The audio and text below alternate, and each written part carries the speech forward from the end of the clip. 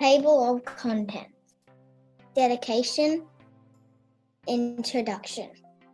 Chapter 1. Your time is now. Chapter 2. Finding the genius within. Chapter 3. X marks the spot. Sole purpose. Chapter 4. Bridge the gap to a higher standard values. Chapter 5. Frozen conquering fear. Chapter 6. Wrong way. Go back and drop the BS. Chapter 7. Magic morning routine. Supercharge your day.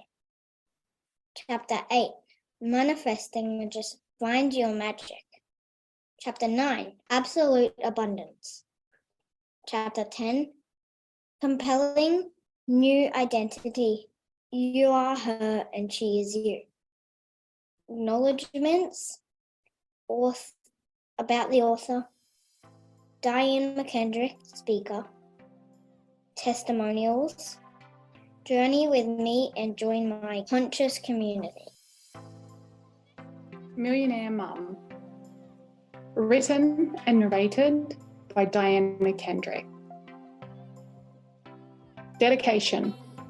All the mamas out there, past, present, and future, who are doing their best. It's time to let go of all the things that we have been taught and unleash our true selves into this world. I lost myself to motherhood and I became Ross and Esme's mum, Gus's wife, but I have more to me than that. I have grit. I have a gift of reminding and reflecting to others their magic, their medicine, their creativity, and their connection. I also have a sixth sense in creating and cultivating conscious community. My dream is to facilitate and guide you to living your dreams, whatever they may be. Most of us have lost ourselves along the way, somewhere in our work, in an illness, in our job, in our parenting, in our relationships, in our business, in an endless pursuit to prove ourselves. I know because I've done it, and I've worked with hundreds of other women who have also made what they do who they are. Our families can be a huge part of our purpose in life, but we need to know who we are first so that we can show up as ourselves in our parenting, in our business, and in our finances, and not show up with who we think we should be or who somebody else expects us to be. If we do it the other way around, it's a long and hard slog. I know because I've done that too. This book is a dedication to any woman out there who is feeling lost, lonely, or isolated, even if you're pretending you're not. The ones on the hamster wheel feeling fundamentally flawed, like there is something wrong with you. Alternatively, you feel peachy and ready to take on the next leap, but you feel the fear and sabotage creeping in. Whatever your why, I am here to support and nourish you all. Remember, you are amazing before the motherhood, before the money, and before the mindset. By simply being you, your true magic and medicine resides within. Everything on the outside is a reflection of your self-worth. Close your eyes, take a nice big deep breath in, put your hand on your heart and listen deeply. If you want more from life, boil the kettle, put your feet up and keep on listening. You can have your cake and eat it too. Welcome to your life of freedom, abundance, and living your deepest desires. Love and light, Diane McKendrick.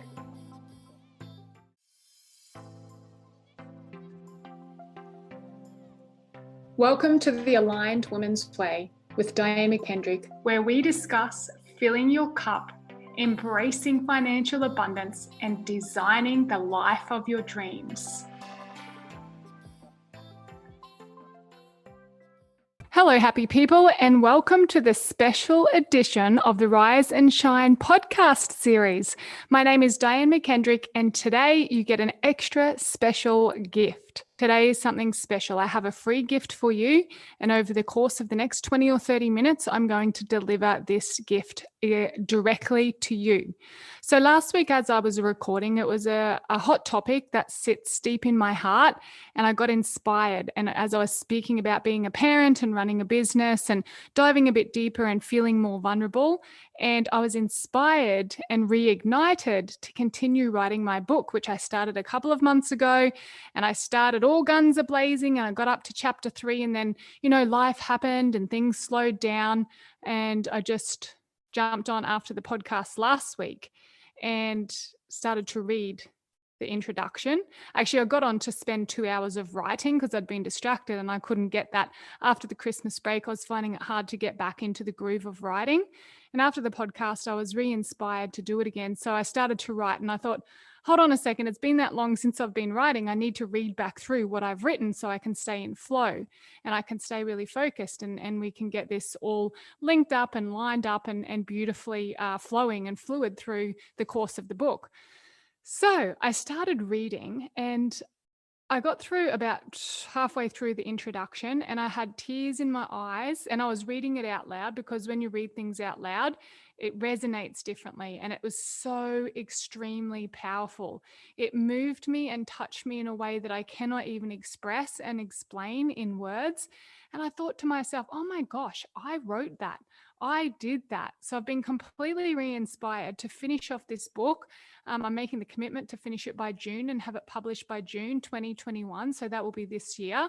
And I wanted to get on here, and the free gift is I'm going to share the introduction with you. My brain was like working in overtime. I'm like, this is too good just to be sitting on a piece of paper on a document on my computer. I want to share this with the people. So here I am. It's probably going to be about 20 minutes. And I want you just to sit down, relax. Maybe you're driving if you're listening to these on the way to work. Maybe you listen to them as you do your morning cardio. I know a lot of you now have some really solid, beautiful rituals around listening to the Rise and Shine podcast.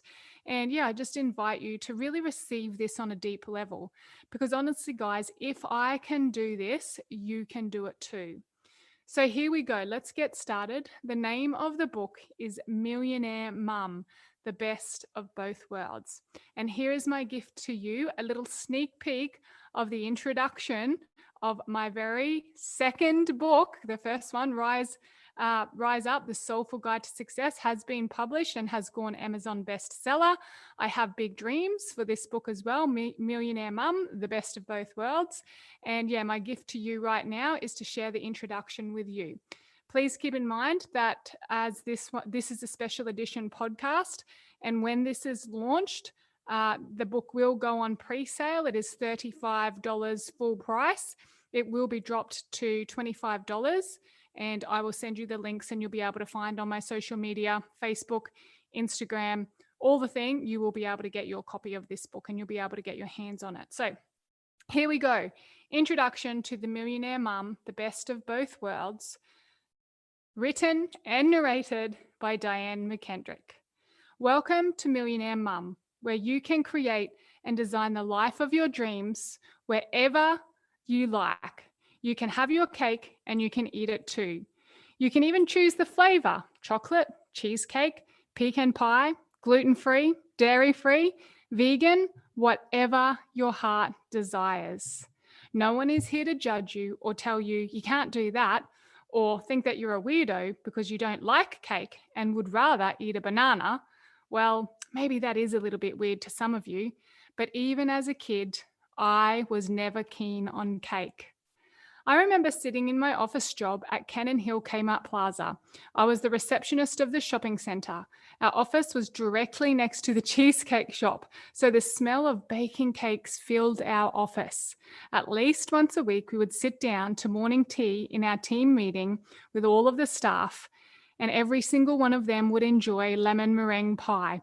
I would just be satisfied sitting and eating my banana. It is time to cut the crap, Stop criticizing and stop competing against yourself and each other. It is time to cheer loudly and wholeheartedly for other women and for yourself. My name is Diane McKendrick. I am a driven, focused, successful businesswoman who is also a soft, nurturing, wise, and feminine goddess. I am a boss babe, thriving business owner, and a wholesome, sweet, dance in the kitchen, read them bedtime stories kind of mum. I go from business meetings to school drop-off and from dining in some of the finest restaurants with extremely influential people to eating sandy fish and chips on the beach with dreadlocks in my hair with my family. I go from speaking, motivating, and inspiring humans all over the world to literally pulling my hair out when my own children refuse to listen to a word I say, especially when I tell them, put your shoes on, grab your water bottle, and we get to the cafe and both of them are barefoot and water bottle-less. It drives me bonkers. The contrast is stark. I'm writing this book to show you that you can have it all. You can do what you love with people you love and create an impact in the world, adding value to people's lives and receiving financial abundance.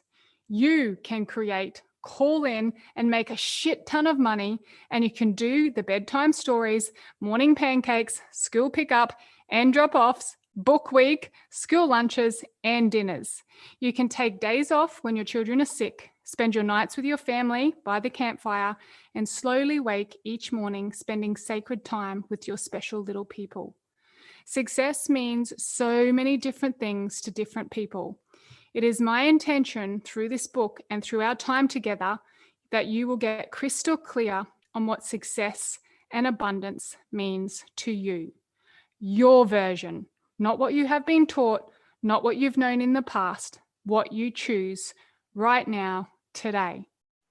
Should you decide to join this journey with us, be prepared for monumental growth. It's time to connect with your internal compass, to create and align with your vision of success and abundance in all areas of your life. For many years, I thought success was the number on the scales, the number in the bank account, the gold medal, the promotion at work, the job, the car, the house. I understand now that all that was on the outside of me. Also, having been a gold medal athlete at national level, I believe success required sacrifice and that I couldn't have it all. If I had it all, I was greedy or I was selfish. This is where my limiting belief that I could either be a millionaire mum, where I could either be millionaire mum was birthed. It was not possible for me to be a mum and a millionaire and do both well. I was driven, focused, disciplined, and I was programmed to win at all costs. Often in my earlier years, winning cost me dearly. My health suffered as I pushed so hard I got chronic fatigue. My friendships and my relationships fell apart as I would only have time for work or for training. I started to drink a lot of alcohol and I fell into a deep depression. I put on a brave face as I plummeted into dangerous, out of control spiral. I told myself constantly, no one cares and they just don't understand. After years chasing the dream life, I got a promotion to move to Sydney as the portfolio manager of several shopping centres. I said yes, thinking that the income and the status was the win, the reward, the success that I had been craving. As I was walking past a real estate agent underneath my office building, I caught a glimpse of my reflection in the glass window. I was dressed in a designer suit with very expensive and matching shoes and handbag, juggling a briefcase, my BlackBerry. To all you young ones, this was the fanciest phone around back in its day, and balancing my takeaway coffee on my head. My subconscious version of success, as I had seen it in so many movies as I was growing up. Fortunately for me, that day was different. Something happened to snap me out of my slumber. I heard a voice in my head and it said, "Is this all there is?" I realized I was in that moment, I realized I was living someone else's dream, married to my job, creating an identity around what I did, not who I was. I was on autopilot, thinking I was happy, but slowly dying on the inside. From that moment, I made some big changes. I literally quit my job. I started attending every personal development seminar I could find. I read books, I listened to audios, I swapped alcohol for kombucha, wild dance parties for yoga sessions, and toxic relationships for time with myself. Fast forward several years, and I met my now husband, Gus. Love at first sight. And not long after meeting, we got married and had children. Still, at this point, I was extremely focused and very driven. I was still very competitive and a win at all costs attitude. Possibly a little bit stubborn, verging on pig-headed, and definitely very impatient with expectations of extremely high standards of myself and anybody in my vortex. I realized quickly after having 2 children, Ross and Esme, that motherhood called for something softer, something slower, more aligned. To be honest, I struggled big time. These little humans taught me so much. Presence, patience, persistence, peace, and true love. With Gus working away as an international airline pilot for Virgin, his absolute dream job, I would often have sleepless nights with the kids. I loved raising my children, and it was my dream come true. So it was so surprising to me when I got honest with myself. When I was being honest with myself, I realized I felt lonely. I felt isolated, and I felt stagnant, like I was dying on the inside. I had a fantasy of what being mum would look like. And in the past, I was searching for fulfillment outside of me. And this time, it was in my motherhood. Why was I feeling so helpless? I had my dream life. I just didn't understand. I didn't get it. An amazing husband and healthy, happy, albeit challenging and spirited children. The 3 a.m. wake-up calls continued. I'd wake up at 3 a.m. to breastfeed when the world was still and quiet. I had an empty feeling in the pit of my stomach. The days were busy, too busy to feel the emptiness. I busied myself with being the best mum I knew how. I still felt not good enough. The reality of being at home with small children hit hard. Dirty nappies, sleepless nights, my body changing. Every model of the world that I had created come crashing down around me. I became Ross's mum, Ross and Esme's mum, and Gus's wife, and I'd still not discovered the golden goose of inner peace deep within me. I would dream about what else I could do with my life. As I was dreaming, I noticed I started to feel guilty. I wanted dearly an identity outside of motherhood. I wanted to contribute financially to our family. I wanted to help others. As much as I loved my children, I started to notice I also wanted a purpose outside of being mum. I wanted to leave a legacy outside of the family unit as well as within it. I wanted to get to know me. With the support of Gus and my mum, I started a personal training business, training other mums, which absolutely took off. Often with Esme attached to my front in the sling and Ross in a hiking pack on my back, I would train mums all day long, feeding Ross and Esme and tending to them as I worked. Overall, I started to feel a little bit better. However, the long nights of breastfeeding and the working all day started to take its toll. My business is like my third child. As we grow as a family, it grows along with us. At the time of writing this book, Ross is now 9 and Esme is 7. I have transitioned my business from personal training, where we just work on the body, from working on the body to a wholesome approach to life. I'm also a life coach, motivational speaker, and best-selling author. Check out my first book, Rise Up, The Soulful Guide to Success. I work predominantly with other mothers, and my business has boomed. As it's kept scaling beyond my wildest dreams, I noticed something coming up for me. a deep-seated limiting belief that to have a successful $1 million business and be a total boss babe mum meant that the growth of my business would be at the expense of my mothering and my parenthood. That I couldn't possibly be, do, and have it all. $1 million business, $1 million heart-centered business owner who helps others, and a present, nurturing, gentle mum. And the cherry on top, a sensual, feminine, caring, and doting wife. The scariest part is I didn't even realize I was thinking this until recently.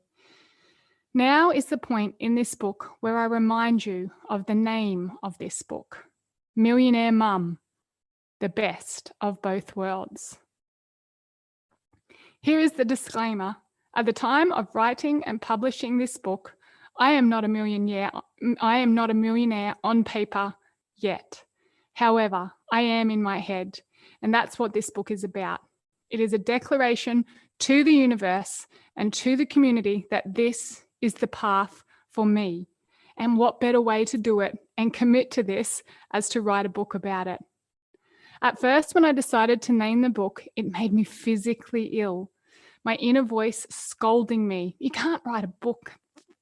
You can't call the book that because you're not a millionaire yet. What will people think? The sick feeling lasted for weeks. The sick feeling moved up from my tummy into my chest. And I started thinking, oh gosh, what if it doesn't actually happen? What if I can't do it? What if I write a book about this and then I don't become a millionaire? I'll be ridiculed, rejected, outcasted. I'll look like a total loser in front of my family and my friends. Debilitating fear, crippling, mind-numbing. Guess what? If you're up to reading this part or listening to this part, I did it anyway. And I'm going to teach you how to do the same thing. I am well on my way to my first million, but even more importantly, it doesn't really matter because I already feel the connection and the abundance on the inside. It radiates from every cell of my being. I was lucky enough and discovered the golden goose, the connection to myself, my soul purpose, aligned with my values, a way to contribute to the world by being and sharing me. To wake up every morning on purpose with a spring in my step and a sparkle in my eyes. The revelation that everything I desire is within me now, and I do not need the family, a bestseller, $1 million, or the number on the scales as a metric of who I am or of my success. Upon this awareness, my thoughts changed. Instead of feeling like a fraud, I started to ask myself, what else is possible? After this awareness, I felt a very deep shift, and now feel this book and its title is part of my life's mission to show you that you can have the best of both worlds.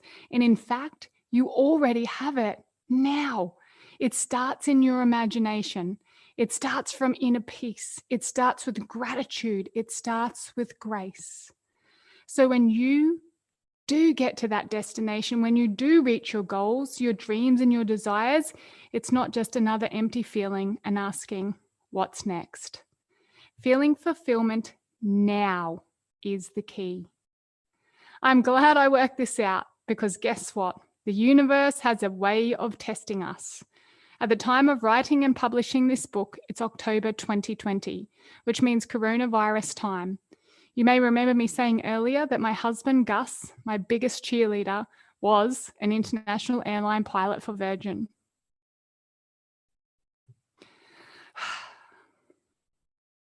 We got a phone call every pilot dreads, letting us know that due to the international travel being ceased, that he was stood down.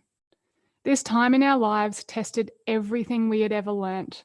We went into lockdown with the rest of the world for 3 months, and we were forced to look at the reality of what losing his income meant for our family.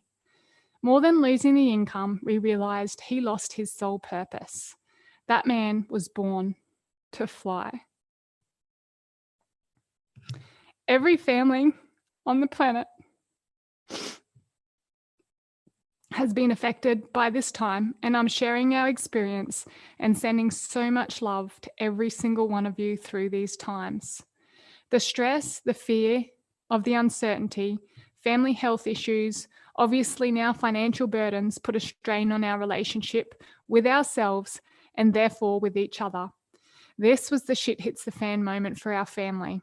Watching someone you love lose their life purpose is heartbreaking, losing their identity and what they love to do. Add homeschooling and being locked down, and it becomes like a pressure cooker. It wasn't long before we both decided to change our perspective. We sat down together and we coached each other. This was the shift that we needed. Love and awareness. We chose a different path. We talked about an official role change where I would step in as the provider and he would be at home full time. Well, I grew my business, which is what people need in this time of fear and uncertainty. We personally used the strategies in my mastermind to overcome this challenging time.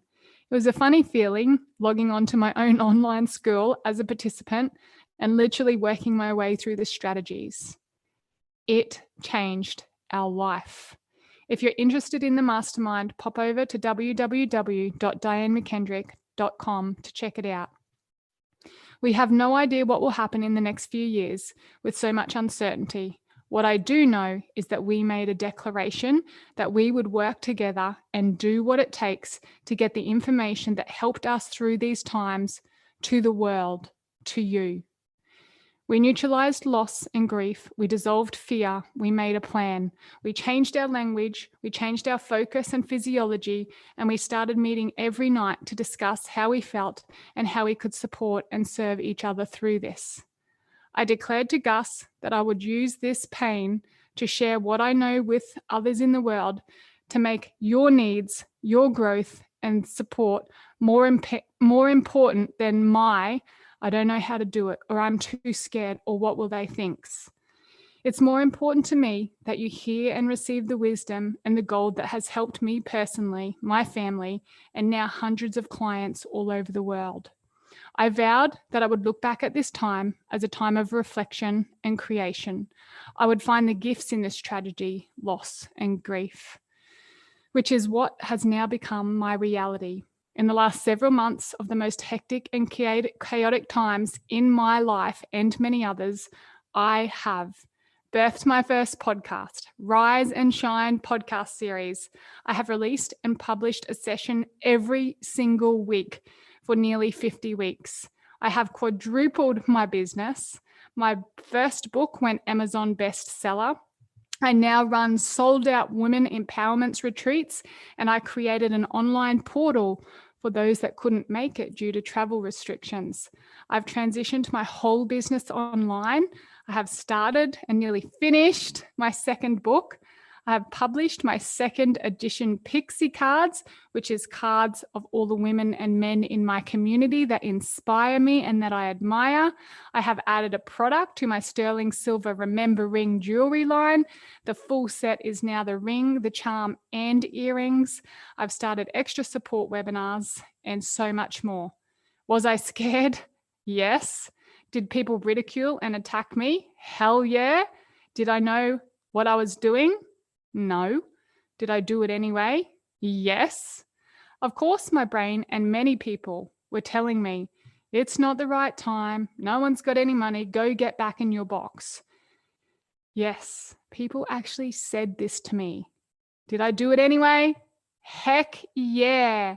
It's gifted me a deeper role of compassionate leadership to actually put the people's, the collective needs ahead of my own. It's time to stop listening to the naysayers and create your own path. Let's remap the memories of our life with love together. Millionaire Mum, the best of both worlds, means I get to share my journey and even more powerfully, my students and my clients' journeys. I get to witness other men and women step into their power and create a life of abundance and presence, doing what they love with people they love. Are you ready to take the leap? You are in the right place. I will guide you through the developmental stages of feeling stuck to being seen. It's like we've got this vortex of collective energy at the moment just rising up. And I'm really frothing at the exponential growth and wealth and love that's being completely embraced and embodied by the community right now. Remember, when it all seems too much and you don't think you can go on, when I started, I was completely stuck, invisible, craving community, connection, craving creation. And to be honest, I just didn't know how or where to start. So the first step I did was got a coach. This is your unofficial invitation to reach out. I listened, I absorbed, I took inspired action. Prior to finding the right coach for me, it seemed I would take 2 steps forward and 5 backwards on this hamster wheel. And the faster it spun, the faster I ran. I was earning a few $100s a week, but I was working my butt off, spreading myself way too thin. I ideally wanted to create a platform that I could speak from so I could impact more people, but I didn't know how to because I hadn't done the work. I had not gone through the developmental stages. In this fast-paced world where so much emphasis is on forward momentum, let me say that again. In a fast-paced world where so much emphasis is put on forward momentum, I find it beneficial to stop for a moment, to pause and witness how far you have come.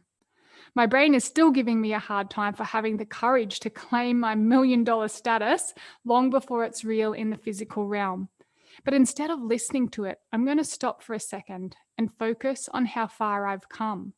Let's do it all together right now. It was only a little over a year ago that I didn't even have a bank account, a business bank account. Insert shock emoji face here. I had no idea how to invoice someone or the difference between net, gross, or revenue. Legit, people, for real. No idea. I met with a fellow entrepreneur for coffee one day. He's a sales and marketing guru, and he started asking me questions about my invoicing systems, my net profit versus my gross profit. And all I heard was blah, blah, blah, blah, blah, blah, blah, blah, blah. I had no idea what he was talking about. For me, he may as well been speaking Italian. I didn't even know the difference between net and gross, and I certainly didn't have an invoicing system. And this is for real. So I had to fess up. It was a defining moment in my business because I was really far enough along in my business to start taking this journey seriously. But no one had ever taught me. I didn't know. I fessed up and I told him of my zilch business knowledge, and he slowly put his coffee on the table, looking me straight in the eye, and he said, "Diane McKendrick, how on earth have you got this far?" I was embarrassed. I was ashamed, and I was totally awkward. Not because he made me feel that way. He was in total support of guiding, teaching, and mentoring me in this part of my business. I tried to avoid the yucky feelings, but I knew deep down I needed to feel them in order to make a change. I was going through imposter syndrome because I really didn't know how to run a business, and my business had started to make enough money that I should have been classified as a business person, but I didn't feel like one. I didn't understand it. I didn't know it. So honestly, this is where I started a little over a year ago, and probably 2 years ago now. So no matter how or where you are starting with your life and your business, there is hope. I've had so many people support my growth, but it was up to me to say yes, to be honest about my starting point, not to soften it, not to make it sound better than it was, but to be completely honest. You can get all the support in the world, the best coach in the world, but unless you are ready to receive it and take inspired action with focused intention, it will not work. This book will prep you for the next step in your wholesome life. You get to choose now what you want: motherhood, fit and healthy lean body, a booming business, flourishing relationships, financial freedom. You get to choose, and remember, you can have your cake and eat it too. $1 million a year is only $83K a month. Did you know that? And at the time of writing this book, by using the secrets that I share in this book, not all strategy either. It's not about the strategy. It's about the spirituality, the vibration, the morning routine, the 2 millimeters I take every day. I had my first nearly 80K a month in my business. Now fast forward to 2021. It's October at the time of writing this chapter, and in 3 months, I've blitzed past 100K in sales in my business in under 3 months. I used to work for nearly 2 years to get that amount of money. So if the thought of this excites you, this is definitely the book for you. I'm honored and thrilled to invite you on this absolute incredible journey. And as much as hitting my own goals, I'm also really looking forward to witnessing and watching you annihilate yours. So let's get to this. No more fussing. Let's get started. Now is the time for inspired action and focused intention.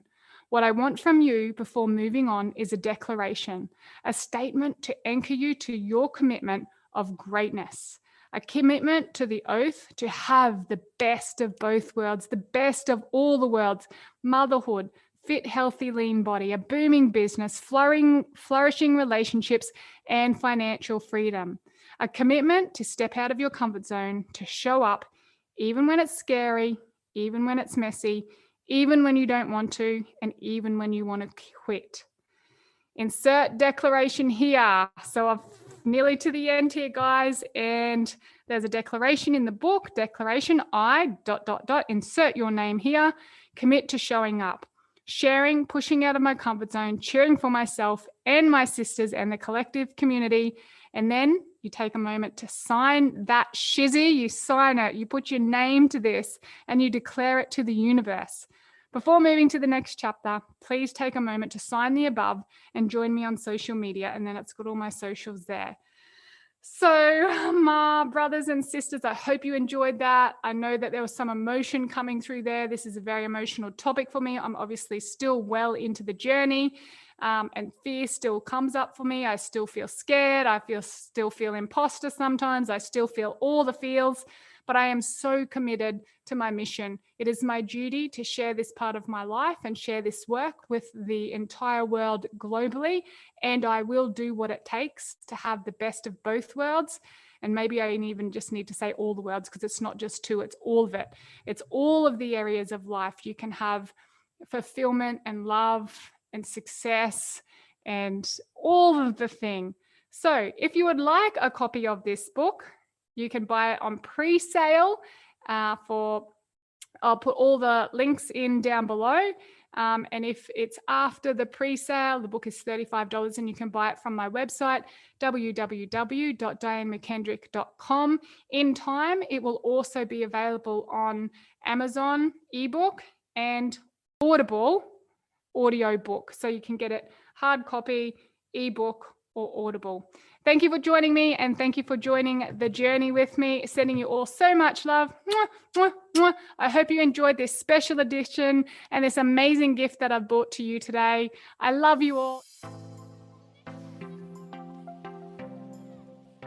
Hey there, beauty. Thank you so much for joining us at Those Two Sisters and tuning in to the Rise and Shine podcast series.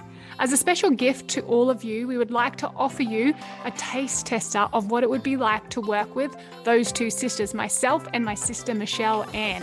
So for $97, you get 7 days Voxer access with both Michelle and I and a whole bunch of other stuff, which is absolutely priceless. So for $97, if you wanted to come over, filter that through your own body, feel how it would feel for you to dip your toes in and have really close proximity and access to both Michelle, Ann, and myself for several days and the extended community, so we can really start to light that fire, to stoke that fire within you and get you the life that you desire. Let's go. If you're wanting access to this, please send me a personal message. I will have my team send you the link and you can sign up right there on the spot and absolutely revolutionize and change your life.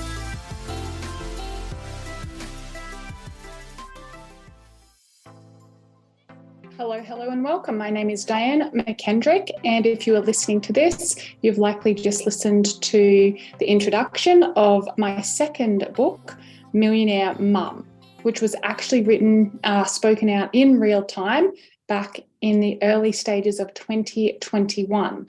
It is now 2023, and I'm about to record the rest of the book on audio for you 2 years later. And before I go into that and start reading the chapters to you, I would like to let you know that fast forward 2 years and my business is now $1 million business. So I am the Millionaire Mum working from home within school hours. My sister, Michelle Ann, has joined my business full time. So our business has been rebranded as Those Two Sisters, myself and my older sister, Michelle Ann.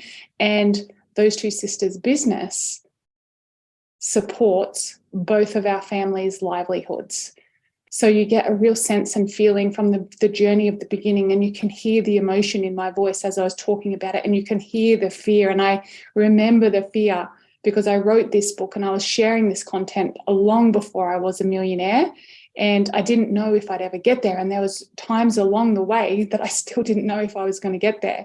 And I felt like a fraud, and I felt the fear, and I felt like, yeah, it was really tough. And I am here to read you the rest of the book as the Millionaire Mum, with having the best of both worlds. Definitely not perfect. Probably going to be some spelling errors in there. I'll probably stumble as I'm recording this, but it doesn't matter because I'm here, I'm showing up, I'm still delivering content that is very dear to my heart. I now have world-class clients globally. I run world-class retreats, and the business and the brand and the book have all matured into our signature online course, which is called The Aligned Woman, which is taking all the content from the first book, Rise Up, The Soulful Guide to Success, all the content from the second book, which I'm going to read to you now, and put it into our signature online course, which is called The Aligned Woman, which we run 3 times a year. And it's just so fulfilling to be able to do this from home in school hours and show other mums how they can create and have the life of their dreams, building the empire, sharing your message, getting your medicine out there to the world, all while mumming, all while staying at home and staying very devoted to your motherhood.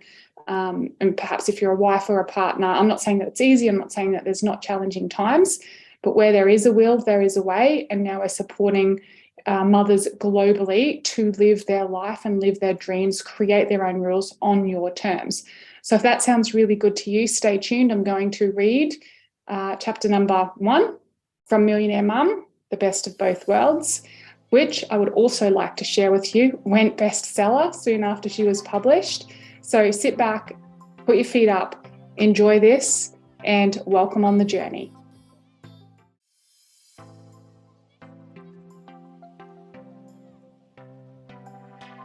Chapter 1. Your time is now. It's not about the how, it's about the now. Diane McKendrick. You've just signed the declaration, right? If not, go back and sign it because we're getting into it straight away. At the end of the podcast, I finished off with a declaration. If you want a copy of this in hard form, you can purchase the book at www.those2sisters.com, so you can get all the working and practical and theory in the book. In the meantime, write down the declaration and declare your dreams to yourself. My life and business did not start to change until I got honest, until I got a very defined starting point.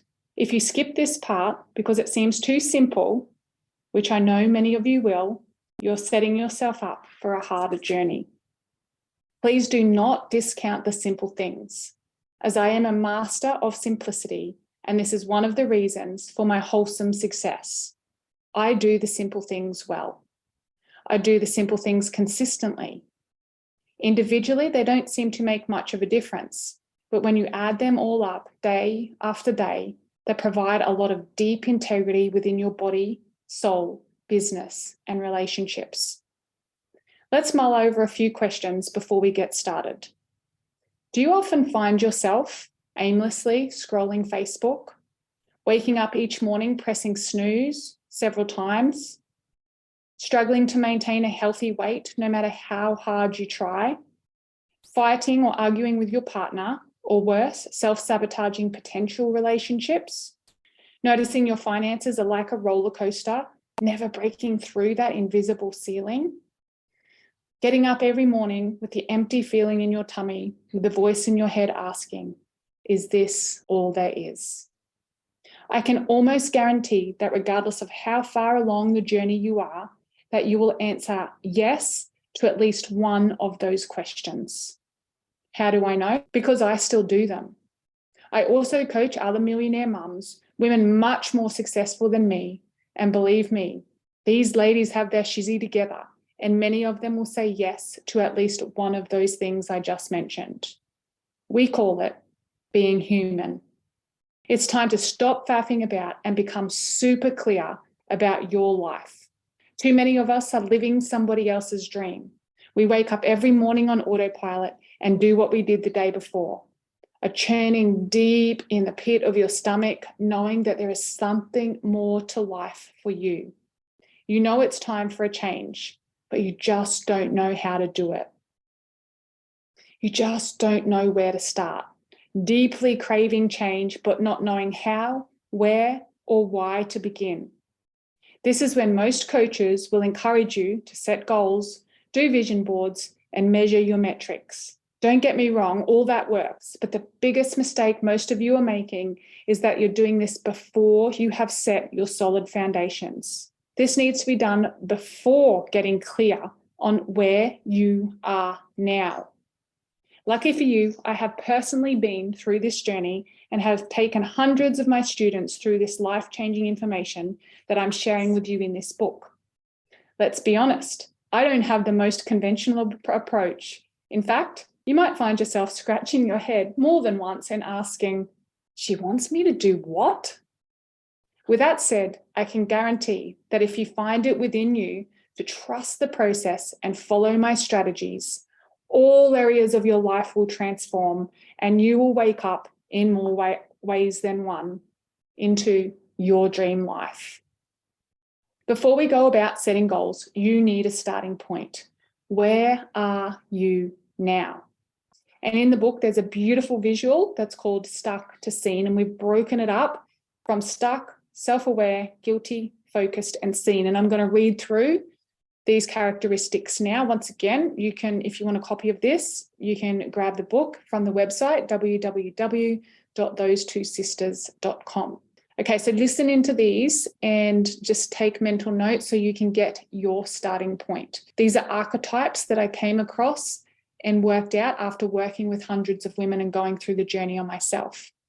So the first area is stuck, or the first archetype is stuck. And this is how the stuck woman feels. Within her physique, she usually struggles with her weight, often over or underweight, finds it hard to get out of bed each morning, hitting snooze again and again and again.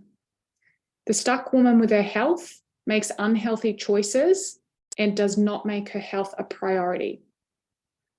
The stuck woman with her finances, her main thought is that she'll never get ahead.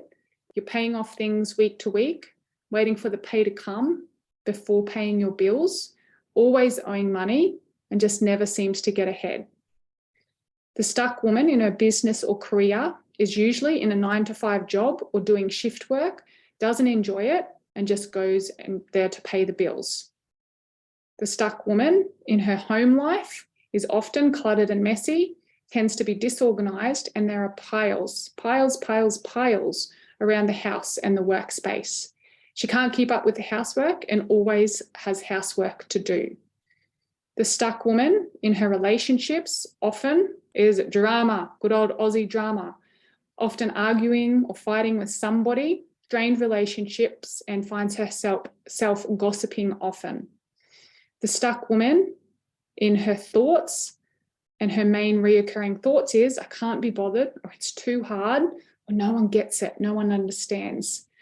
So just run your eye through those or listening to those and just notice if you think of any of those for yourself personally, you'll be starting at the stuck position, or if none of those really resonated with you, maybe think of somebody in your life that perhaps represents those to you. So in the book, there's a spot at the end of the table for you to write your score down. So you can write your score down and score yourself through this so you can get a really clear starting point. So that's stuck. That's the stuck archetype. The next thing is we move to self-aware. So the self-aware woman in her life, in her physique, her body is starting to change. And you've implemented a loose morning routine, still struggles mainly to get out of bed, but has started to change her mindset and her internal dialogue. The self-aware woman with her health notices it's improving, and she's starting to notice how the food she eats feels in her body, how it affects her, what she's eating and drinking. She's slowly making changes, drinking a bit more water, and starting to feel and look better. The self-aware woman in her finances, she is aware that they're not where she wants them to be.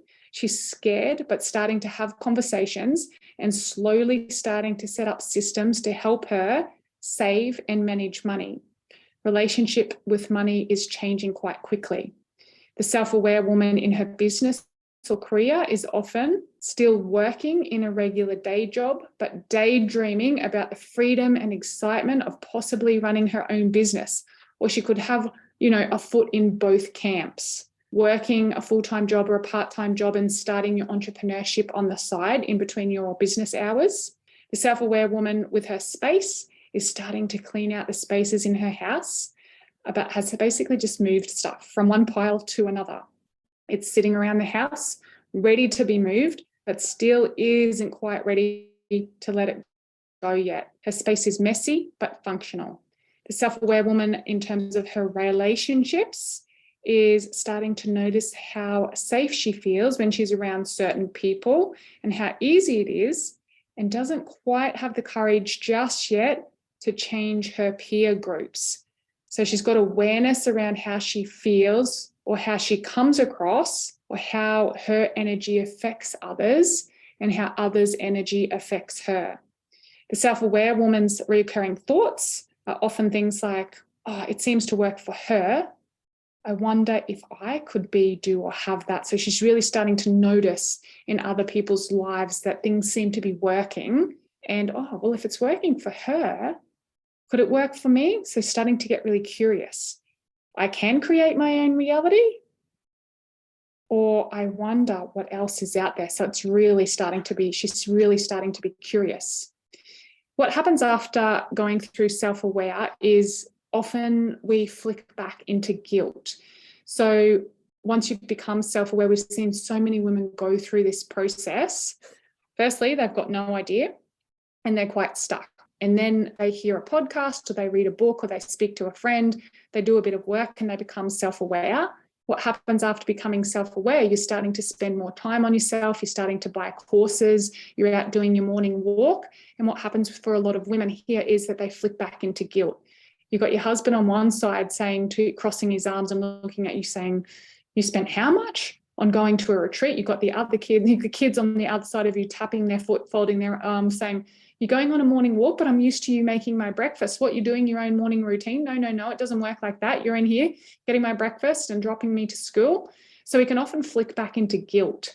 And this is a loop that unless you're supported through, you can stay in guilt for a really long time. So it's our focus and our intention as guides, mentors, and coaches to support you in pinpointing this prior to going there, so you've got the ability, the capacity to recognize it and move through the guilt phase really quickly, recognize it, and then move on to being focused. So let me tell you a little bit more about the guilty woman and her physique.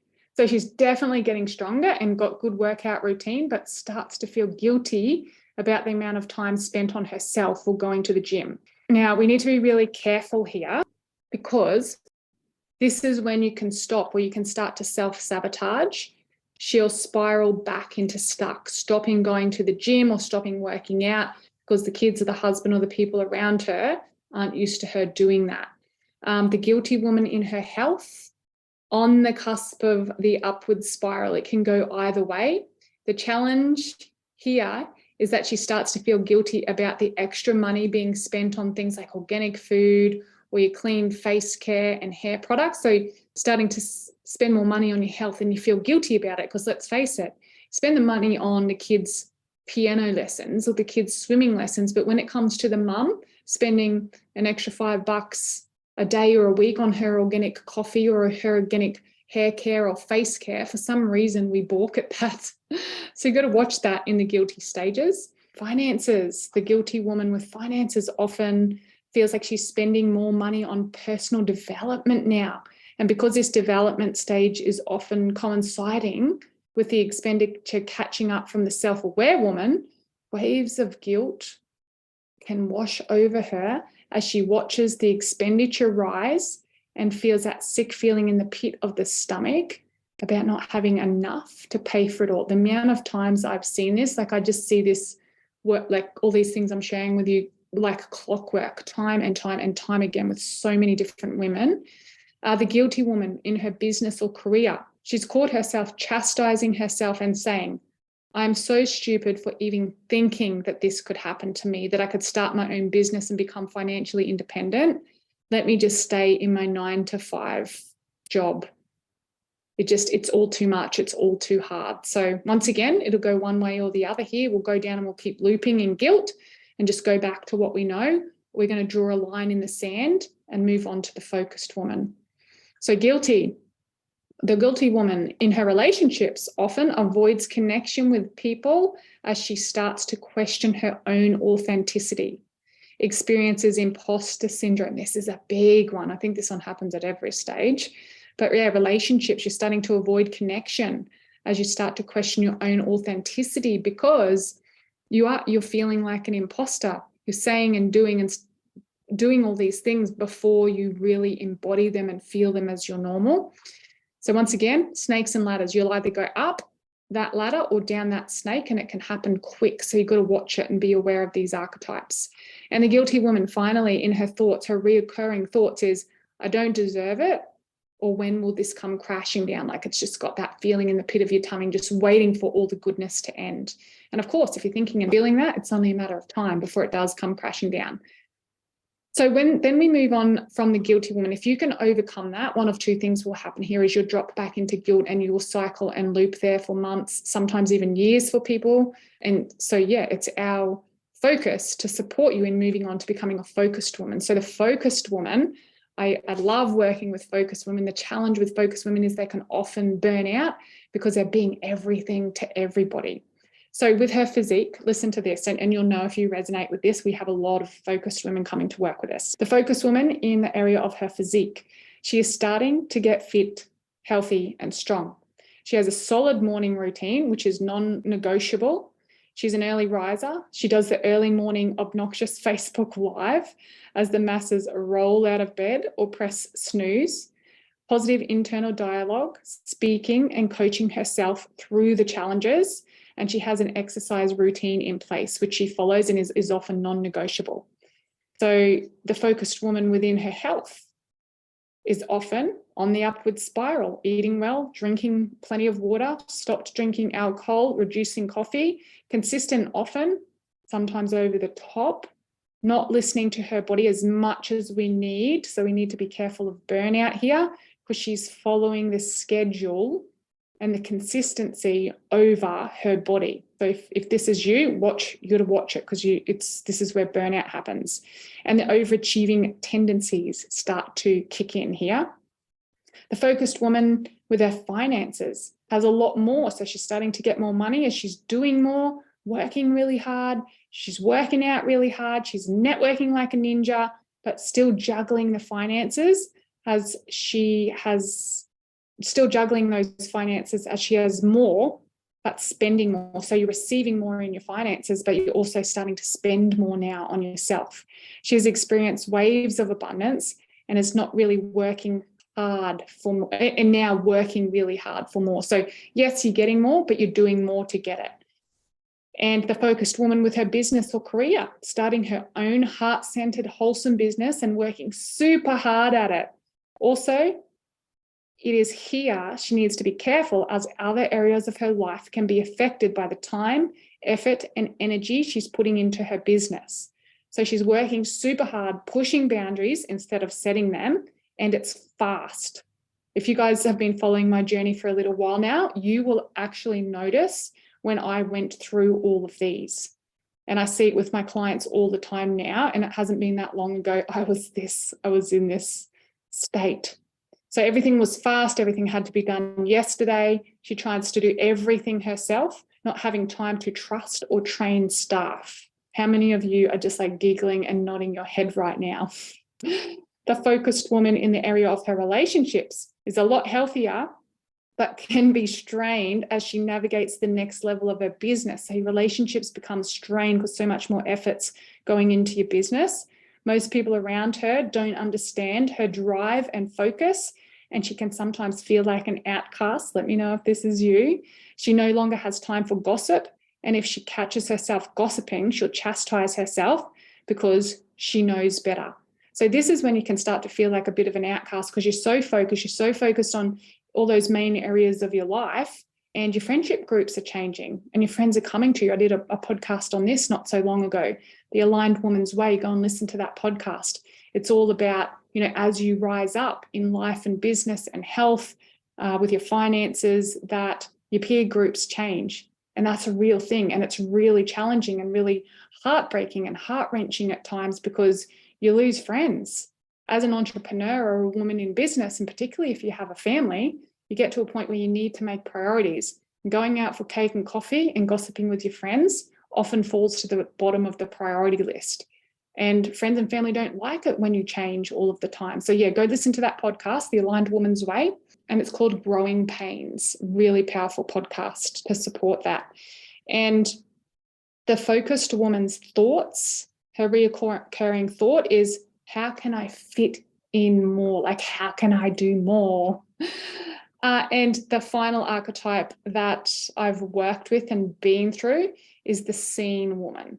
So this is the woman that doesn't necessarily need to be seen on the front of books and on the news and in the newspapers. It's about how she feels when she wakes up every morning and feeling really acknowledged to herself, hearing her own voice, listening to her own whispers, being heart guided. And for those of you who have been following along, you'll notice that Michelle and I have started the Aligned Women's Academy, which was not out when I wrote this book. And we run it 3 times a year. And this is what we would associate. We've built out the aligned woman. So we have the aligned archetypes quiz. And I would recommend every single one of you get onto the website now, www.those2sisters, it's the number 2. I'm going to say that a million times through this book. You'll have it down pat by the end, those2sisters.com, and do the quiz. It should pop up straight away and you can get your archetype. They have evolved from the stuck to seen, matured, and I'd like to think a little wiser than when I wrote this book a couple of years ago. But you can do the quiz and it will spit out where you are and then give you, this is all for free, give you a guide and some principles and some 1, 2, 3 steps to follow to move you along the path into the aligned woman, into the millionaire mum, the best of the both worlds. When you've read through the above, this is obviously when you've got the book, mark on the diagram, 1, which developmental stage you are in the moment. You may notice that you're a combination of a few right now, and this will get clearer as you continue to read along and work with this. However, you're going to be dominant in 1 and resonate mostly with 1. So you may have a little bit of stuck, you may have a bit of guilty, a bit of focus, but you're going to notice that you're dominant in 1. So I want you to get really clear about which one you are dominant in. So once you've uncovered your starting point, we can help guide you through those developmental stages because we've got a starting point now, and really insert that into all areas of your life. We're able to break down the areas of life and give them a score so you can have more clarity about where you are right now. So if you couple this with the archetypes alignment quiz on the website, Those Two Sisters website, it's going to be super, super, super duper powerful, and you're going to get more support than just the book. Okay, turning over the page to 26. We're now got a diagram of the Wheel of Life, my version of it. So the Wheel of Life is broken up into the 7 main areas of your life. And what you do using the book, you can write in it, work your way around the wheel and score each area of your life, 0 being dismal, needs improvement, and 10 being the absolute best it can get. So this is just giving you a little visual of where you are right now, because I notice a lot of the women that I work with are very creative and very visual. So you've got the book there to draw in, highlight, and colour in all those parts. So for your digital copy of the wheel, you can visit, once again, the website. Back into reading a bit more content. I've noticed most people don't have a starting point. Some know what they want, and others have absolutely no idea, like me when I first started. And most dismiss the starting point altogether, throw themselves into the content, become overly focused on the goal, the dream, or the fantasy. Using your time now to do the Wheel of Life exercise is so important and powerful. Just like a map, if you don't have a starting point, how do you know which way to go towards your destination? And I adore it when my students come to me with their very first Wheel of Life. To visually see and feel how far they have come is so fulfilling as a coach. The self-development industry, myself included, can be overly focused on achieving, overachieving, and forward momentum that we can forget how far we've come. It's always nice to stop for a moment and honor how far you have come. And in fact, I'd love to offer for you all to do that right now as you're tuning in and listening. Take a moment to rewind the memory bank back 5 or 10 years. Let's go back 5 years and notice how much you have grown, how far you have come from 5 years ago. So work out what age you are now, pick the age you were 5 years ago, and remember who you were, what you were doing, and just notice how much you've changed. And taking a moment here to really celebrate that. Celebrate yourself and all the accomplishments, the big things, the little things, that you haven't even remembered, but all matter. So this is training ourselves to honor our growth instead of having an obnoxious, insatiable, empty drive for more. That eternally dangling carrot that you just chase after like a hamster on this wheel, and the faster you run, the faster that thing spins until it spits you out and you're sick, burnt out, tired, like you've got to get off. Once you've completed the Wheel of Life, you may notice there's some work to do in your life. A nice plump wheel will flow and move with ease, although often when we complete our first Wheel of Life for the first time, it resembles something more of a starfish. So if you join all the dots on the visual model on the page before, and it's supposed to be a wheel, but often for people, it's a starfish. And starfish don't roll very well, let me tell you. So when I did my first one, I was so disheartened. Like I just looked at it, it was this mangled starfish, and it did not resemble any kind of a wheel. It was so disheartening. It mainly consisted of 2s and 3s with maybe a 5 being my highest. Like it was really sad. And it upset me. It made me feel uncomfortable. And it gave me the reality check that I needed in order to make some changes. So you might be having a reality check right now, but it's okay. You're safe. You're ready. If you're listening to this, you are ready. It is at this point I mention, don't soften it. Don't make it easy on yourself. Do not tell yourself, oh, it's not that bad. It's okay. Immerse yourself in the pain of years of not looking after yourself, years of listening to your limiting beliefs, years of playing it small, years of putting rubbish into your body, years of abusing your body, mind, and soul. The offering, the invitation right now is to feel that discomfort now and turn it up. Don't soften it. Don't turn it down. Even if you're not uncomfortable with it, because it's not really that bad, trick your brain momentarily for the purpose of this exercise to let it be just grossed out, disgusted by the moment, in this moment. Stop using all the softeners and lying to yourself. As humans, we do it all the time and it makes us feel better, but it does not serve us. Change occurs in one of 2 circumstances. One, you're going to create a change. Listen to this. It's powerful. If you've got a pen and paper, write it down. One, you're going to make change as a move towards pleasure, something that feels good. There's a cupcake over there. I'm going to go grab it. Or 2, you'll make a change, a move away from pain. There is a hot poker poking you in the butt. You're going to move away from that pretty quickly. So hence stimulating that pain for yourself right now. So I want to ask you, which one would make you move faster with more intensity? Which would inspire you or scare you into taking action immediately? 1, here's the example, taking actions towards having a fit, healthy, strong body So starting your morning routine, eating better, cutting out alcohol because you know it's good for you and that's what all the experts say to do. Or if your doctor said to you, you're sick, you're going to die in a couple of weeks if you don't start looking after yourself, you need to start a morning routine, eat better, cut out the crap, cut out the alcohol, your life depends on it. You guys tell me, which one are you going to move fast? Taking action, getting fit and healthy and strong, or because the doctor pokes you in the butt with a hot poker saying you need to change because you're sick and this is going to be the end? Which option would you have you take more and most intense immediate action? I can almost guarantee that for the majority of you, it's going to be the painful circumstance. It is the way our brain is wired. So work with me while we stop with the softeners and it's not that bad. And we can really go deep into the worst case scenario if you don't make the changes that you need to make in your life. Now is not the time for fluffy or positive affirmations. Now is the time to go deep and feel the pain.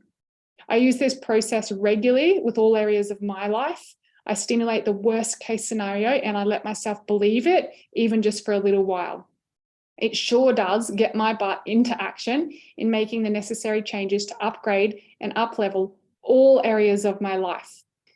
We take our students through this. It's one of my favorite things to do, but take our students through this process at our Energetics of Life and our Energetics of Business retreats. So we run 2 Energetics of Life retreats every year and 1 Energetics of Business retreat every year at the moment. So if you want more information or to attend one of our world-class retreats that sell out every single time and have me personally take you through this process and hold space for you and with you to move through this, once again, go visit the website, www.thosetwosisters.com. Then it's /, and if you put in retreats, it'll take you straight to the retreat page. So this is only part of the process that I've shared in the book. Obviously, there's so much more that we can do in that embodiment practice and process in person at the retreats, which is why we run them. But it'll give you a starting point. And once you get clear about your starting point and be brutally honest with yourself, and experience most won't have the courage to do, but I know you will because you're listening to this and you're ready. You are ready. You will be one step closer to having it all, to living the life that you deserve, desire, and dream of. Part 2 of the process is the one that many people miss or do in the wrong order. They hope and pray like crazy, take minimal action, and then wonder why it never happens for them, just looking around, staring out the window at everybody else and just wondering why it's not happening for them. It's because they don't really know what they want. They don't have a starting point. The majority of us have been wired to focus on the problem and what we don't want rather than what we do want. Our brain simply does not recognize the word not. So here's an example. If I say to you, don't think of a big green elephant. Whatever you do, do not think of a big green elephant. Get a big green elephant out of your head. Don't think of a big green elephant. What are you thinking of? Let me guess. I bet you're thinking of a big green elephant simply by trying not to. So that word not, your brain doesn't recognize, it doesn't understand. It doesn't recognize the word don't. It only hears the command, which in this case is think of a big green elephant. Doesn't hear the don't. Think of a big green elephant. So take a moment now, using this, take a moment now to write down all the things you do not want, and then we're going to change the language to what you do want. Once again, in the book on page 32, there is a space here for you to write this down. If you don't have the book, get the book. Hear the command, get the book from the website, because I've mentioned it a few times before, and it's got a spot here for you to fill this out. You can write in all your own answers. What do you really want? So the example most people give me is what they don't want: tired, broke, lonely, overwhelmed, and there's a space for you to write your turn. And then the example of what they do want: okay, I don't want to be tired. What's the opposite to that? Because a lot of people can't even access what they do want. As a coach, I ask, well, what do you want? I say, well, I don't want to feel tired and go to work every day and have my boss yell at me and be a prick to me. Go, yeah, but what do you want? Well, I don't want to feel tired anymore, and I don't I was like, what do you want? So sometimes this is hard to access for people. So we go through this process and it's worded like this for a reason. The opposite for tired to me is energy. The example that we use for don't want was broke. So the opposite to that I do want is abundance. Don't want, feeling lonely, which was me for a long time. What do I want? I want connection. What I don't want was feeling overwhelmed, but what do I want is peaceful. So claiming and stating the things that you do want as opposed to what, if you take nothing away from this book, it's so simple, but so powerful and absolutely changed my life when I learned it and actually started to embody it. So now you have a starting point. You've done the archetypes quiz and you have clarity around what it is you do want. It's time for me to let you in on a little life-changing secret, like you haven't already got enough of those. I use this manifesting trick in all areas of my life. You may have even heard me talk about it on a podcast or a Facebook Live. It's so simple that once again, it gets overlooked by so many people. Are you ready for the top secret information that is going to change your life? Here goes, I'm going to tell you. Your brain doesn't know the difference between something vividly imagined and an actual memory. Therefore, when you were eating breakfast this morning, which probably happened in real time, like that's something that really happened, or you actually picking up this book to read or opening up the audio to listen to this book, if you're listening on audio, which definitely happened in real time if you're hearing this, these are examples of actual things, of memories that have happened in real time in your life. In your brain, it is the same to your brain as your wildest dreams and fantasies that have not occurred in real time yet. So your brain doesn't know the difference.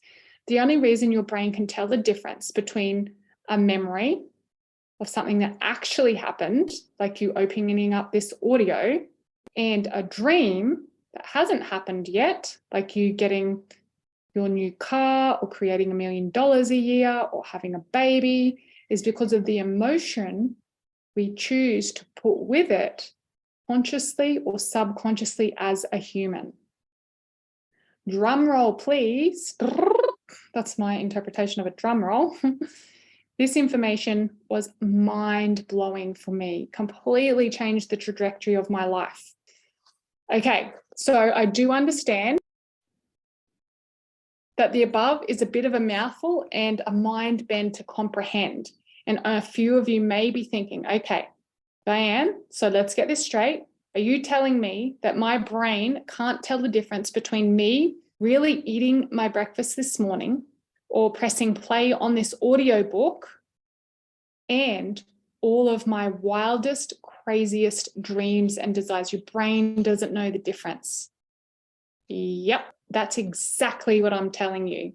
Essentially, it's quantum physics. We literally trick our own brain into believing it's already true.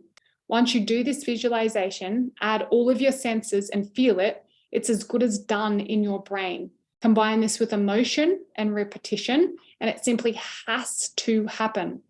The RAS, reticular activating system, switches on and searches for conversations, interactions, opportunities, circumstances, and situations to make it your truth. Just like the yellow car exercise, how many yellow cars have you seen in the last week? Some of you may have already done this with me, maybe not. Think about it. How many yellow cars have you seen in the last week? You probably can't remember seeing any when I just pose that question to you right now. Now, my invitation to you, if you're listening to this while you're out driving or out walking or over the next 24 to 48 hours, my invitation to you is to look for yellow cars and count them. Now, I want you to report back to me and tell me how many yellow cars you see from this point forward. I can guarantee you're going to see loads of them. But last week, when I hadn't told you to look for them, you didn't notice them. So we're switching on the RAS. Were they there before? Yep, of course they were. They were there. You just didn't see them because your RAS, your reticular activator system, wasn't switched on or primed to see them. But now it is. So you're going to see them. Every time you see a yellow car, I want you to call out, Spotto. This is a family game we play in the car when we were on holidays. The word spotto is anchored to the depth and possibility of life. So you guys send me a message on my Facebook or Instagram, Diane McKendrick, with spotto and how many yellow cars you've seen in 24 to 48 hours after listening to this book or listening to this part of the book. It reminds me of what's possible, and we start with imagination, that everything we seek is already there waiting for us from within us. We just need to match the vibrations to see it. So I've just explained the process I'm personally using to approach this book and my $1 million business. To my brain, it's as good as done. Now it's only a matter of real time catching up, remembering when I wrote this book, I was nowhere near $1 million. The power of manifestation is real. And when it's coupled with not just the brain, but the body-based embodiment, of which we are experts in, and we do at the retreats, it can happen in lightning speed. With this new knowledge, I want to help you magnify and amplify the certainty of the things that you desire and the magic that you're calling into your life. Remind each and every one of you that you can have all the things, all the fulfillment, all the success. And it starts with knowing where you are now without sugarcoating it, changing the language and getting clear about what you want and imagining it as though it's already happening to you right now. Literally waking up every morning and cultivating the feelings and emotions of your dream. Now that we have that clear, you can see that this is actually fairly straightforward. So let's take it a step further. I am committed to making this the absolute best bulletproof way to live the life of your dreams. Let's take a moment to visit the things that you said you want in life. So turning back the few pages, if you wrote that down in your journal or if you've got the book, turning back the few pages, this is on page 32. Let's visit what you actually want. In our workshops and our retreats and the Aligned Woman, we do a vision board with a twist. Many people tell me about the things they desire. So let me tell you a little bit about it. I'm not going to tell you too much. This is one of the most powerful embodiment processes that revolutionizes people's lives and their goal setting and the way that they're calling in their dreams and desires, and works supercharged, like on steroids. So the tangible assets that make our life full, luxurious, fun, and fulfilling. The things that most people think when they acquire, they'll be happy. So this is when most people do a vision board. You think about it, anytime you've done a vision board, people put the cars and the houses and the holidays up there. So what we're saying is, I recently noticed that when I look at most people's vision boards before they've worked with me or been to the retreat, they're full of things that people think will make them happy. Things such as the hot beach body, the amount of bikini bodies I've seen on vision boards, like fancy new cars, amazing houses on the seaside or in the French Alps, a handsome man or woman as their new life partner, a boat, caravans. I see plenty of caravans, healthy, colourful meals, organic food, all the dollar signs, all the money, the holidays. So I just want you to think now, what would your vision board look like? If you put the things up there that you think are going to make you happy, the tangible things, what would be on it? And I want you to close your eyes now. Unless you're driving, don't close your eyes. Unless you're walking, don't close your eyes. Take a moment and imagine it. And then I'm going to add the magic question for you. This is the magic question, and this is why my vision board works. And don't just get put up on the wall to look at and inspire me or inspire my people. My vision board with a twist is a practical and powerful way to get your vision board on steroids and become not just your vision, but your reality, your normal. So here's the key question, the critical question. What is the feeling that that thing on your board will provide for you? So what do you think when you see the hot beach body or the fancy new cars or the amazing houses? Like, what is the feeling that thing, do you think that thing is going to give you? So here's the example. If you're manifesting a new car and you've got a car on your vision board, perhaps it's freedom. Is it freedom? Is freedom the feeling that a car would bring you? Independence. What is it? Perhaps it's something else. What about the hot beach body? Is it confidence? And would it represent health to you? What would be the feeling if you had that body that you see on the vision board? What it would be the feeling that it would give to you? A new house. What's the feeling? Is it that you're seeking? Is it security? Perhaps a place of belonging, safety? If we know our starting point, we can change our language, imagine having it all, and cultivate and nourish the feeling that the tangible things will give you. With this knowledge, you will be 99% ahead of the rest. This is literally the process I have used to create my dream life and the steps I am following to become a millionaire in real time. At the risk of sounding cliche, it really all is in the mind. And recently, we've also found out about body-based embodiment practices and taking all of that content and making it real to our body. But that's an addition to this book. That'll be the next book, The Aligned Woman's Way. It starts inside first, and we create it step by step. And when you can couple the brain work and the rewiring of the brain, like I've just explained, and the body-based embodiment of this content, like I said, that's the next book. What else is possible?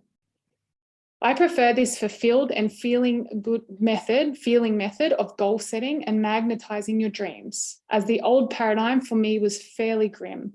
Basically, I either got the goal and said, great, what's next? Which launched me into this never-ending cycle of just not enough. Like I said, that dangling carrot that you just continue to chase and chase and chase, and the faster you ran, the faster it moves. I'd hit one goal and then dismiss it and say, but what's next? So I'd either get it and be just like, what's next? Or not get it and feel like an idiot. Much like the time when I won a gold medal at national schoolgirl titles. And I wrote more about this in my first book, Rise Up, The Soulful Guide to Success. So I got a gold medal at the national schoolgirl titles, which essentially meant I was the fastest swimmer in Australia, gold medal in Australia for my age. I felt good for a week, and then I just felt empty again, chasing the next ego high. Alternatively, I was miles away from my goal. I'm recording this in my home studio it's 9 o'clock at night, and I don't know if you heard that. A motorbike just went flying past. But anyway, I'll keep going. Just pretend you didn't hear that. Alternatively, I was miles away from my goal and was left feeling useless and hopeless. So neither very attractive, like getting it and yeah, what's next? Or not getting it and just left feeling useless and hopeless. So neither very attractive nor resourceful options. And a conscious connected community, add a conscious connected community to your goals, dreams and desires, and you can pretty much sit back, relax, and watch the magical fireworks display. So if you are to implement and include all those things just in the first chapter, and then you add a conscious connected community for the social aspect and social engagement, which is so important to humans, honestly, you get to sit back and enjoy this ride. It's quick, it's fun, it's fulfilling, and I can't even put words around it. Life as you know it will never be the same. So I've also got a spot here on page 38 for your turn, the feeling that the thing gives me. So if you've got your journal, you can write this in your journal. If you've got your book, go fill out page 38. So the thing, car, beach body, house, and the feeling that you think that thing is going to give me is, for the car, freedom and independence, for the beach body, confidence and health, and for the new house, security. And then obviously there's a spot for you for your turn. So now we are getting to the end of chapter 1. At the end of each chapter, I have summarized for you. So here's the summary of chapter 1, Millionaire Mum, the best of both worlds. Most people don't have a starting point. They soften the reality of where they are right now by telling themselves it's not that bad. Number 2, by not wanting something, you're actually attracting it to yourself. Number 3, change your focus to what you do want. Remember the big green elephant? Number 4, you will most likely make a change if your brain perceives discomfort or danger, so we can stimulate that internally to avoid having to really go there externally and get stuck there. Number 5, when doing vision boards or goal setting, it's crucial to uncover the feeling that you think the tangible thing will give you and cultivate that before the thing. 6, change your internal language, change your outcome. And 7, yellow cars do exist, you just haven't seen them because you weren't looking. Chapter 2, Finding the Genius Within. Be the beam of light, the lantern that lights the path for those around you. Diane McKendrick. If listening to Diane's audiobook has sparked something within you and you're finding yourself feeling curious about what might be possible for you in your own life, or maybe really inspired to make some changes, I would strongly urge you to follow that inkling. Don't let the end of this audiobook be the end for you. Di leads an incredibly supportive and uplifting community of women, which I consider myself extremely privileged to be part of. And her work is in the industry of personal development for women and supporting women to lead a life on their terms, and that where they feel fulfilled and happy and they want to jump out of bed in the mornings. The work that she does in this area is unparalleled to anything I have ever experienced. Diane has been such a beacon of light for me in my own journey. She's got all the good parts going on. She's got the strategies and the systems. She's got the spirituality and the softness. So if you're looking for a place to feel at home and a place to anchor into more of who you truly are and show yourself what you're capable of and really make your life something that you are so super proud of, I would encourage you to take the leap, dive straight in. You won't regret it. I'm going to ask you a question right now that will absolutely change the trajectory of your life. We used to ask this at our half-day workshop, the 6 steps to soul success. The majority of people struggle with this, and it's often one of the most profound aha moments shared within the group. So the question is, who are you? If you can't introduce yourself by saying your name, your age, your job, or the fact that you're a parent, or what you do for a living, the fact that you're married or you have a partner, who are you? By taking away all the labels, all the things that you've been told that you are by society, the labels and the identity, who are you? Once again, there's a space on page 42 to answer this question and dive really deep into that question. If you don't have the book, grab out a journal and start journaling. Who am I? We are taught from a very young age to search outside of ourselves for our identity. When introducing ourselves or answering who we are, most of us instinctively respond with our roles, our job, and our accomplishments while searching externally for that answer. When we did this in our workshops initially, there is an awkward silence as people shift uncomfortably in their seats, perhaps how you're feeling right now, holding space as each person accesses something deeper than what you have been taught. I actually cultivate this awkwardness. I hold it for a little longer and a little longer. So if you're feeling awkward now, it's okay. Let yourself stay there.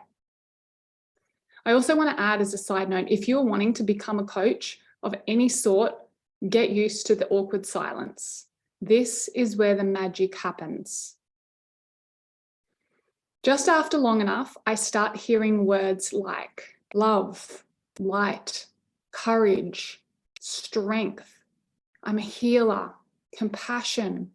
I'm powerful. I am a nurturer, sunshine, energy. The awkward silence subsides and it's replaced with a buzz of possibility and awakening. The energy in the room is renewed and people get the spark back in their eyes. It's so powerful, in fact, that in most workshops, at least someone or a few people are moved to tears as they reconnect back to their higher self. So let's do it now. Let's strip back all the layers, let go of everything you have ever been taught about yourself, and go deeper. Who are you without all the stuff? Once again, there's a space to write down all of your answers on page 44. If not, write it in your journal. Answer the question in your journal. Who are you without all the stuff? Take all the time you need and fill in the above space with as much love, light, and energy as you can. And then add more. I remember being horrified when my coach asked me this question 20-something years ago. She was really good at awkward silences and staring at me for nearly 45 minutes as I peeled back all the layers. I had no idea who I was, but I had created a whole identity and a story to support what I thought I should be. At that time, the only thing I could initially answer was, my name is Diane. I'm an athlete. I work here and I do this and I do that, blah, blah, blah, blah. It is so shocking how such a simple question can have such a deep impact on someone. It was before I had done any personal development and I was so uncomfortable, squirming in my seat, having a full physiological effect and physically feeling ill with the shock as I felt so extremely vulnerable as she stared and looked at me and held space for me to go to this place. As I took the time to feel these feelings, it was like the whole process was moving through my body. So maybe you're wondering, how can I infuse this into my life now when meeting new people? So once you're really clear on who you are, without the identities and without the labels, how would this be received? How can you be that while meeting new people? I would suggest if you walked up to a mum in the schoolyard and you said, hey there, I am love and I am light and I am energy, it's possible she might give you a strange look and walk the other way. Likewise, if you're at a networking event and you wander up to somebody to give them one of your $1 million smiles and say, hey, I am courage and strength and passion, you may be left to eat dinner on your own or finish that glass of wine on your own and not invited to any more events. So let's be clear, I'm not advocating this. Side note, if you did this at one of my events, you would likely be embraced in a bear hug and celebrated. Let's keep in mind the rest of society isn't always as committed to personal growth and development as we are. My invitation to you is that when somebody asks you what you do and who you are, you answer in the conventional, culturally correct and safe way. For example, I would say, my name is Diane McKendrick and I'm a life coach, best-selling author and a public speaker. I am also a mother of two, a $1 million business owner and a loving, doting wife. Instead of bringing the energy or hiding behind my business, my kids or my accomplishments, which I have done in the past, and probably many of you do also, let's bring the essence, the energy of the words that we choose. So the words that we say and the things that we do are infused with the essence and energy of love, of light, of energy, of courage, and compassion. If you can do this, you will be mesmerizing. People will be magnetized to you and they just won't know why. It's because you feel good, not only to them, but most importantly, to yourself. I get this feedback regularly. Di, how do you do it? We feel you coming before we see you. When you walk into a room, it's like you are a magnet and people are drawn to you and mesmerized by your presence. What is your secret? When you fully own all of your traits and acknowledge all parts of yourself, your full spectrum woman, when you dig deeper and peel back the layers, it's mesmerizing, magnetizing, and contagious. This is my invitation to you. Be this beam of light, the lantern that lights the path for those around you. What if people meeting you don't like the light? What if your gorgeous, soulful, and divine presence repulses them? Well, that's okay too. As with everything, there's always two sides to it. This is where we discover the difference between self-esteem and self-worth. Self-esteem is embracing the concept of the light, accepting all the magnificent things about yourself. This is the part where traditional personal development lets us down. To experience and live from a place of true self-worth, you need to be able to accept the polar opposites of yourself, the perceived good and the perceived bad. As humans, we've made it a habit to attach to one side of the polarity, either the good or the bad. Good or bad is only a perception anyway. Good or bad compared to what?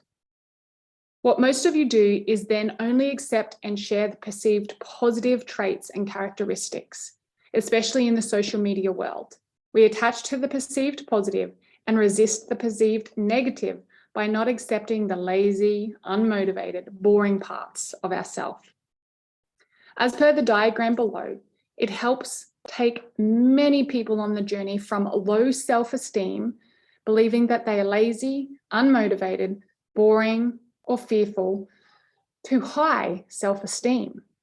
When you are attached to low self-esteem, you will find that your life is full of shame and guilt. When you attach to the other side of the coin, you are in pride, and each can be as detrimental as each other. The magic key is the synthesis of both, the high and the low self-esteem, which will give you full self-worth from a place of truth and presence. So on page 48 of the book, you will see a really beautiful visual model of that depicted, explaining the low self-esteem, the high self-esteem, the polarized states, and how you can have the synthesis of both to get self-worth. So let's stop attaching to the labels and feel and understand that we are the full spectrum. As much as we are activated, we are also lazy. As much as we are honest, we can also be dishonest. As much as we are courageous, we are also fearful. A deep understanding and commitment to living your life by this principle will create so much deep connection, awareness, and freedom. If you would like to research more on this topic, pop over to Apple iTunes or Spotify and listen to my podcast from the Rise and Shine podcast series, which has now been renamed The Aligned Woman's Way. And the episode is called Self-Esteem versus Self-Worth. So go look up the podcast and you can listen to a whole podcast on that. Once you embrace this way of living and own all of your traits, life transforms before your very eyes, literally within the click of your fingers. Now that we have discovered that we are all of the things, it might be time for me to bring up that for many years, I thought I was going crazy because I heard all of these voices in my head. Yep, that's right. There were voices in my head. Many, many, many, many, many voices, like an orchestra, so loud, telling me all sorts of things, giving me random advice, chastising me, scolding me, ridiculing me. Sometimes the voices told me nice things, but not very often. And the loudest voices were definitely the ones that were constantly telling me, you're not good enough. You don't know how. You're an idiot. Why did you say that? Who do you think you are, recording a podcast with the washing machine going off in the background and your son playing on a device in the other room yelling out? I used to try and completely override the voice, and guess what? It didn't work. I've since learned that it is the ego, and it is there to keep me safe. It is our 2 million year old reptile brain talking, which is simply wired for survival. It is its job. It's doing its job to keep us in our box, as it thinks if we are in there, we stay safe. Instead of trying to dismiss it or get rid of it or fight against it, which I did for many years, I decided to do the same as I did with my self-worth strategy. I decided to accept, to be grateful for it, to honor it, to give the voice that used to have so much power over me a name. So I named it, and yep, you guessed it, it started to talk back. Yes, you heard me right. I both named and gave my ego a voice, and it talked back to me. My ego's name is Dixie, and the conversation with her goes a little something like this. Hey, Dixie, firstly, thank you. Thank you for trying to keep me safe and for doing your job. You've been so loyal and diligent in keeping me safe. I am now at the point in my life where you can have a rest and relax. Let me take over. I now command you that if it isn't a life and death situation, you are not required. You've been driving the car of my life and my business, and now you can move over to the passenger seat or the back seat and take a break. At this point in the visualization and conversation, the ego is now in the passenger seat, which leaves space in the front seat for your higher self to start to drive your car, a metaphor for directing your life. Occasionally, I'll hear a snide remark from the passenger seat. Dixie is rebelling. You'll never make it. You don't know the way. You're hopeless. Why bother? You're going to fail anyway. I notice the voice has less control over me now. It feels less overwhelming and further away than it has been in the past. The voice has less force, less control over me, and it's not as loud. Now, I can barely hear it. I can still hear her though.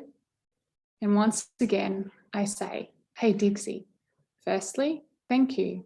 Thank you for trying to keep me safe and for doing your job. You have been loyal and diligent in keeping me safe. I am now at the point in my life where you can have a rest and relax. Let me take over. I now command you that if it isn't a life and death situation, you are not required. You have been driving the car of my life and business, and now you can move over to the passenger seat and take a break. I can barely hear her anymore, which gives my higher self, who I have named Diana, permission to drive the car of my life and my business. Together, as a whole, we take on the journey of life.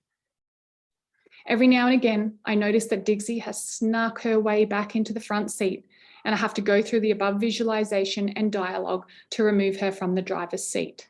When Dixie is in the driver's seat, life is chaotic, dramatic, painful, and challenging.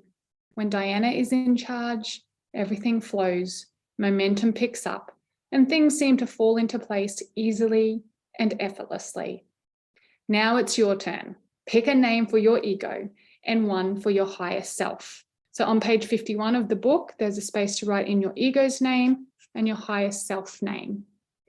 The perfectionists amongst us have kept reading or listening and skipped writing the names above because you can't think of a suitable name. You, yes, you, listening to this right now. Stop reading, stop listening now, and put 2 names down on the piece of paper. If you don't have the book, write it in the journal. If you don't have a journal, write it on a piece of scrap paper. Actually, if you don't have a journal, get one. You can get one from www.thosetwosisters.com. We have customized journals that you can order and put your name on them as well. Speaking of names. The main point here, guys, is that the name doesn't matter. It's the action that does. If you're going to be one of those people that continue to read the books, earmark the pages, highlight things, but you're not embodying it, it's not going to work. You're going to be running around pulling your hair out for years after saying, I've done it all, but it's not working. Don't be one of those people. Put the book down, press pause, and pick some names. If you want to be held accountable, send it to me and the team on social media. Instagram, Diane McKendrick, Facebook, Diane McKendrick. Don't be fooled. If you still do not have the names of your ego, if you still don't have the names and you haven't paused or written them down, your ego is still driving. Pick a name, any name, and write it down in the book or on your journal and direct her to the back seat, baby. That's where she belongs. Do it now. To ensure you don't have any excuses not to complete the above, here is a list of 10 names my current clients use. Pick one of each and stick with it. So if you haven't picked a name yet, here's some examples. So we've got Michelle, and Michelle's higher self is Michelle, and her ego name is Missy. Lisa's higher self is Lisa, and she's called her ego name Barry. Beck has called her higher self Beckstar, and she's named her ego Cheryl. Jody has named her higher self Jody and her ego name Nancy. Natasha has called her higher self Natasha and her ego name Cindy. We have Karen, who has named her higher self Karen and her ego name Deborah. And then there is a range of others in the book if you need some more examples to borrow someone's name until you can find your own. So now that you have picked a name, please go over to my Facebook page and share it. Share your ego name so you can inspire and show others that you are on the journey together. I'll be watching for who takes action and is ready to change their life. And as you guys know about me, I give prizes to action takers. I love the action takers, the inspired action takers. So the ego is super clever and it's adapted over time. And by the time you hit the seen status or the aligned woman quo, what happens within the personal development stage, you will notice the ego has also grown and evolved, and it can actually disguise itself as your higher self. Now, this is a tricky one. Your ego starts to disguise itself as your intuition, as your whispers, as your higher self. So when you work with me one-on-one in the packages or at the retreats, we go through a process to pinpoint this and dissolve it. Otherwise, it can wreak havoc in your life. The process is too extensive to share in the book, but I wanted to alert you to this tricky little adaptation as you might meet it before your chance to come along to a retreat. And so I want to make sure that you're ready for it. So you can filter through and ask yourself, is this my higher self? Is this my ego? And if you've been on this journey for a little while, you might be feeling like it is your higher self, it is your intuition, but there's some cues and clues and processes that we can go through to really pinpoint if it's your ego which has disguised itself and sitting on your shoulder as your higher self. It's a bit of a trick. If you don't recognize it and acknowledge it, it's a quick slide, whoosh, back down that ladder to feeling stuck and looping down into guilt and shame. The process is designed to help you pinpoint the messages and the downloads channeling and coming through from your ego that is now in disguise as your higher self. The ego is extremely clever and it's evolved with you. You may start to notice it's more challenging to distinguish between the voice or the ego, or the voice of the ego and the higher self. Because you've been doing so much work on yourself, like reading this book, listening to my podcast, which is now called The Aligned Woman's Way, tuning into our weekly wisdom webinars, possibly attending our exclusive events, hopefully lucky enough to attend one of the retreats and being immersed in our beautiful, conscious, creative, and supportive community, your internal growth will be rapid, sustainable, the key word, and empowering. Each area of your life, you will have improved health, improved wealth, relationships, and career, a fully wholesome approach, which is something I'm so passionate about. Now more than ever, you have to watch for this ego disguising itself as the higher self. Remember, it has spent a large portion of the last amount of time you've been doing this, sitting in the back seat or the passenger seat and observing and watching and learning your every move. It's been studying. Your ego has been studying your higher self. I observe this regularly within myself and my clients who are about to take massive leaps in their life. Often this is relevant and present in a time of monumental growth. Think about how you feel when you've been offered an amazing opportunity, something that puts you out of your comfort zone, something beyond your current financial thermostat, something unfamiliar but exciting to your central nervous system.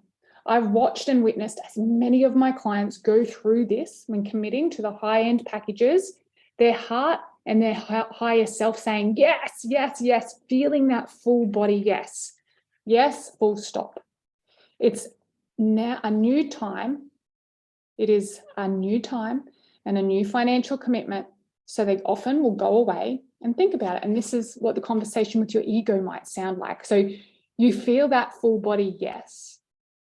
Your body is screaming yes. Your heart is saying yes. And then you go away to think about it. And your ego says, how are you going to afford that? You don't deserve it. The last time you bought a course, you didn't do it. The last time you bought a course, the coach didn't hold you accountable enough. Am I just going to waste my money again? Don't spend all that money on yourself. The family needs it more. And I said this before, if your kids need piano lessons or swimming lessons, you find the money. But all of a sudden, when you want to spend it on yourself, the ego's like, don't spend it on yourself. Kids need it more. The family needs it more. You won't have time. You're already booked to the eyeballs. How are you going to fit this in? You don't have time for this. You never follow through. This is a big one. Last time you bought that package, you didn't do it. You never follow through. Don't be stupid. Don't think that you can do this. This is for other women. This is for clever women. This is for smart women. This is for wealthy women. Don't be stupid. That's not you. So often people, they go away and they think about it and will take it. And a few will still take the leap and say yes, sign up, make it happen. And every area of their life blossoms and blooms. I call these people the masters of their life, or the aligned woman, the aligned women. Others come back after thinking about it and use language like this. So this is a cue that the ego is driving. Listen to the language. It's not in alignment for me right now. I sat with this for a while. I pulled the card and it told me it's not the right time. Sometimes that is your truth. However, in my observation, it is often our ego disguising itself as the higher self. So often I can tell with myself or with my clients because of a few different ways this information is delivered. So it can be the tone, it can be the pitch, it can be out of character, it can be many, many, many different things to be able to tell if it's your higher self or your ego just scaring you off and going, you can't afford it, it's not for you. And then other times it's not in direct alignment, but it comes with a very different feeling. Sometimes it is your truth. However, it's my observation often that it's the ego disguising itself as the higher self. So a little thing that I do personally is I ask myself, what will my life be like in a year from now if I don't do this?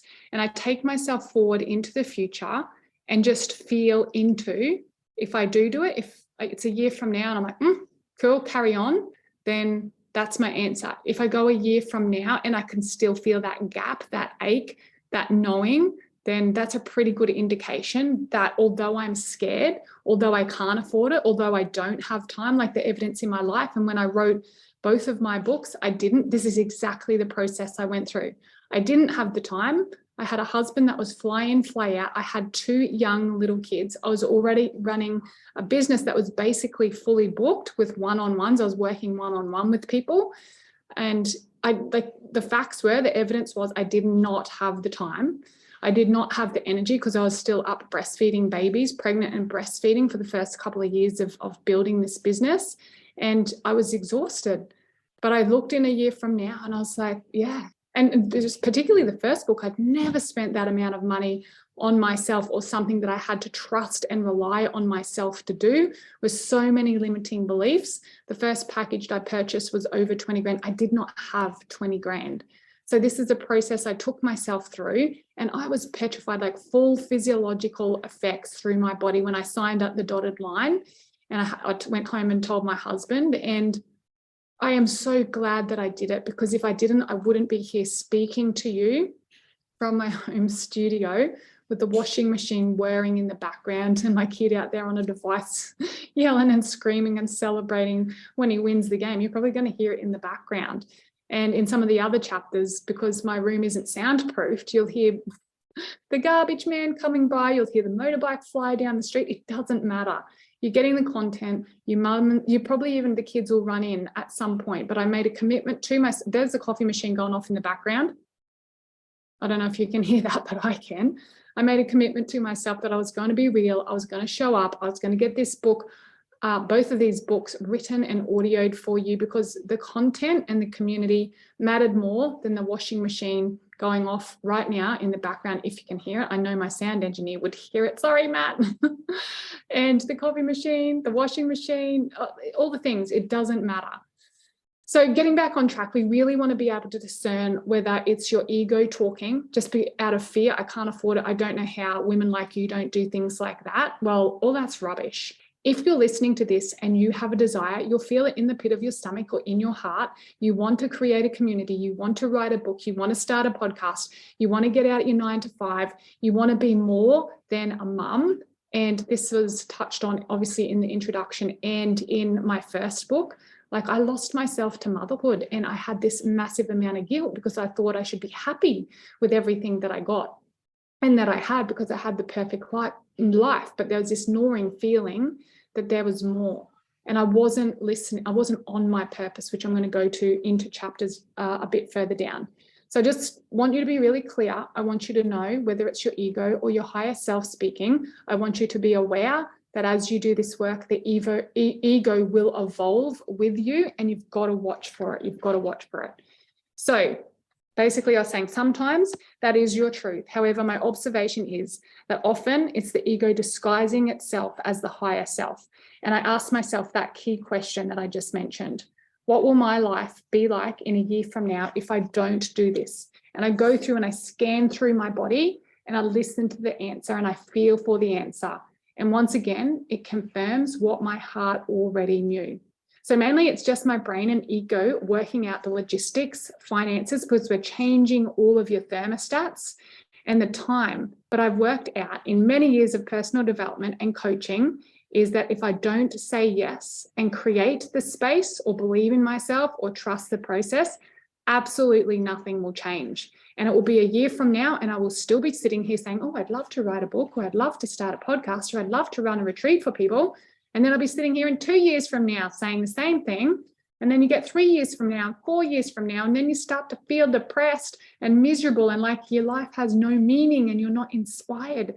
And that may be the way some of you feel right now. You've got to make a change. You've got to get out of your comfort zone. You've got to trust yourself. You've got to trust your community and your coach. So if I feel a full body yes in my heart, I say yes quite quickly, which comes with its own drawbacks. Trying to pay off 20 something grand when you don't have it comes with its own drawbacks, but I say yes before I am ready. I say yes before I have a chance to chicken out because my current life that I've built doesn't allow time, space, energy, and money for my dreams. That's why I say yes and I action it, which is how this audiobook happened so quickly. I say yes because I feel it in my body and I trust myself and I trust my path. And now as a leader, I trust my people. That's been a big, really big revelation for me as a world-class coach now. And we're running the retreats and we're working with some really well-known and established businesswomen. We work from the beginners right up to the very established multi-million-dollar business owners, is that I trust my people. I trust that you know whether I'm the coach for you and this is the community for you. I trust myself so deeply that it just comes without saying that I trust my people. I don't have to market to you. I don't have to push stuff down your throat. I work with aligned women who are ready to leap. They feel the fear, they ask for the support, they trust even though they might be scared, and they put one foot in front of the other. And if you are listening to this, regardless of what your brain or ego is telling you, you are one of those women, the aligned women. Once again, go to www.thosetwosisters.com and do the archetype quiz if you haven't done it yet. I say yes, ultimately, because I deserve it. Say yes to that thing that scares me. So it works both ways. Sometimes it's going to be a full body no, like a repulsion. Oh, no, it's not for me. And we go through this in the Aligned Woman, helping you really discern what your full body yes is and what your full body no is. There's clues that your body are giving you constantly, feedback your body is giving you that we're doing all the time that you have not been taught to tune into. I can guarantee it's one of the first modules in the Aligned Woman. When you do that, it will change everything. It's the first week. It's the very first thing. It's not teaching you, we're reminding you of it because you already know this. So yeah, we remind you and show you how to listen for your full body yes. And sometimes it's going to be a full body no. You may have some suave business person talking you into your yes.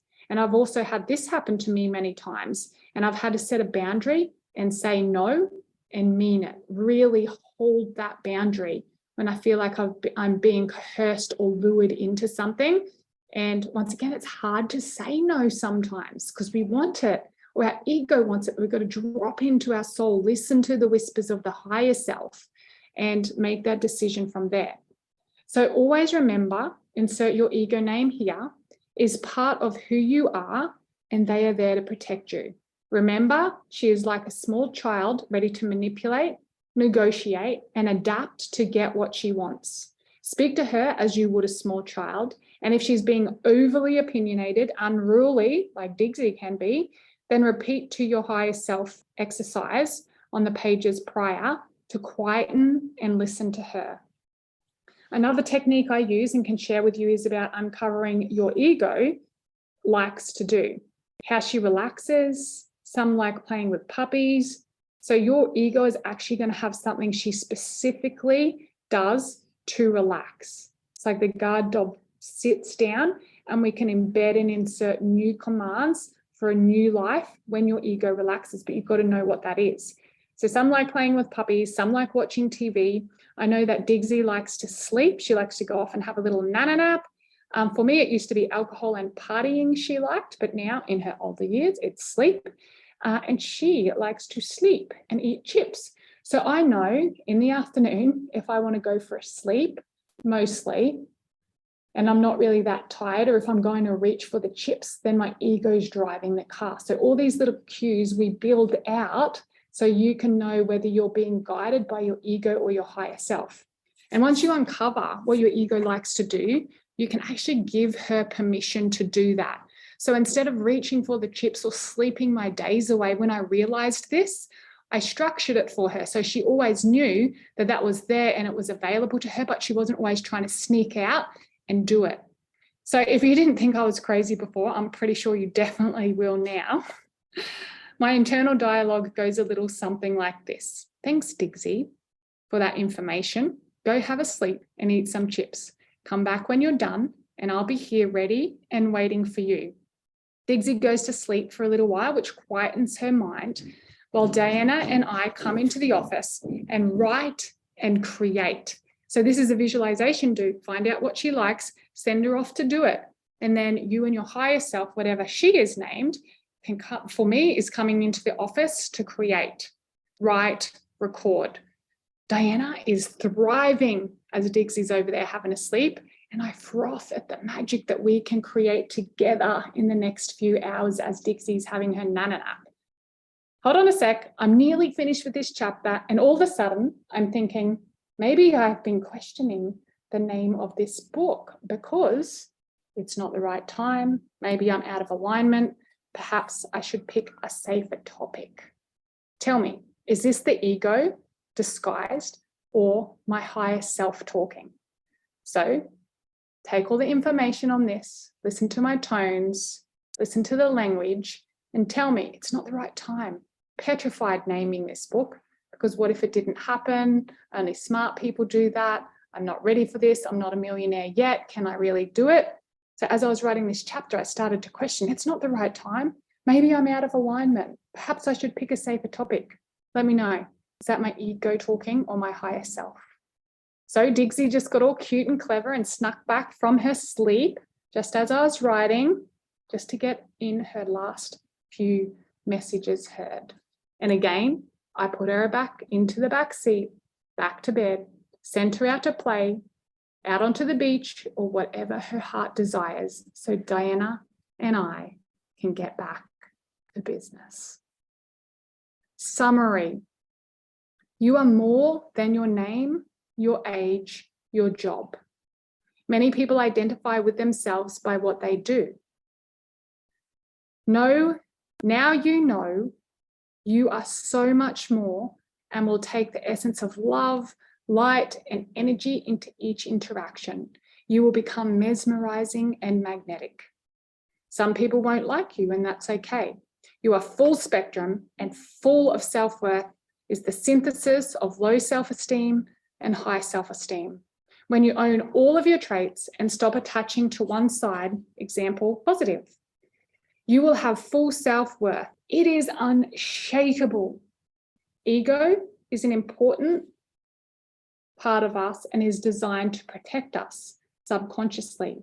It's been driving many of us for far too long. It's time to stop listening to it blindly, resisting it, and letting it drive your life.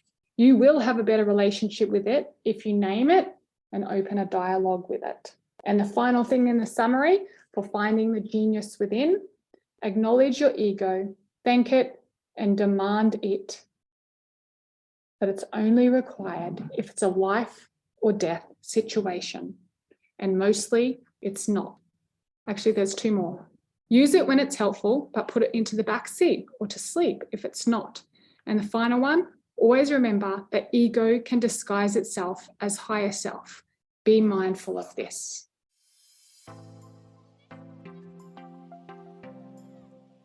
Chapter 3. X marks the spot. Sole purpose. A person who wakes up on purpose is a happy person. Diane McKendrick. It is my intention that by the end of this chapter, you are closer than you have ever been to discovering your soul purpose. Your purpose is here and now, and you are closest to your purpose than you think. This is going to be one of the most earth-shattering discoveries of your whole entire life. When you discover what you are on this earth for, everything changes. Soul purpose is a specific calling from your soul. I remember in my younger years feeling completely empty and lost, constantly striving and looking on the outside of myself for validation, often to feel exhausted, fatigued, scattered, and lonely. On autopilot, day after day after day after day, doing the same monotonous things. I didn't question it. Heck, I barely knew I was unhappy because almost everyone around me was living a similar life. Every now and again, I would meet a person who felt different. I noticed their energy, their sparkle, their zest for life, and their general enthusiasm towards life. It seemed everything they touched turned to gold, and I wanted to know. I wanted to know how. The difference between these people and the masses and myself at the time is that they had discovered and were living their soul purpose. Finding your soul purpose is the starting point to mastering your life and becoming the aligned woman you were born to be. Your purpose is unique to you, and it's not the same as anybody else in this world. It is here and it is now, and you are so much closer to it than you think. I met one of these sparkly, zesty beings, also known as rainbow unicorns, one day, and I was intrigued. I thought, hey, if he can do it, well, so can I. I became an investigating, asking lots of questions, quizzing him on everything from his morning routine, his sleep patterns, having an insightful and profound conversation as he generously shared some of his secrets with me. And now I'm here to share them with you. Firstly, he reminded me of how we are a soul, a mind, and a body.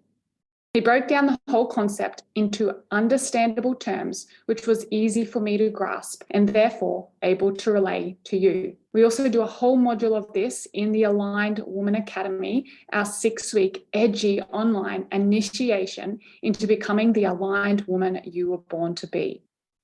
If you're interested in the Aligned Woman Academy, pop over to www.thosetwosisters.com and have a look for the next intake. So what he reminded me or showed me or taught me was that our soul's role is to indicate the desires. Our mind's role is to choose between those desires, and our body's role is to enact that choice. Nobody had ever explained it to me like that before. It's not rocket science, is it? When he explained it to me in this way and I saw the visual model in the diagram, it was so easy to digest, so much more made sense. He went on to explain that our physical reality is already being subtly guided by our soul's desires, though we may not see it. Many of us do not see it as we have not been shown how to notice it. Imagine this. Imagine your soul-guided desires as a scattered, confusing dot-to-dot picture. So imagine that in your head, a dot-to-dot picture with dots all over the page. Before connecting the lines, it's a confusing mess. There is no structure, no outline, no order, just a confusing, scattered mess on the page. Kind of what my life used to feel like, with no order and no organization. Once again, on page 64, there's a visual model to this. Most people, unless they have done this type of work, are scattered of mind and unsure of their true purpose. The dots from your dot-to-dot drawing have disintegrated and faded over time. They become confusing, messy, scattered, and out of order. Those of us who commit to mastery and empowering our lives have an ordered mind with clarity of our true soul purpose. These little black dots on the messy dot-to-dot picture are refined, integrated, and skillfully arranged into a beautiful piece of art.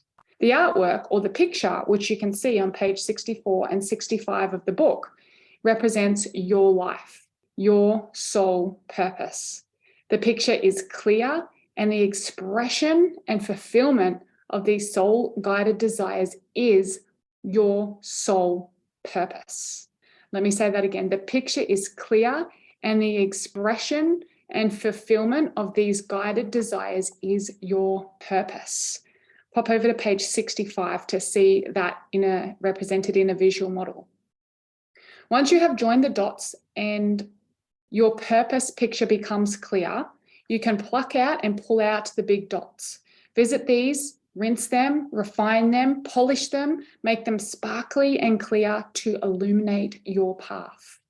The empowerment, fulfillment, and health you achieve in life is directly proportionate to how intensely you pursue your purpose over the paths of life, over other paths that life will throw in your way.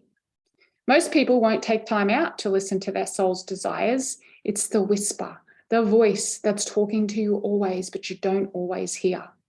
Unfortunately, because of the way society is in the 21st century, only a few of us will discover it, and even less will choose to live it. I guarantee when you are around a person who has discovered and living their purpose, you will feel it. It emanates from them. We all know people like this in our life, and instead of being jealous or comparing or getting tall poppy syndrome, try asking some quality questions and absorbing their wisdom and their zest for life. When you personally uncover yours, it will transform every area of your life in the most life-altering way. Recognizing or acknowledging others living their soul purpose is one of the very few steps of the start of living yours. There are some common misconceptions or myths out there about soul purpose. The first one is that it's on the outside of you, that your soul purpose is something on the outside of you. And the next one is that it's something you're moving towards. So addressing the first one, it's on the outside of you. Most people think that their soul purpose is on the outside, something that you do, something that you say, something that you accomplish, or something that you have. An example of this is when a mother believes that her children are her sole purpose. Your children are not your sole purpose. They may be part of your purpose, but they are not the sole purpose. They're external to you. They're on the outside of you. The truth is that your purpose you have right now. You have it inside of you right now. At this very moment, as you're listening to this audio, it can't be seen, it can't be held, or it can't be molded, but it is there waiting patiently for you to connect to it. Most of us are taught to ignore it, to stifle it, and simply not pay it any attention. A lot of the Western culture's ideals and are responsible for adding many layers, expectations, and limiting beliefs when it comes to meeting and greeting our soul's desires.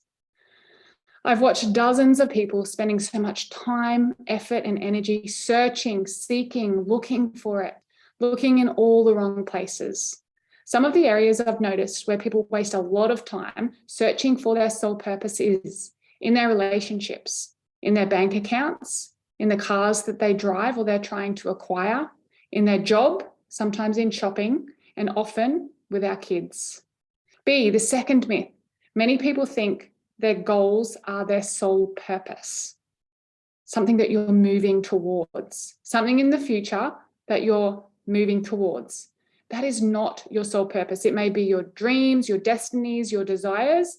Your purpose is not in the future. It is in the present. It is with you right now. Many people are so distracted by being busy or organizing their life to get to their goals, dreams, and desires that they negate the power of now, always striving, rarely listening. Another distraction to watch out for, which will keep you from your sole purpose, is that when life gets hard, which I promise you it will, your brain will want to disassociate to your current present path and fantasize or infatuate about something else. A good way to notice if you are doing this is if you're thinking, I'll be happy when, or comparing to somebody else's life and thinking, they've got it all, it must be so easy for them. The key here is gratitude. Gratitude for the present moment. Even if it's hard, be honest, stay in integrity, do the work, and sit with the discomfort so you can emerge with deep wisdom and connection to yourself that many on this earth don't have the courage or the know-how to undertake. Your sole purpose is now. Whatever you're doing right now is part of your purpose. The process I take my students through in my mindset library helps you to join all the dots to create your masterpiece. To access the soul purpose process in my mindset library, you can reach out and send me a message and I'll have the team send it to you. It's called the soul purpose process, quite a chunky one. It can take maybe an hour or two, but trust me, it's definitely worth it. One dot on your picture by itself doesn't mean much, or a whole lot of messy, seemingly misplaced dots without order and no structure, with little to no love and attention, will transform into your greatest piece of art. Before doing my purpose process and gaining this awareness, your soul purpose picture may, well, look like just a massive mess of black dots all over the page. Once the dots are joined, you can clearly see the picture. Once you see the picture, you can color it in. Once you color it in, you can tend to it, nurture it, and amplify it. I would rather spend my time doing this instead of searching in all of the wrong places, feeling lost, frustrated, scattered, and scared. Before doing the purpose process and gaining this awareness, your soul purpose picture may look like upchuck on the page. No order, no structure. I want you to ask yourself now, how often do you wake up in the morning and just amble through life, feeling like you have no energy, no direction, no clear path? Every past event in your life has been a dot on your soul purpose masterpiece. When you join all the dots and you're shown how, you will gain laser-focused clarity on your soul purpose and why you are here on this earth. Your dots are waiting to be joined. The masterpiece is waiting to be colored, primed with all of the gold trimmings, waiting for you to meet it. All my products and services in some way are designed with this in mind. It is lovingly designed to remind you of your power, which funnily enough is also part of the soul purpose masterpiece, to help you uncover and anchor in your soul purpose so you can wake up every single day feeling on purpose. It's designed to expose, find each dot, dust it off, and make it part of the bigger picture, to connect them all, to remind you who you were before all that stuff happened to you, before you became a parent, before the trauma, before the heartache, before the limiting beliefs, and also to understand that those painful events are all little dots in a much bigger picture with a much bigger purpose. Your purpose. Each experience is on the way, not in the way, and each moment is a dot in your soul purpose masterpiece. Let's uncover your dots. I have several heartfelt products which help uncover and intensify your connection to your purpose and your power. They are here to help you illuminate the dots and go through the processes of joining them so that you can see your big picture and start living your big picture. I created a sterling silver jewelry range called the Remembering Jewelry. It includes the Ascension 2 Remember ring, the Ascension 2 Charm necklace, and the Rise Up Soul Sister earrings, all sterling silver. These magical pieces are so powerful, anchoring women globally to their purpose and their power. I've also created a deck of affirmation pixie cards. With each pixie in the deck is a man or woman from those two sisters community who I admire and have inspired me in their journey. There are 37 cards in the deck, and these beautiful community members' messages get spread across the globe daily through this deck of pixie cards. One of my most popular products is the subscription model, the online mastermind, which is also turned into the Mindset Library. It has the soul purpose process in it. And also on our 6-week Aligned Woman Academy, we take you through this process time and time again with the Aligned Woman Academy, which anyone globally can join because it's online. We can take you through it again and again and again, because once you purchase that, you have lifetime access to it.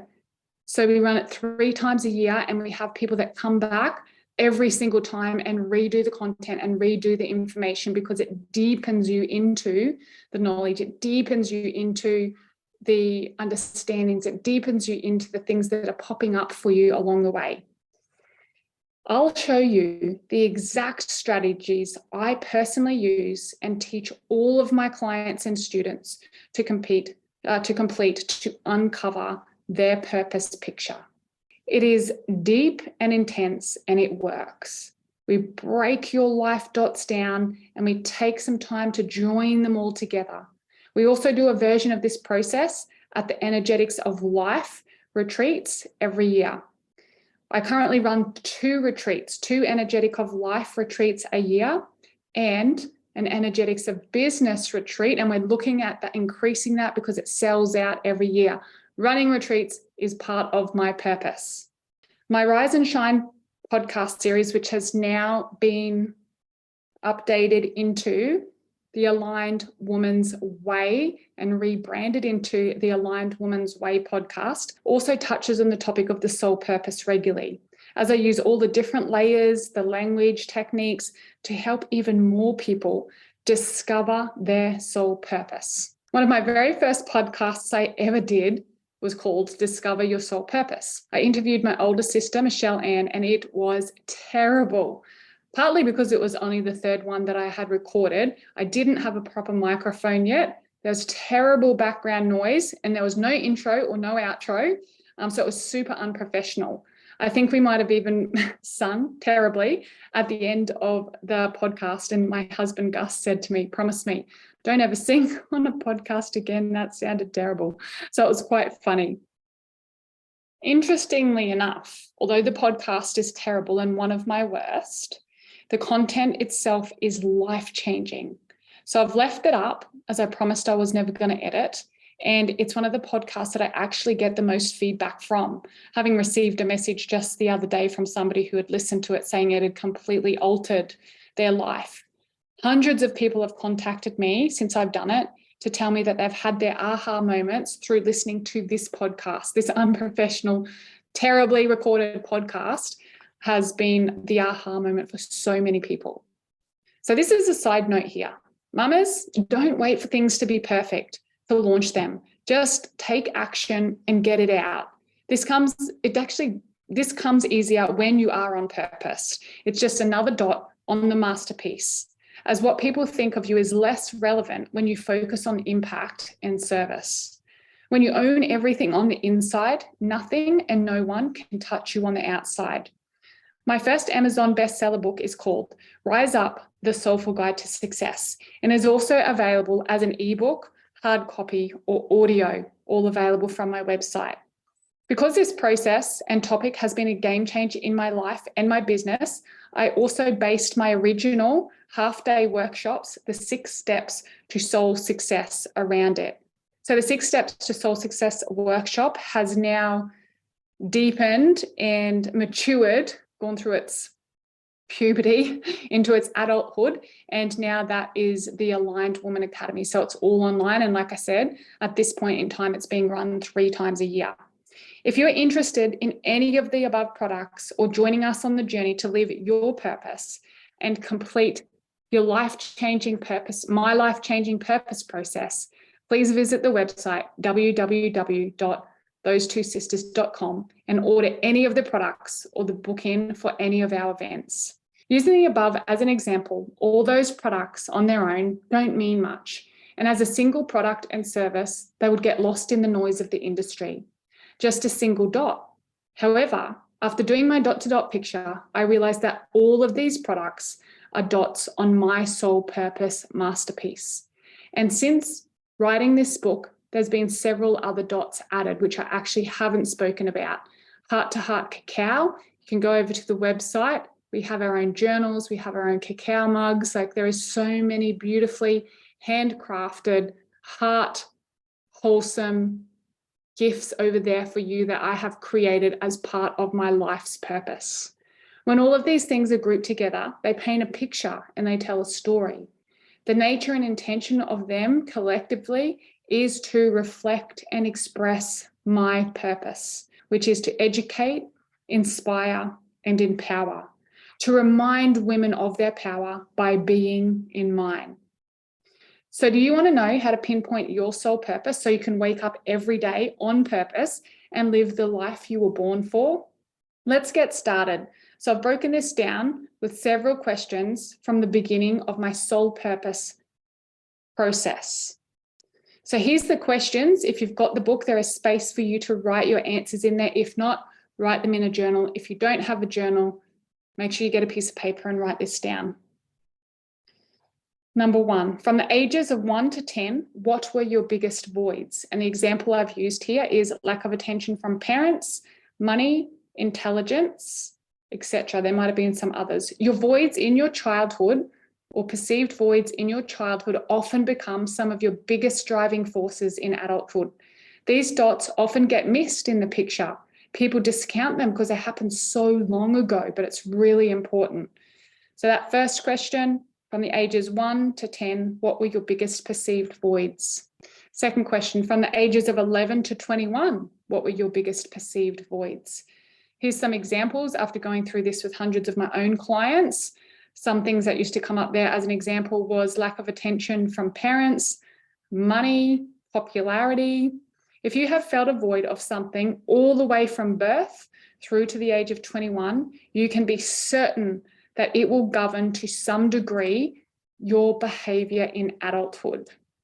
So go there into the book on page 73 and write down your perceived biggest voids from that age 11 to 21. The next question is, what do you love to do? A nice simple one. What do you love to do? Just set your timer for a couple of minutes and write and write and write. Time, where do you spend the most time? What do you spend the most time doing? So scan through your memory bank and just, like break up what you spent the last day doing, the last 2 days, the last 3 days. Like, where do you spend most of your time right now? Not what you think you would want, actually what your life demonstrates. So what do you spend the most time doing? Why do you do that? And then we look at your space and we ask the question, what do you keep in your immediate space? So write that down in the book or in your journal. If you're walking or riding or driving, listening to this, just mentally note it in your head and write this down later. So space, what do you keep in your immediate space and why is that important to you? Money, what do you spend the most money on? Why is that important to you? Communication, what do you think about the most? Organization, where are you most ordered and organized in your life? Your focus, where are you most reliable, disciplined, and focused? And social, what topics do you find yourself discussing in social settings most? What's there for you to fill all that out? Before I sat with and got honest with the above answers, I was a mess. Pretending day after day and feeling lonely and disconnected. Internally, I was crumbling, aching. My life, my relationships, and my finances all disjointed and very disempowered.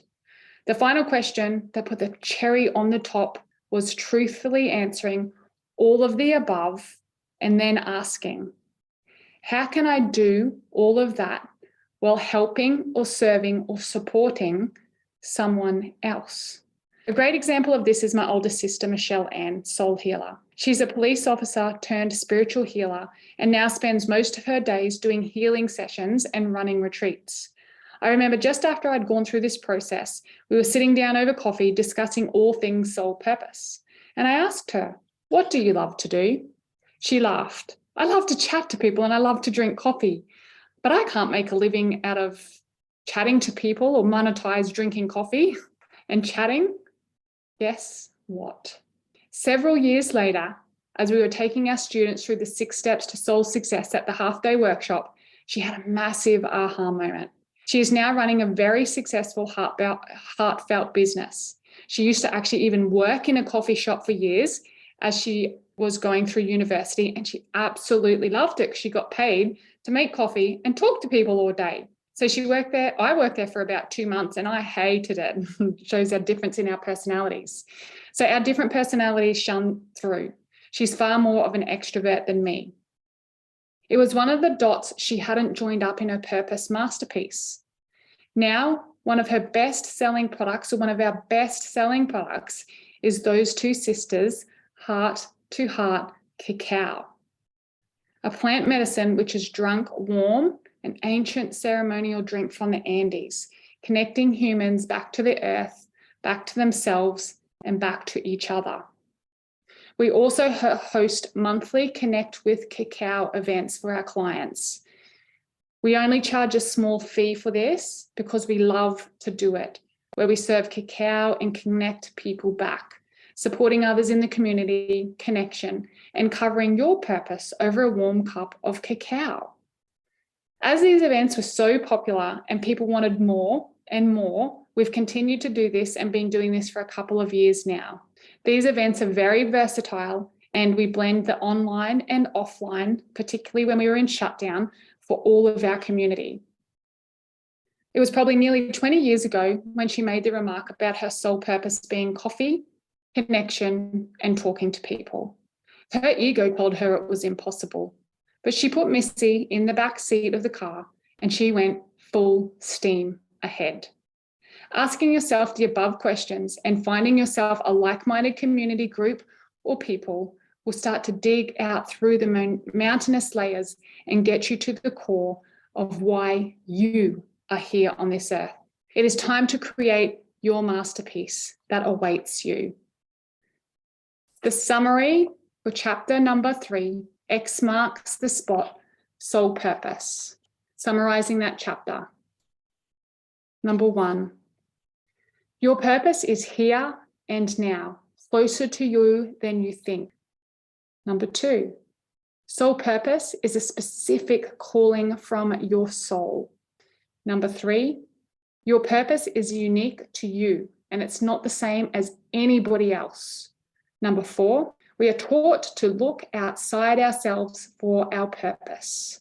Number 5, it is present within you now, not something that you're moving towards.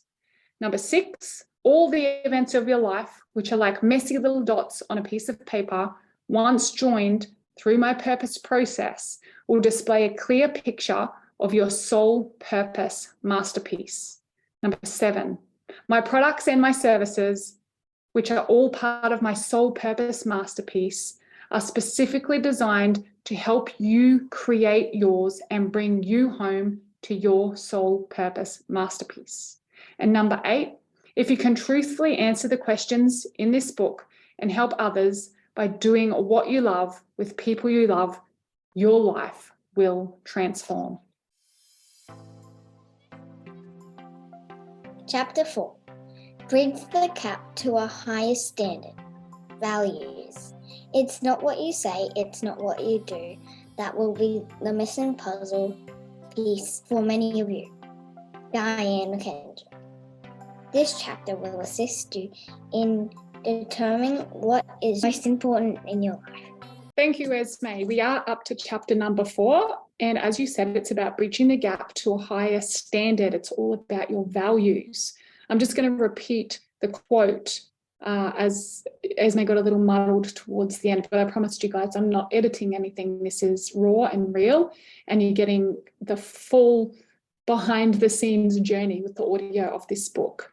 So what that was like more, it was supposed to say, let me just say it again. It's not what you say, it's what you do. That will be the missing puzzle piece for many of you. So it's about what your life demonstrates. And as Esme said, this chapter will assist you in determining what is truly most important in your life. And when you know consciously what is truly most important in your life, you can go ahead and start to design your life around that. Because many of us have not been taught or shown how to do that. We live a life that has us running around and doing the things and having the conversations and doing the jobs and doing all the things that are important to everybody else around us, and we can puppet other people's soul purpose. So through this chapter, we are going to drill down even deeper. So now that you're closer to your soul purpose after the previous chapter, we're going to support you to discover what is most inspiring in your life. Let's find out what is most meaningful to you. Once you've worked that out, life will be so much easier and so much more enjoyable. When you truly know what is important to you, like what your values are, you can start to create a life in alignment with that, instead of constantly reaching out for the outside circumstances and pinballing around life from one pain or drama to the next, which was me for many, many, many years. For so many years, I plodded along, not questioning anything at all. Following the status quo, I finished school, I got a job, I worked hard, I saved money, I got the promotion, I got the next promotion, I got the next promotion again, and I got a better job. And I literally chose the job from the job interview that gave me the first yes. So it wasn't that I picked the job that I loved or for the most money. It was basically the first person that said yes to me.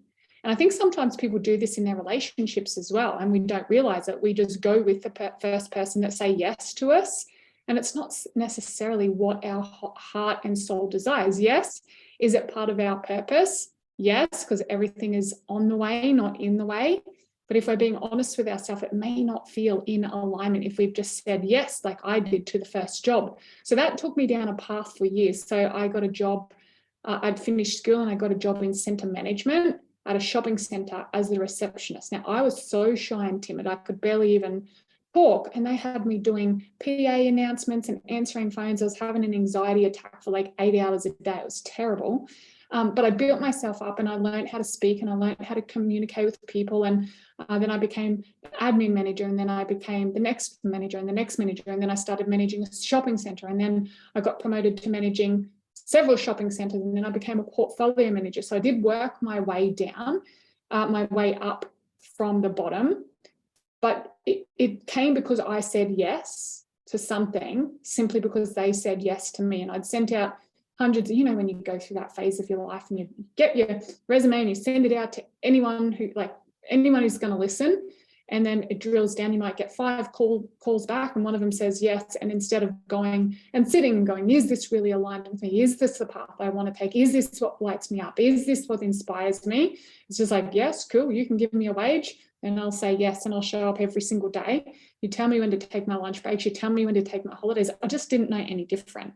So I showed up every morning. I took lunch when they told me. I took holidays when they told me. I worked more. Get this, I worked more than what I was paid for because I wanted to be that employee. I wanted to be the one that was doing a really good job. So I would always do extra, always do more. I went out drinking with my friends on Friday, Saturday, and Sunday. Don't tell anyone. You'll hear more about that in my first book. I drank coffee with sugar and milk simply because everybody else was doing it. I was not noticing how it caused bloating and pain in my tummy, like constantly severe pain, because of bloating and pain was normal to me. I started my morning with the news and newspapers because that is what I saw my parents do and the adults and the people around me. I didn't question it. Monday would roll around and I would roll out of bed and do it all again. I'm not saying that anything is wrong with that. I was doing what I thought I was supposed to do without any deeper reflection or understanding of who I was and what was important to me. I was on autopilot, like a robot, just doing what was expected by society.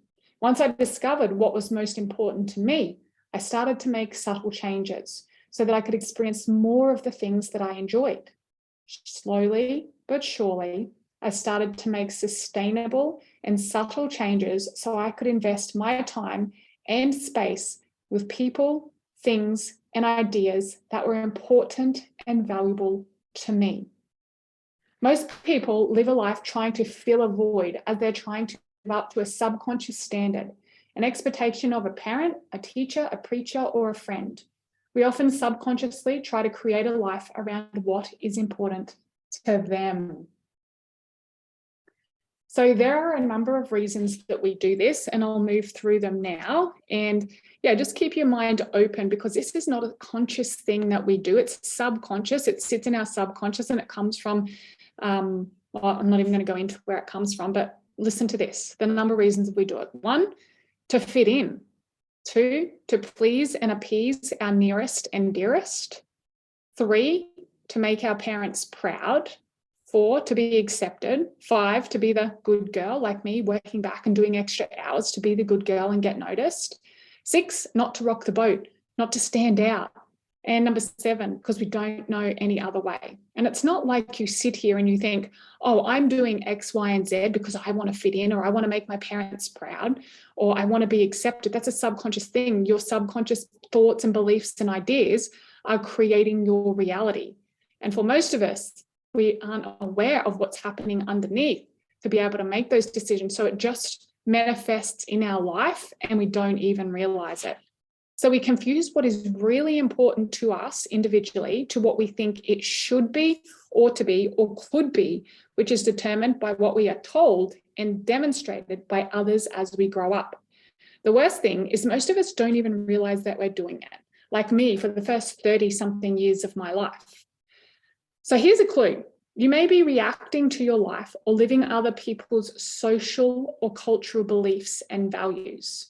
Observe your internal dialogue and external as well. If you hear yourself saying in your head or out loud to friends and family or your partner, if you notice these words or phrases in your language, then it's likely that it's the case you're living somebody else's path, pattern, values. So those words are, I should do, I ought to do it, I need to do it, I got to do it, I must, or I have to. This was such a light bulb moment for me. You feel as though you have a duty to do one thing instead of simply doing what you really love and feel called and inspired to do. When you feel like you have to do something, it becomes a chore and it disempowers you, exhausts you, and you will move further away from your truth and your center. How many of us feel the constant pang of what we should be doing? Tony Robbins calls it shooting all over yourself, which I thought was quite funny. Are you shooting all over yourself? Take some time now to notice where you use these words and how they make you feel. So that's another thing we often do is we use all these words and this language and we talk, women a lot more than men, like all day, every day, but we don't actually stop and pause and go, how is that language making me feel? We once again have a blueprint, we get on autopilot, we're taught by other people, and few of us actually pause and stop and say, hey, how is that making myself feel? Is that my language, or is that a language I've been taught from school or church or peer groups? You've got to choose, you've got to pause and choose. So to counteract the above, I observe myself or my clients using dialogue. I simply ask, says who? Who says I need, should, have, must do something? 99% of the time, it's someone close to you, often your parents or your main caregivers as you were growing up. Many of us, myself included, prior to doing this work, created a life, relationship, job around what we were told by our adult role models around us as we grew up. From birth, we learn to pattern their behaviors and their emotional states. We learn what is important to them, and then we go about our lives matching and living that. We rarely stop to ask, what is true for me? When was the last time you sat down and said, what is true for me?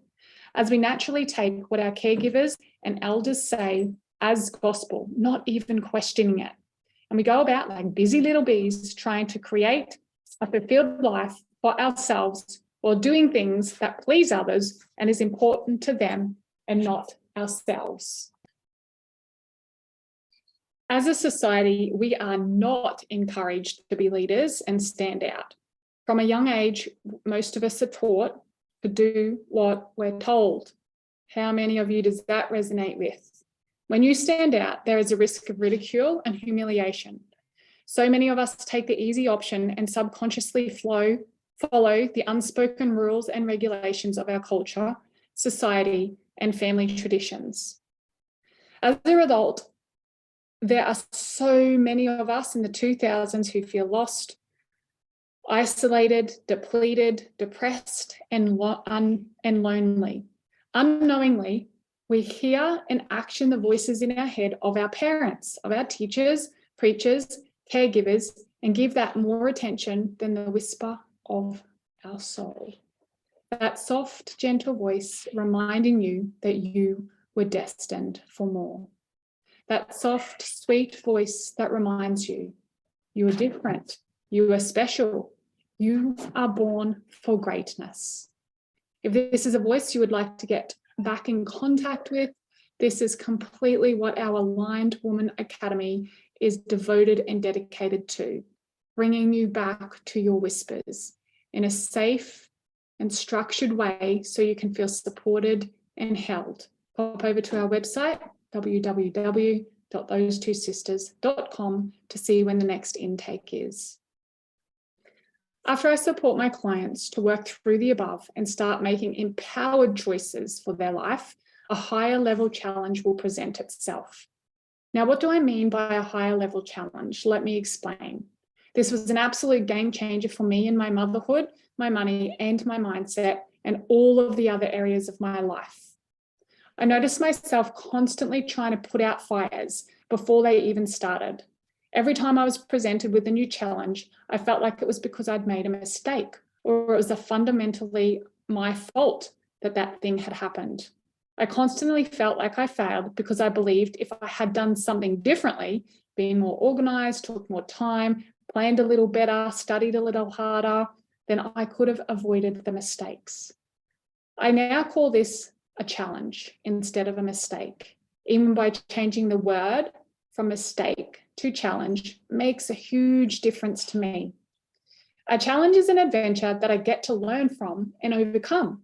I welcome it and I embrace it. A mistake is something that's gone wrong because of something I did or didn't do. It makes me feel flawed and like nothing I do is right, like a dark cloud that follows me around, making my life hard. Once again, a simple change of language goes a long, long way. I learned that life is literally a string of challenges, and as we evolve and level up our way of life, our thinking and the challenges we experience along the way also become much higher level problem or challenge. For example, my first challenge was that I was 20 kilos overweight. So I decided to join a gym. My next challenge was working out how I was going to pay for the gym because I didn't really have much money. So instead of feeling guilty about spending the money, I knew that if it was a better problem to have than just feeling fat, overweight, frustrated, trapped, and uncomfortable in my clothes. After I found a way to pay for the gym, the next challenge was finding a babysitter for my kids while I worked out. Again, if I got lost in the problem and started blaming myself, I wouldn't have taken any action. I reminded myself this is still a better problem to have than feeling fat, overweight, and having the physical and mental health issues. All I needed to do was find a babysitter while I worked out. So by now, I've found a way to work out, pay for it, get my kids looked after. My next problem was that I was so sore I could barely walk. So now I needed some supplements to support my growth and my healing in the gym and with my body. My challenge, I couldn't afford them. But again, I reminded myself that finding the money to buy protein powder is once again a better problem to have than having to go to the doctor and find money to pay for tests, for them to tell me why I'm so lethargic and tired. So now I have more energy, I'm moving, I'm in an environment, proximity, where the majority of people are focused on health and how they do life is different. I also want to add in, as an example here of the progress that can happen, that I just launched my own protein blend. Now, this didn't happen overnight when I'm talking about being overweight. I'm talking back when my children were born, which at the time of recording this book is nearly 12 years ago. And it's just been recently in the last year that I launched my own protein blend. I customized it for women on this journey with me. So my next high-level challenge was getting the confidence to talk to the nutritionists, the scientists, and the food technicians on how to create and customize my own blend. And then I had to talk to, all the back-end people as well. I needed to brand it, rebrand it, find a name for it, get the photos for it, all of that stuff I had no idea how to do. So I want you to notice with this, my own customized protein blend, it's called Fit Family Protein. Once again, you can grab it from my website. Started many years ago with the challenge being fat, overweight, lethargic, miserable, depressed. And then with this idea of switching out a mistake for a challenge and noticing when the next challenge came up that it was a higher level challenge, it's led me along the path now of having my own protein blend and being able to support other families on their health and fitness journey. What happened recently, and this part is not written in the book, is that because it was an add-on to an already full, very full business, I didn't market it in the way it needed to be marketed to fill 500 bags, like to sell 500 bags. Like when you do big orders like this, there's a minimum requirement. So I only wanted to order like 50 or 100 bags and sell them and see if it worked, see if I moved it, see if my people loved it. And, the next challenge was like, sorry, minimum order is like 2,000 bags. So I had to order 2,000 bags and I had to fill at least 500 of them. So that's a lot of protein bags. That's a lot of money for something that is not my main product. So the next challenge was I got 6 months down the track and they tell me there's an expiry date on these things. And I've only sold probably not even half of what I ordered and paid for. So my next high challenge was that I had all these bags of protein to move before they went out of date and expired. So it doesn't mean you can't use the protein after it's expired. It just means I can't sell the protein after it's expired. So initially I went back into, oh my gosh, this is the biggest mistake of my life. It's cost me so much money. I'm such an idiot. And then I remembered this concept. I was like, hold on a second. Hold on, listen to practice what I preach. Okay, this is a high level challenge. I now have, and I remember the day that this happened, I now have my own customized protein blend. I'm chastising and being hard on myself because I feel like such an idiot that I didn't take note of this and I didn't follow it up and blah, blah, blah. You go down that rabbit hole, that spiral. And I just had to pause one day and go, hold on a sec, sister. Look at what you've created. Give yourself credit for this. It's not perfect. You're not selling them as many as you wanted to sell, but it's the first year of a product of an already really full merchandise line. We have our clothing line, we have our sterling silver jewelry, we have journals, we have cacao cups, we have retreats, we have it all. So it was in addition to some already powerful products. And I didn't set up an email campaign for it or a marketing campaign for it. I did set up a subscription so you can get it for cheaper if you order it monthly. And that was going off as well. There's people that will get on and order.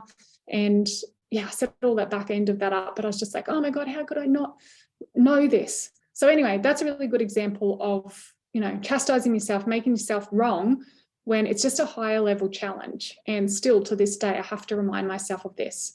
So I want you to notice how your life levels up. As your life levels up, so do your challenges. As you raise your standards of life, you'll raise the standard of your challenges. So important. If you're reading this book, if you're going to join this conscious community, then the challenges don't go away. They actually increase, but you're more equipped to deal with them. Obviously, you've got the tools and the techniques, the coaches, the community behind you to support you through this.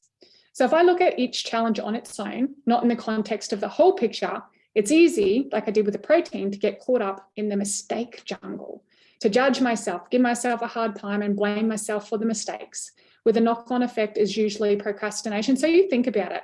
When you feel like you've made a massive stuff up, especially when you're in the public eye, like a lot of us are these days, what do? Well, often my behavior that would follow that would be procrastination, stagnation, self-doubt, self-loathing. And you know what? None of us are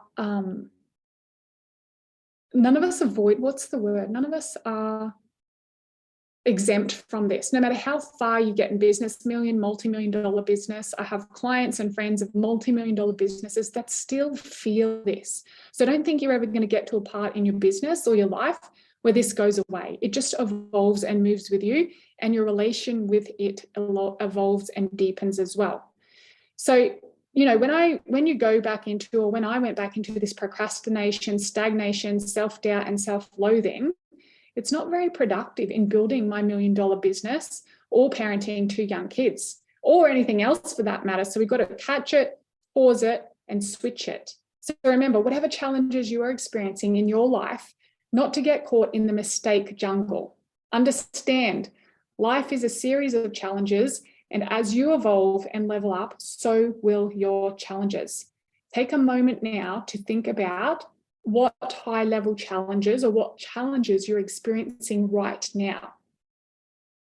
So what is a high-level challenge that pops up for many of my clients when evolving very rapidly? Because the ladies that start to work with me shift quickly, they move quickly by connecting back to their true purpose, uncovering their core values and what is important to them, whilst dissolving the fear, the guilt, or the paradoxes, keeping them stuck and digging deep. Who wants to guess it? What's the next high-level challenge? It's mostly that you are more fearful of the greatness of your light than the sadness of your dark. That is a challenge I see come up, high-level challenge for a lot of you. You get to this point, you start to move fairly quickly with life and business after you start to work with us. And there's this little light switch that comes on all of a sudden, and it shows and it brings to you that you're more fearful of your greatness, of your success, of being amazing, of being noticed, of living your truth, of speaking your truth, of expressing and fulfilling your life.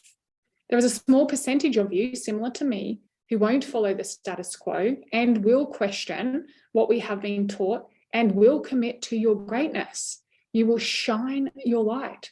You will step up and you'll make it out of the mistake jungle, and you will seek higher level challenges. And if you are listening to this and you've made it this far, that is you. Regardless of what your ego or your brain is telling you right now, it's you. It's you. It's you.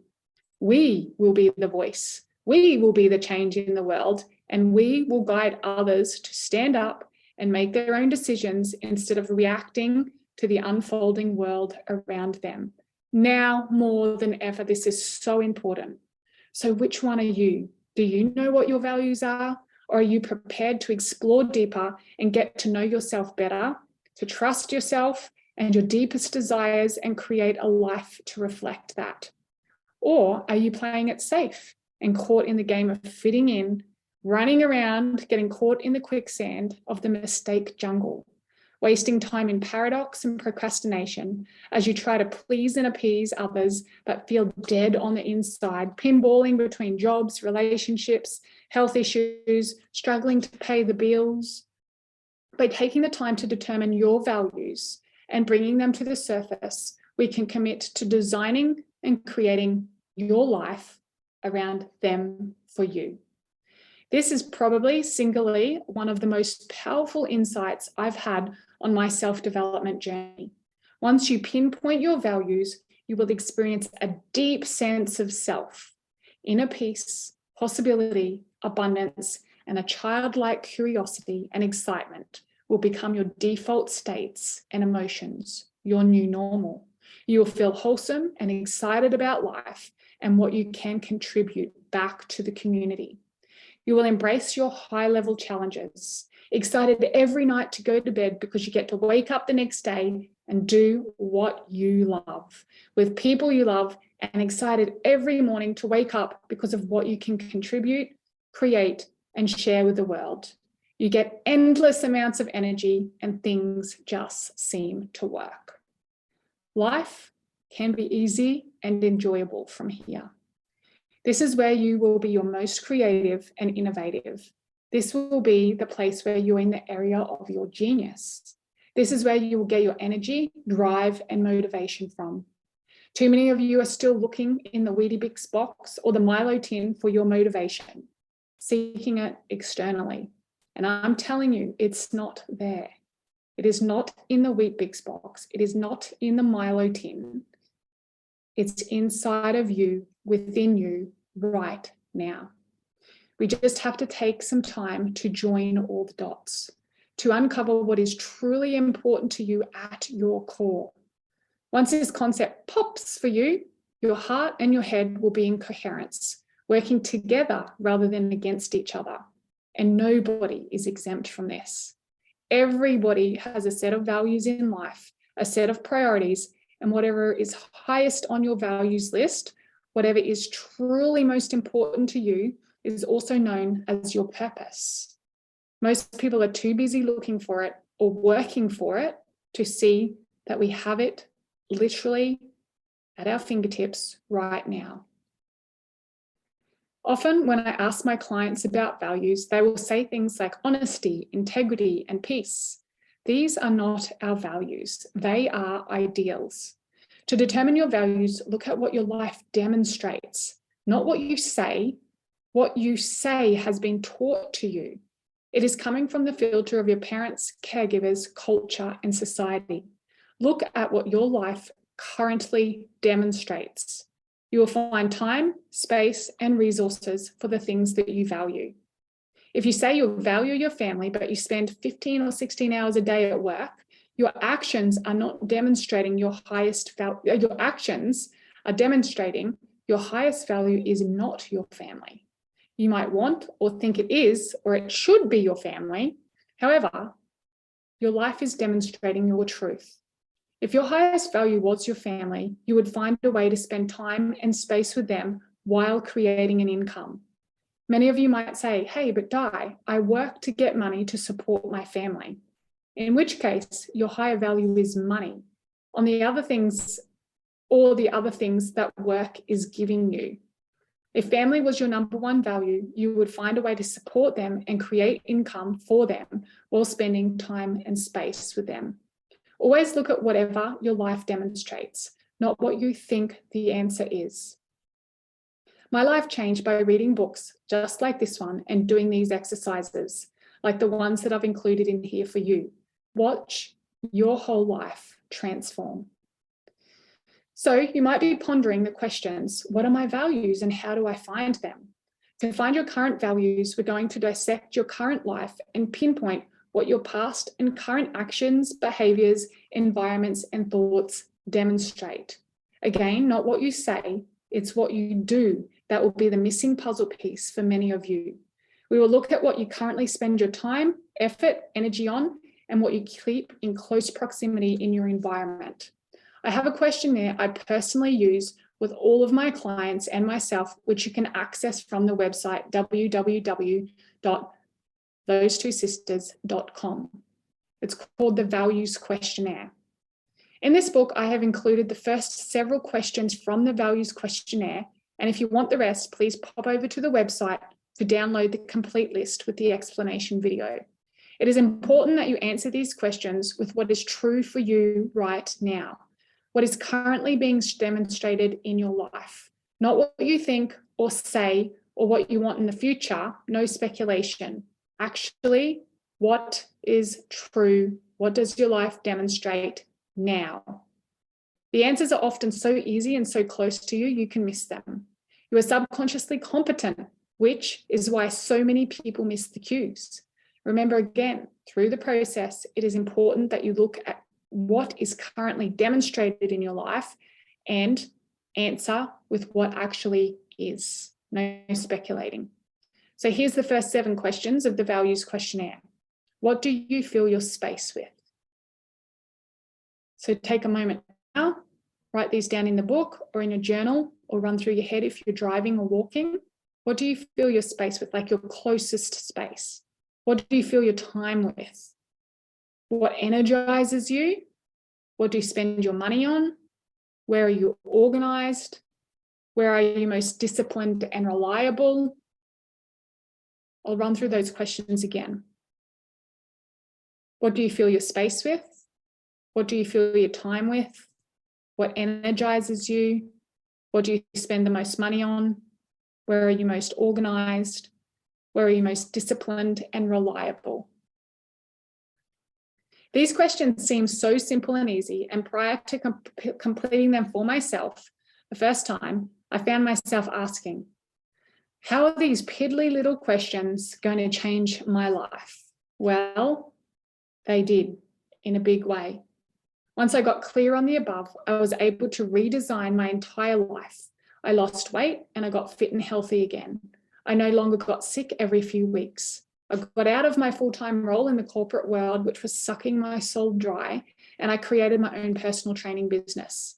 I started spending time with people who supported me and encouraged me instead of gossiped or criticized. I still didn't have much money, but I realized that was because it was at the bottom of my values list. At least I knew now, so I could make the appropriate changes. Through this questionnaire and my research on values, I realized that health was one of my highest priorities, which meant that I created routines that supported that. It was also shown to me that relationships were very high on my list, as was spirituality. As demonstrated in my life, money was one of the least important things to me. If you had have asked me, and if I told you what I thought, I would have told you money was really important to me. But when I looked at what my life demonstrated, I didn't have any. I wasn't hanging out with people with money. It wasn't in my space, wasn't in my vortex. So it wasn't important to me. In my new model of the world that I chose, I wanted more money. I wanted it to be important to me because it can create so much freedom and give choices. I wanted it to be important so I could create financial freedom, so I could contribute. I was saying it was important, but my behavior, my space, and my environment was not suggesting that that was true. When I did question the questions above, it helped me see that in fact I did not value money, even though the words I was saying said otherwise. What I was finally able to do was consciously choose. I decided I want more money, but not at the expense of my health or my relationships. So I linked my lowest value of money to my highest value of health. I did a linking process where I convinced my brain that I could improve my health if I could afford organic food, if I could buy the best supplements and see the best natural health practitioners. The moment I linked money with being able to improve my health, my money blueprint shifted, and I instantly started to get more of it. Because of the change in my mindset, I spent my time researching wealth creation and started taking actions to increase and improve my net worth. Now, because of the questions above that I just read out to you and the information in this book, I am on track to become a millionaire within the next 2 years, while building a business that supports and encourages all of my main values: health, connection, relationships, wealth, financial freedom, and contribution. I could not have done this unless I started at the very beginning and got rid of all the injected beliefs, values, and ideas injected by external sources. There are things in life that you love and that are important to you. So what are you waiting for? Get cracking on these exercises and uncover what your core values are so you can create the life, relationships, body, and the business of your dreams. Welcome in those higher level challenges. As your life evolves, so do your challenges. Embrace them and use them to your advantage. Summary for chapter number 4, bridge the gap to a higher standard, values. Number 1, when you truly know what is important to you, your values, you can start to create a life in alignment with that, instead of constantly reaching outside circumstances and pinballing from one pain or drama to the next. 2, most of us are living somebody else's values, which have been subconsciously injected into us from birth by our caregivers, society, and culture. 3, most of us don't question things. We just do what we know and what we were taught. 4, your language can be a clue if you're living your truth or somebody else's. 5, we are not encouraged to be leaders and stand out. 6, instead of listening to the whispers of your soul, most people are inundated and listening to the voices in their head, which are the voice of the caregivers. 7, as we do this work, we evolve, as do our challenges. We get higher level problems which keep us out of the mistake jungle. 8, most people are more afraid of their greatness and their light than their dark. 9, only a small percentage of you will actually do the work. 10, most people are too busy looking for it or working for it to see it is already within us. 11, to demonstrate your values, look at what life demonstrates, not what you say. 12, once you pinpoint your values, you will experience a deep sense of self and relief, of inner peace, possibility, abundance, and a childlike curiosity and excitement will become your default states and emotions. 13, you can change your values once you become aware of them. You can link your lower values with your higher ones. Chapter 5, Frozen. Conquering Fear. Fear is a function of the mind. It keeps you safe. Pinpoint your fears and set yourself free. Diane McKendrick. By now, you should have a deeper understanding and committed to. Hi, my name is Lauren from Empower House. I am an international award-winning small business specialist and the host of the Brunch Club events. I have known Michelle and Diane from those two sisters now for a couple of years. I've read the books, I've been on retreat, I've been in their coaching programs. I love them to death. This book, Millionaire Mum, is life-changing. There is a particular moment in this book where Diane challenges you to face your fears, and she gives you a method on doing that, which brought back a memory for me that I hadn't even realized was holding me back in my life at that point in time. So this book, when I say it's life-changing, I really mean it. Since reading this book, facing fears, getting out of my own way, and learning a little bit more about myself, I have taken out local awards. I am Businesswoman of the Year.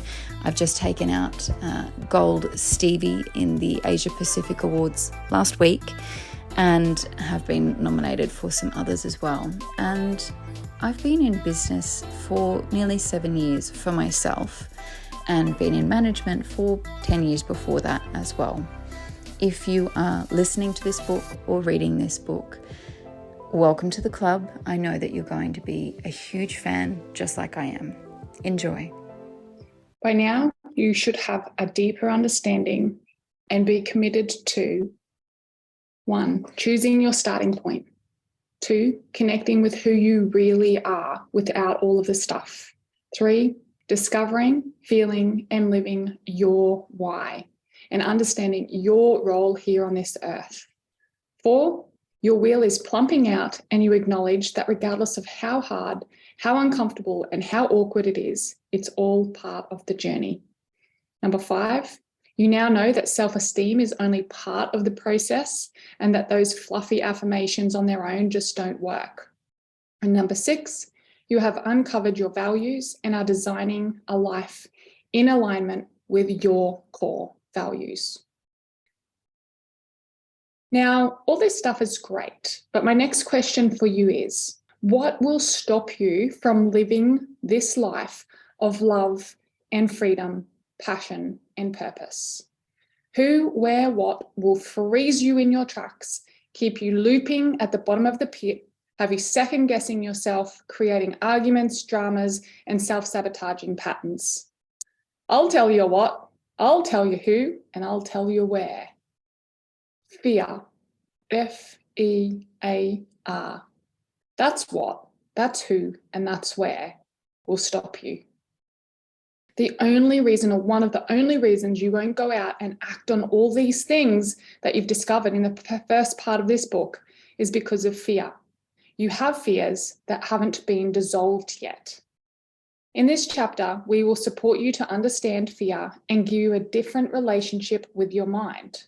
My intention is to deepen your awareness and give you a very specific process to rewire the mind and eliminate, dissolve fear, so you can do, be, and have whatever you want in this lifetime.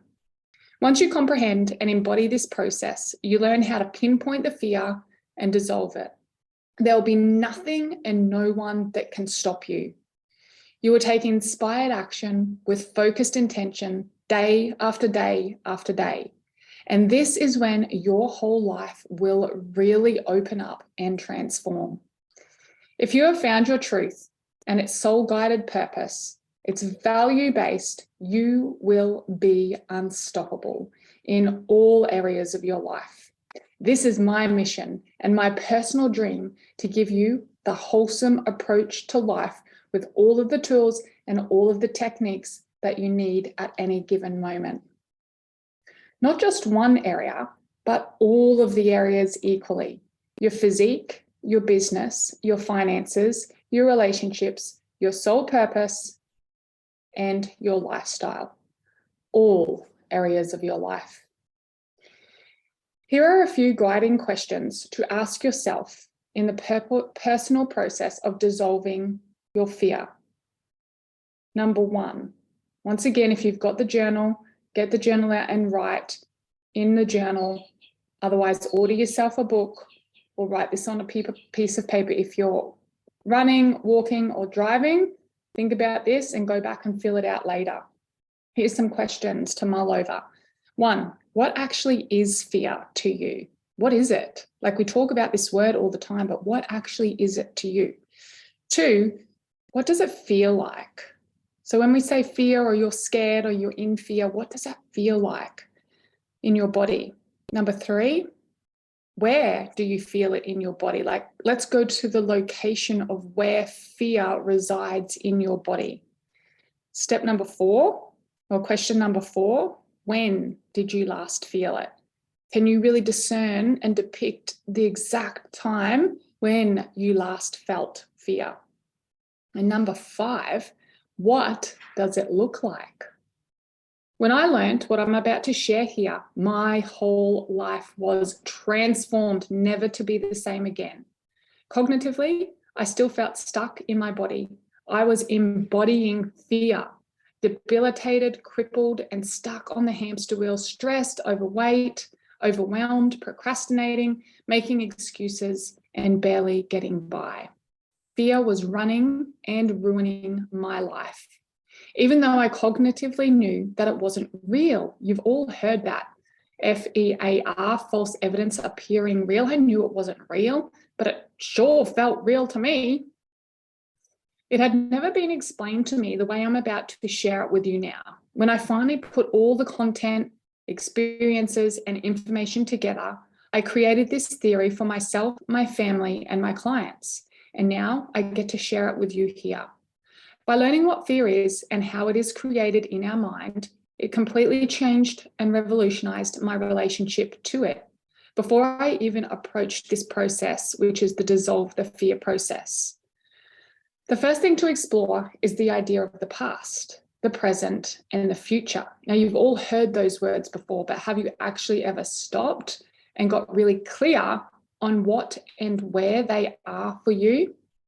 In the mind, the future represents the imagination and the past represents the memory. Now, this is really important to remember, so I'm going to say this again. In the mind, the future represents imagination. So when we're talking about your future, you will imagine it. And the past represents your memory. So you're remembering the past. Therefore, the first thing to understand is that the future and past don't really exist beyond the realm of the mind. If you're having a hard time gripping this, answer these 3 questions. 1, what is the future? 2, where is the future? And 3, can you go to it? Like right now in this moment, can you go to the future? You can only ever think about the future and think about the past. You can't go to the future, because when you get to the future, it will be a new present moment. You will be in a new present moment with its own future and its own past. For example, at some point in the future, let's just say next year, you will be there at that point in time, and it will simply be a new present moment with its own future and its own past. You can only access the past in the memory, and you can only access the future in the imagination. Therefore, these concepts of future and past are only a function of the mind. They do not really exist outside the realm of our minds in terms of memory and imagination. All that fear is a future imagination of something negative happening to you, or something perceived negative happening to you. Something that has more perceived negative than positive, something that is mainly negative that you are imagining in the future coming towards you. Imagining that the negative thing is going to happen to you. So I'm going to share some common fears here, but I want to add in before I do that in my mindset library, I actually have a whole fear process, and it's probably about 40 minutes, and it has visual models so you can understand everything that I just spoke about, and it takes you through, there's spreadsheets that it'll take you through to help neutralize and dissolve the fears that are sitting in your conscious and your subconscious. And that is how I've been able to do so much. I've published 2 books. I've got the sterling silver jewelry range. I started retreats before I could afford it, before I knew how. I added another retreat, and I wanted to take exclusive business ladies away. So we started doing retreats in Port Douglas, and everybody around me told me, Diane, you can't do that. And I said, why? And there was a few good reasons why I couldn't and I shouldn't do it, but I didn't listen to it. I dissolved the fear time and time and time again. The protein powder, I was petrified. I didn't know how to do that. I didn't have the money to do that, but I dissolved the fear again and again and again and again. Okay, so here's some common fears. I'm going to read them out to you and you can see which ones resonates with you. Fear of failing, fear of being betrayed, fear of losing money, fear of being humiliated and outcast, fear of being rejected, and fear of losing your life. In the book, there's a space for you to add some more of your more specific fears in there. Once again, if you don't have the book, get a journal, write your fears in the journal. It's really important that we get super clear on what your fears are, so when we go through the process, you can actually be specifically dissolving your personal fears that are holding you stuck and holding you back. Fear is an imagination and an assumption that at some point in the future, remember, that doesn't really even exist, it's only a function of the mind, that you're going to experience more pain than pleasure, more negative than positive, more drawback than benefits, more challenges than support. And the next concept to grasp is that you cannot have an imagination without a memory. Write that down if you've got a pen and paper. You cannot have an imagination without a memory. Imagination, future, is a mirror of your memory. I'm going to say it again. You can't have an imagination, future, without a memory, past. Imagination is a mirror of your memory. Every future imagination with perceived negative without positive coming towards you, fear, will be mirrored in the past by a memory of a perceived negative without a positive coming towards you in the future. It will be a mirror image in the mind. To clear your fear, your specific fear that you wrote down on page 102, we need to rewind the memory bank to the specific moment in time in the past, which is a memory, where you perceive something happened to you with more negative charge than positive, more drawback than benefit, which your brain has logged as negative, scary, bad, traumatic. whatever your brain is labeling it as. So for example, if you are cheated on in a relationship, you may have a fear of relationships in the future, as there is a charge in your memory of a painful relationship, being hurt by somebody, being hurt in the relationship. So you're going to mirror that forward and be scared, have a fear of that occurring in the future. So just remember, your future mirrors your past. So you cannot have a fear of the future without having it have happened in the past. So one of the biggest keys here is rewinding the memory bank if you've got a fear and going to the specific moment in time that happened to you and clearing it.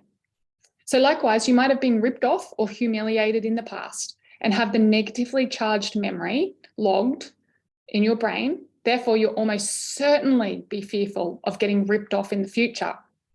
Another popular fear is a fear of failing. It's simply because you've logged a memory of the perception of failing in the past and have only attached one side of the coin, the bad, the negative, the drawback. Only remembering that, only remembering the bad, the negative, the drawback, which is only a perception anyway. Once again, your future will mirror your past. Honestly, guys, when I found this out, it was life-altering. Absolutely life-altering. Everything that I was scared of, when I realized it was something that occurred in my past, it was actually a memory, something that occurred to me in the past that I had logged as bad, naughty, painful, traumatic, and I was scared of it happening to me in the future. If you have a fear, I can 100% guarantee something has happened in the past in the conscious or the subconscious memory that is causing you to be scared of it. And once we can go back, visit that and clear that, I don't have to drag you back through the trauma. You don't have to go back through the pain. It's simply a process of recognizing and uncovering and clearing. So powerful. As with nature, in actuality, to be whole, everything has both negative and a positive charge, including your memories. This includes your memories and your imaginations. This is science, guys. This is not me being woo-woo telling you this stuff because I've dreamed it up. That is science. Everything has a positive and negative charge, including your memories of the past and your imaginations of the future. When we attach to one or the other, our life is out of balance. We feel in limbo and like a cannonball swinging pendulum with no direction or no focus. We become disillusioned, depressed, scared, living in flight or fright, or we swing to the other side of the pendulum, bringing in all the positive, living in the fantasy or infatuation, which is equally as debilitating. If you're living in fantasy or infatuation, then often the universe is going to humble you and bring you back and bring you back and bring you back. The place of power is your truth and your presence. And I've written those in capital letters, guys, because those two words need to be anchored so deeply into your soul that they become part of who you are. They already are, but part of your human existence and part of your conscious and subconscious.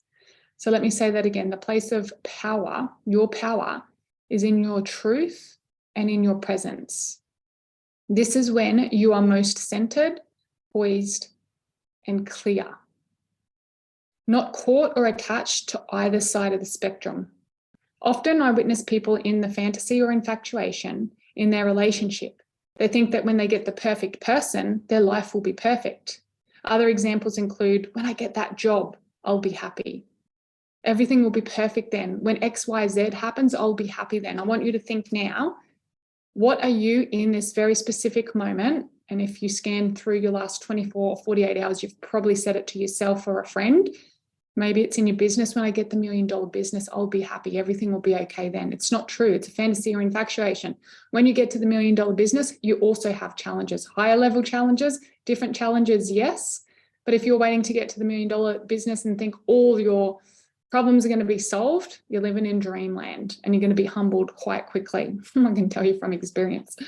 Okay, once again, be reminded of the same concept. I'm going to tell you again, nothing is all positive or negative. We need to remember that there is an equal and opposite to every positive energy and every negative. And when you understand and embody these concepts and theories that I'm sharing, life gets easier. we enter into what I call a flow state, operating from truth and presence. And it's like you have finally been gifted the keys of the kingdom. In order to dissolve these fears and fantasies, I have a process I take you through on my online mastermind, which has now been updated to the Mindset Library, which walks you through step by step, using the functionality of your brain to neutralize each remembered charge or memory. So it's designed to neutralize it. The full explanations with the visual models, diagrams, and spreadsheets to log into your memories, emotions, and charges are all included in the online program, the Mindset Library. The magic happens with the synthesis of the positive and the negative charge.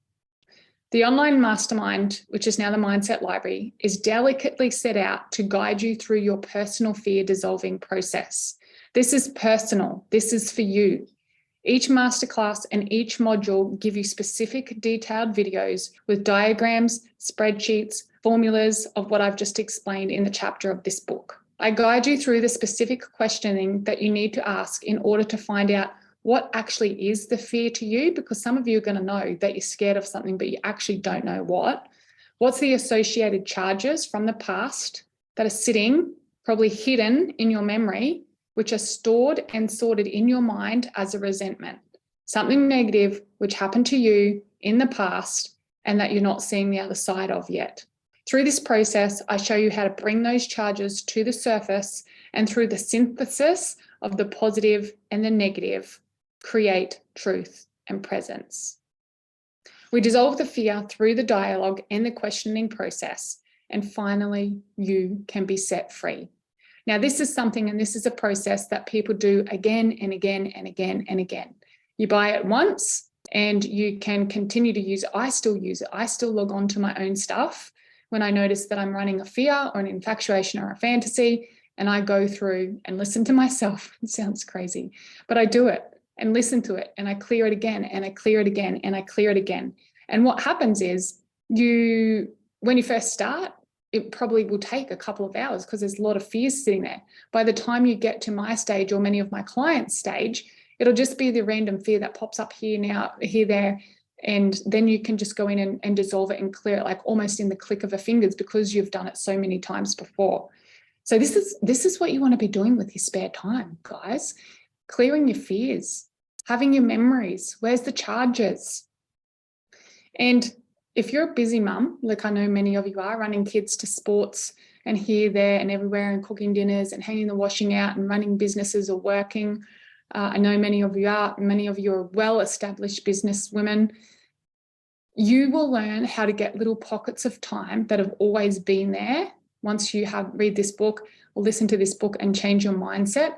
There's so many little pockets through the day that are there for you that you don't realize yet. And it's my intention that by the end of this book, you can feel like you've got so much more time to really dedicate yourself to this type of work, because this is what creates more space. This is what creates the deeper understanding of life. This is what creates the freedom and the fulfillment that so many people are chasing. I can show you how to get those little pockets of time. Having done this process, the fear process, hundreds of times now, and having freed thousands of people globally from their debilitating fears through this process, I now notice a few common obstacles. I have many clients who know that they're scared of something because it shows up in their life. However, when I question them further, it's like their brain blocks them from answering. And maybe you're experiencing this now. What are you scared of? Oh, I don't know. So what happens is they chunk their answers up to something like, oh, I'm scared of failing, or I'm scared of looking like a loser in front of my friends and family, or I'm scared of being cheated on, if it was like the relationship part that we talked about earlier. When we dig deeper, because your brain is perceiving a pain, the memory as painful, it stops them from accessing it easy. It's also a new pattern you will be running in your brain. As with everything, it takes time and practice. So if you do this for the first time and throw your hands up and it's all too hard and I can't remember the memory, it's too hard, it's too much, same as everything. Most beginnings are clunky. Most beginnings are hard. It's changing the patterning. It's rewiring your brain for something different. So just stay committed to it. Remember where I was when I first started, which many of you don't see anymore because you just see what you see on social media, and you see my life and my business now that I've created, but it hasn't always been like that. There's been some things that I've done, and it's everything I'm sharing in this book and in the Mindset Library and the Aligned Woman and at the retreats. I share it and I break it down, the embodiment practices and processes. And then I create conscious communities so you can come and do it with other people and you're not doing it on your own like I did. I did a lot of this on my own. And then my sister, Michelle Ann, joined me. But mostly at the start, I did it on my own, and I wanted to create a community so you don't have to be on your own. So yeah, the first time I did this process, it did take me over an hour. It was quite chunky because I had a lot of things and my brain was resisting. It's like, no, I don't want to go there. No, I don't want to go there. And then I'd fold my arms, drop my bottom lip and like, oh, this is ridiculous. This is shit. But I just persevered because I couldn't keep feeling the way that I was feeling.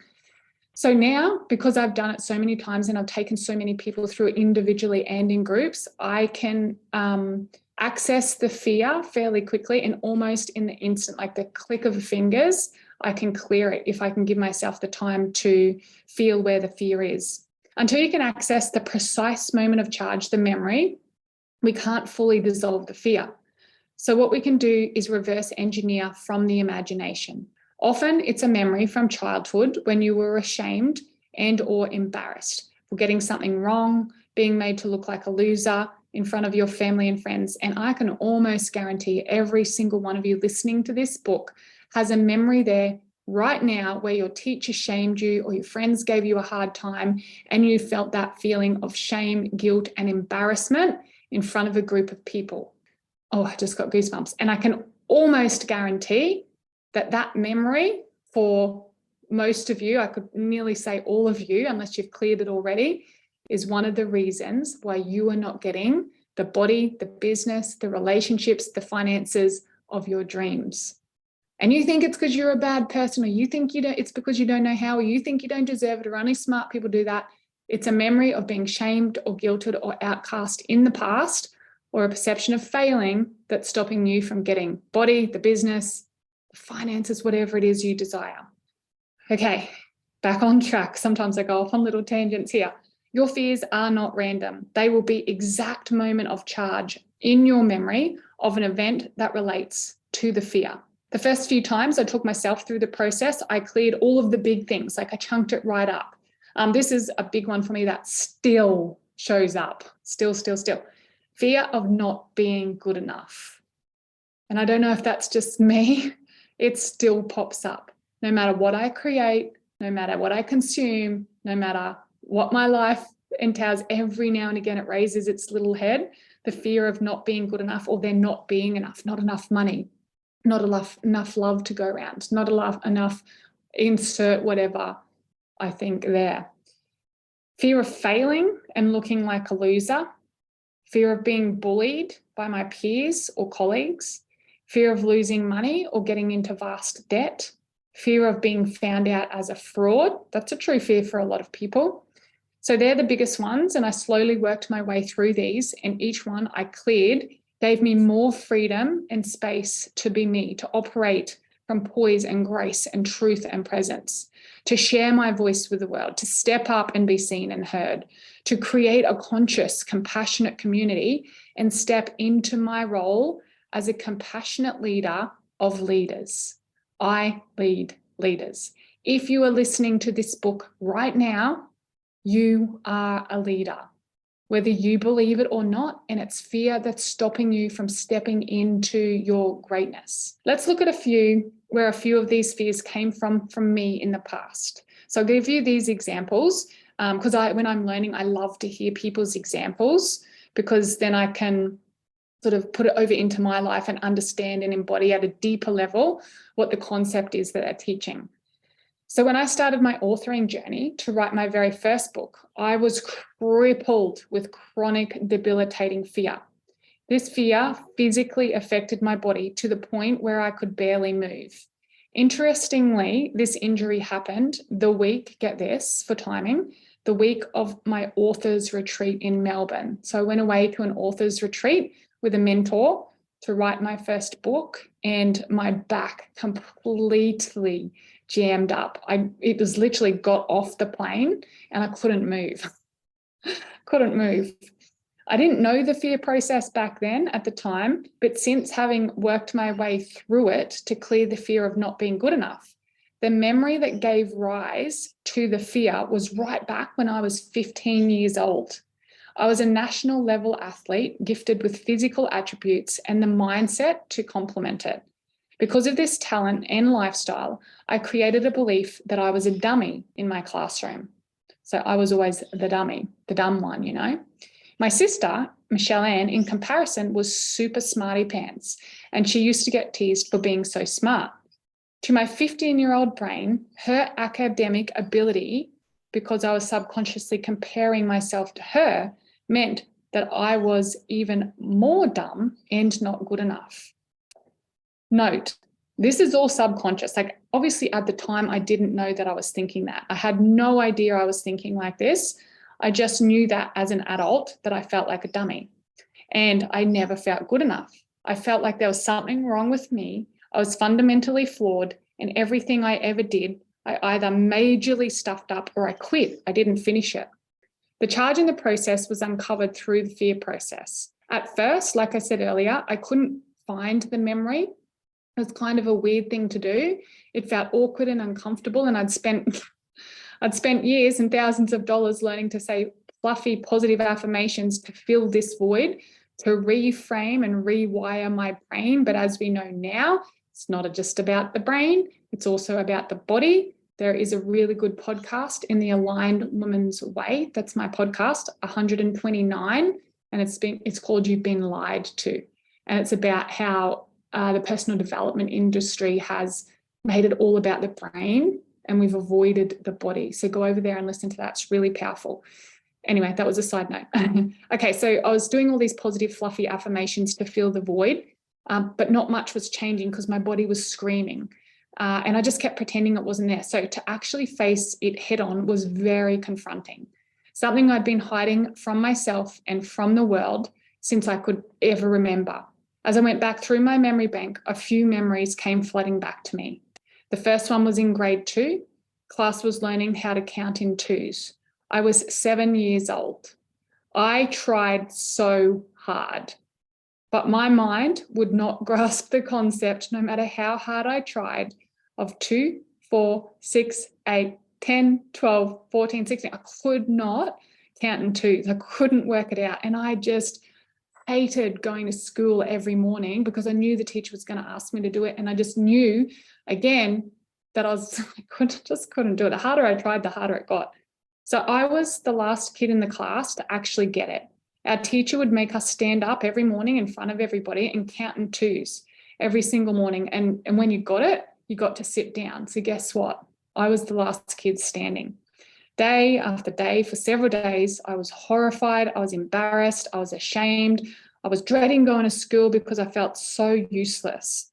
I was ridiculed in front of the whole class, with each time ending up with everybody laughing at me as I fumbled my way through, and I got it wrong every damn time. Like, I was the last kid standing, and I still think for like 3 and 4 days, I was the only kid, and she would drag me up there.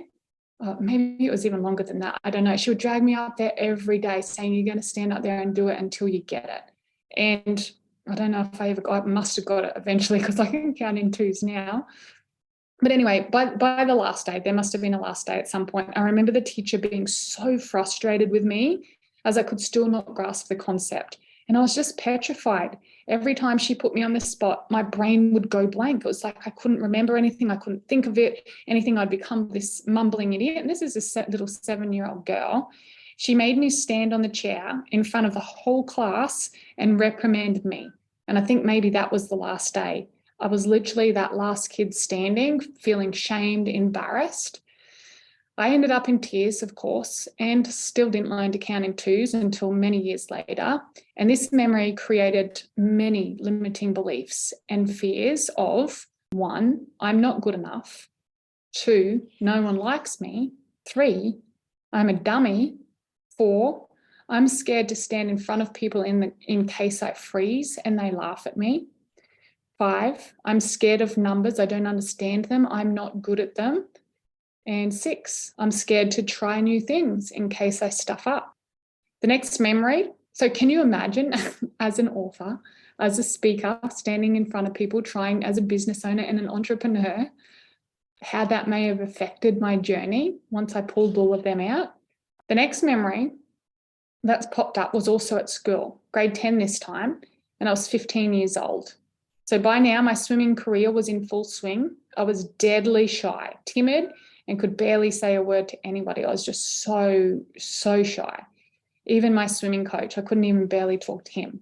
I decided to jump in the deep end and choose speech and drama as the elective for one of my subjects, as when I watched those girls speak and perform on stage, it moved me, it really touched me. Even now I can remember back and looking at these other 15-year-old girls who were so poised and graceful and said their words beautifully. You remember the speech and drama kids used to speak with it like really eloquently? And I couldn't do it. Mind you, they'd been training for it for the last 10 years. But it just moved me and touched me, and I wanted to be able to do it so badly.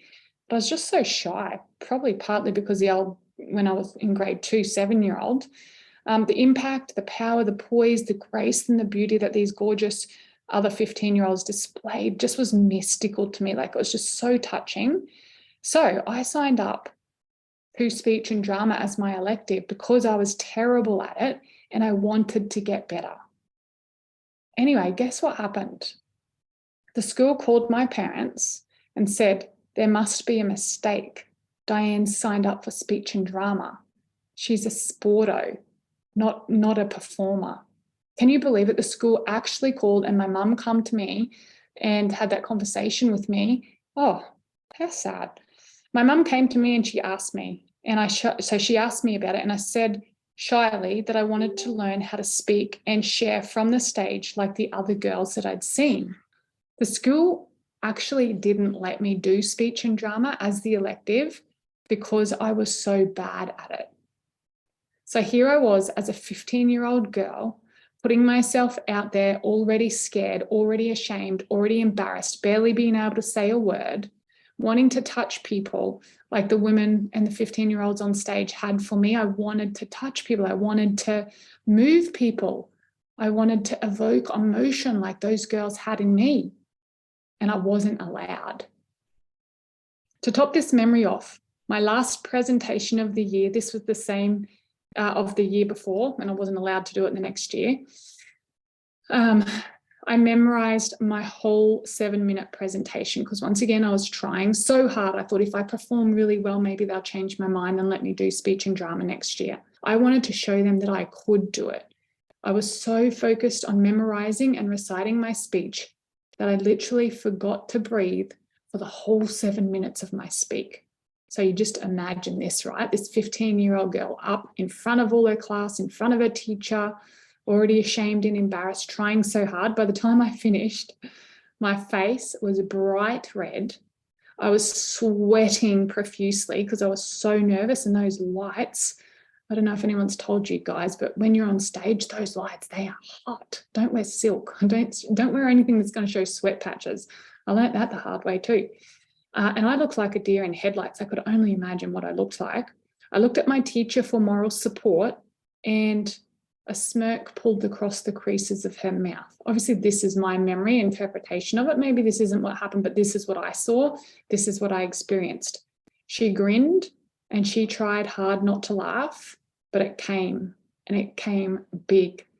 She bellowed out with laughter across the whole classroom, which gave the subconscious permission for everybody else in that classroom to laugh at me. I was mortified.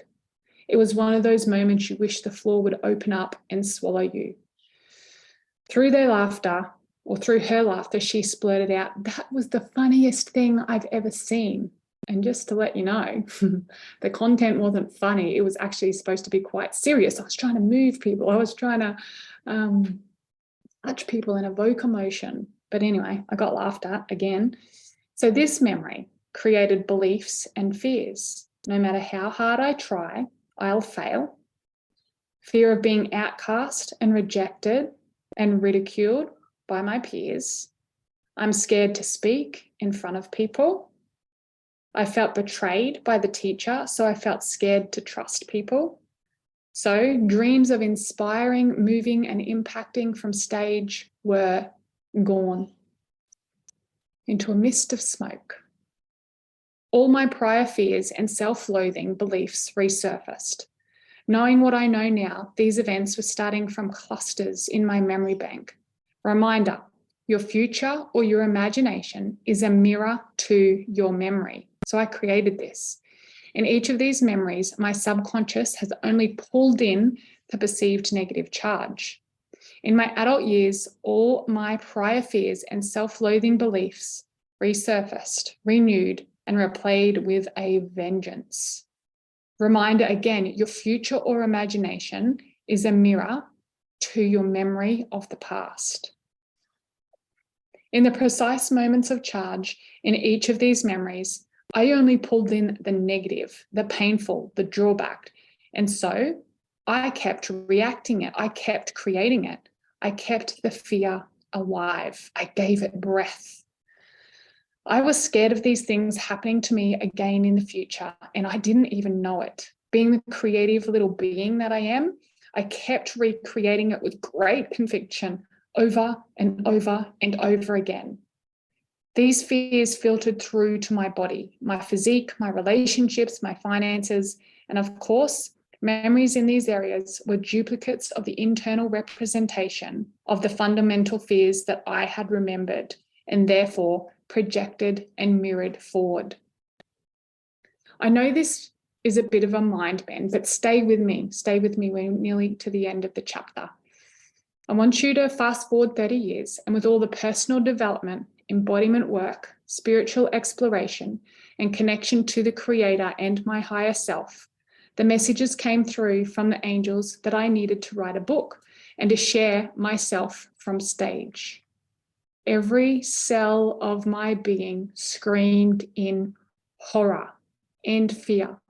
No! The fear stopped me in my tracks. It wasn't until I fully understood the concepts and the theories that I'm sharing in this book that my life, my business, my body, my relationships, and my finances took a quantum leap. Are you ready? Are you ready to take a quantum leap with me? My higher self smiles sweetly with a knowing and resounding yes. And I hope yours does too. After I moved through a few of these big challenges and fears, my life and business started to skyrocket. I realized soon into the journey that there was an underlying fear still present, and I played around in the vortex for a while to discover what that was. Soon, my dreams were coming true before my eyes. My first book got published and one bestseller. My 4 weeks to freedom online mastermind completely sold out.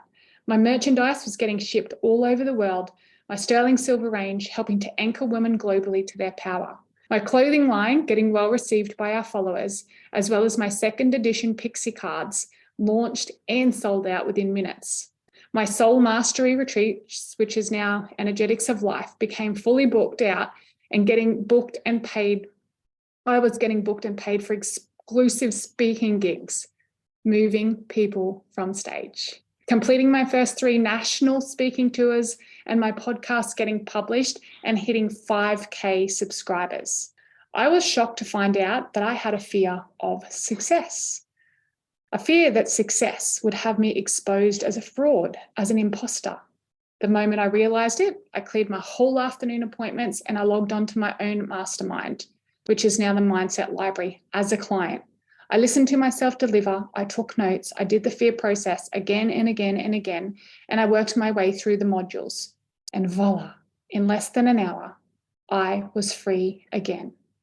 It took me back to a memory of winning a gold medal at the National Schoolgirl swimming titles, which meant I was the fastest swimmer for my age in Australia. When I returned home with the gold medal, once again expecting praise and acceptance, I was met with a friendship group, one girl in particular, bullying and rejecting me. It lasted for weeks. Once again, the memory of success being logged and stored with more negative than positive. I also discovered that I had a guilt around winning. The time that I swam to win was not my best time, and I was slower than usual for that age group. So I felt like a fraud and like I didn't deserve to win with that time because it wasn't my fastest, which of course was where the fear, or part of where the fear of fraud was birthed. I didn't know any of this until I went back and did my own process. I knew I was scared. Moving through the questioning process neutralized it for me, and I went on my merry way. Success is now a part of my being. It's wholesome, easy, and fun. It is a way of life. You may have noticed I've left the best until last, and you are probably frothing to get the guiding questions to start to dissolve and neutralize your fears. It's a little more in depth than just typing out a few questions. I will add the main ones here to get you started, but be sure to send me a DM if you want access to the fear process so you can get it for yourself and go through it again and again and again. Okay, here's the guiding questions that I'm going to give before I go into the summary of the chapter. Guiding questions: 1, what's the specific fear? Get really clear on it. 2, what's the memory? Go back through, rewind the memory bank, go back. Well, when did that happen to you in the past? 3, what was the benefit of that happening? As I said earlier, there is a negative and positive charge to everything, including your memories. Often we're only bringing in the negative charge. So I want to bring in the positive charge. What was the benefit of that happening? At the precise moment of charge, what was the opposite to what you perceived as negative? So I often ask myself this question: what would have been the best case scenario, the fantasy or the infatuation? And then list the drawback of the best case scenario happening. So to simplify that question, at that precise moment of charge, so in the memory, what would have been best case scenario? And then list the drawbacks of that happening. Next question: if the fear comes true, what are the benefits to you? So if your fear of not being good enough, of being a fraud, of whatever it is comes true, how does that benefit you? Yeah, that's can be a tough one.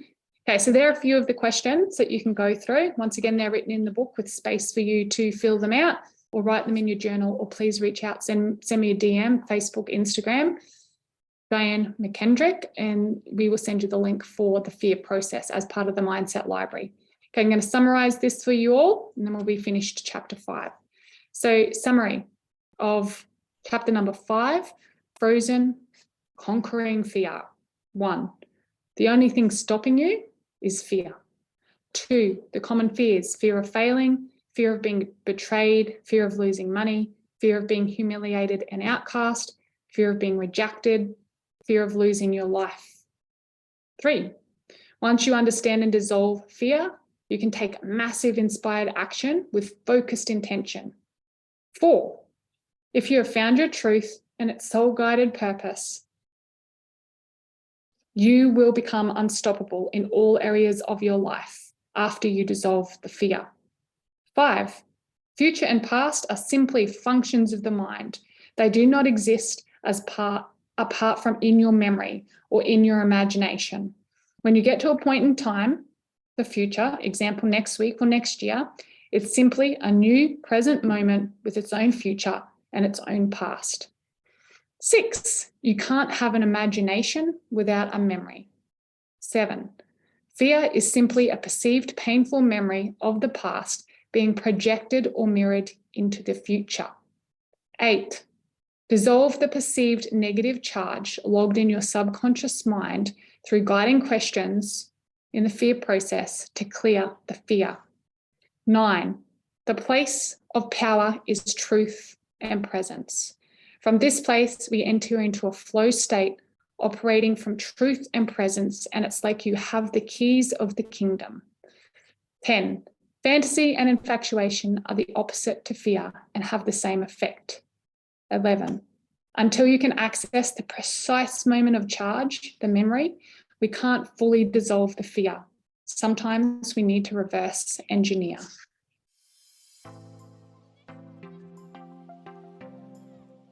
Chapter 6, Wrong Way.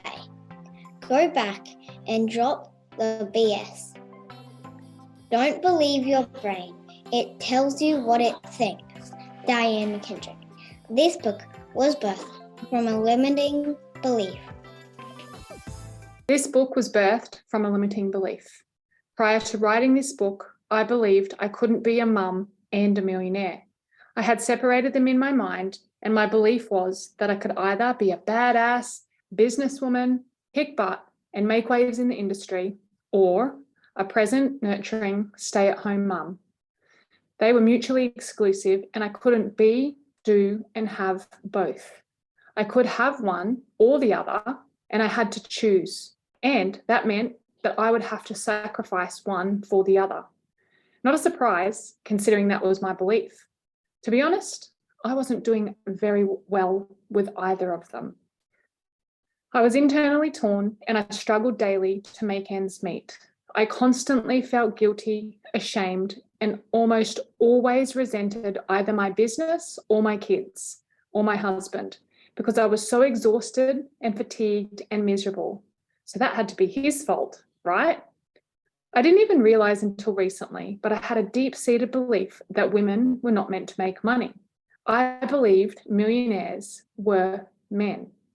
This belief was uncovered when I read a book and it said, "Visualize a millionaire." I played along with the game, closed my eyes, and up pops this image of a man in a suit carrying a briefcase. I was much further away than I thought. If you want more money in your life, I invite you to do the same. Shut your eyes now, unless you're driving, and visualize what a millionaire looks like to you. What do you see? Hopefully you see your face smiling back at you. I do now.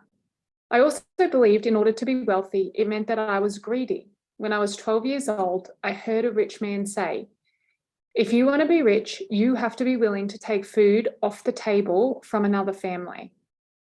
I subconsciously decided in that moment that I would never be rich.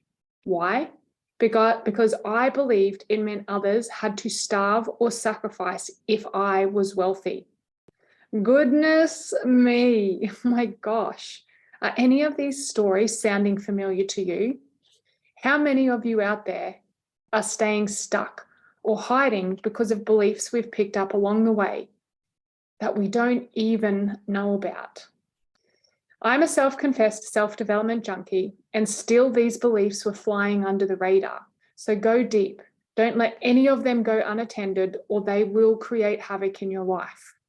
To add a cherry on top, I believed that people didn't like rich women because almost every single one I've seen in the movies has been displayed as a massive hard-ass bitch. The total opposite to the wise, gentle, nurturing mama that I am. I couldn't possibly be both while I was believing all that baloney.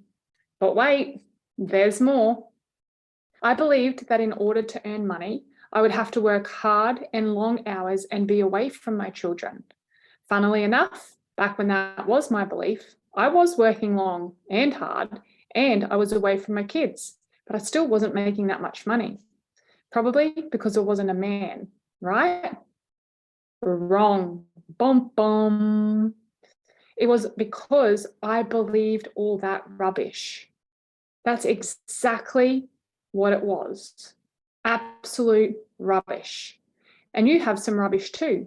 It's time to take the rubbish out and start anew. At the risk of simplifying it, you are what you think. So choose your thoughts wisely. Even in the few seconds it's taken to read this sentence or listen to this sentence, you would have had several thoughts passing through your mind. Take a moment now to notice them. Yes, you, reading this book, you just had a thought then. Write it down here. There's a space in the book for you to write it down. Whatever we think about ourselves becomes the truth for us. Every thought we think is creating our future. So let's play a little game. And I can hear you thinking, oh no, not another game. Or maybe you're one of those people that get excited about games and you're thinking, oh, what kind of game are we going to play together? See, you're having another thought right now. Write it down with no filter, what you thought when I said, let's play a little game. Now take a photo and Facebook message it to me on my personal page on Diane McKendrick. I want to see how many of you are ready to change. Let me guess, you're having a thought right now. Photo? What? I didn't sign up for this. I want quiet reading time. I'm not taking a photo. Or what's she talking about?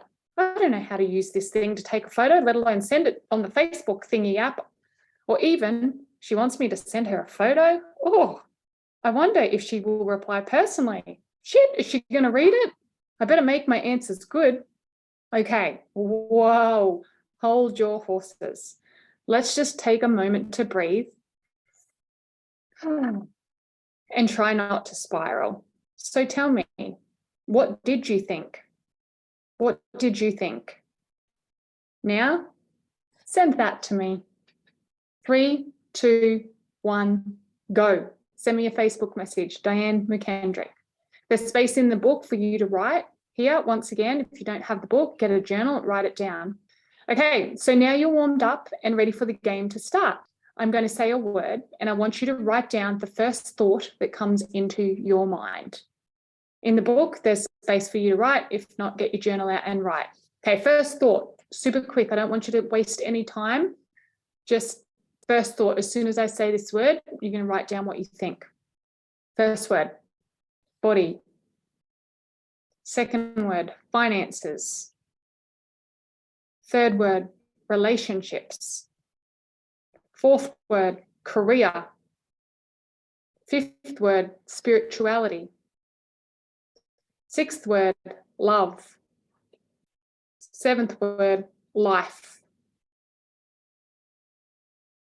Now, once you've gone through those, and you can do them one at a time and pause and write and pause and write and pause and write. Once you've got to the end, the final question, the final word, I want you to read back your answers and write below how they make you feel. So there's a space there to write. How do they make you feel altogether? You might be feeling heavy, sad, overwhelmed, frustrated, or perhaps you might be feeling joyful and excited. Circle the answer below.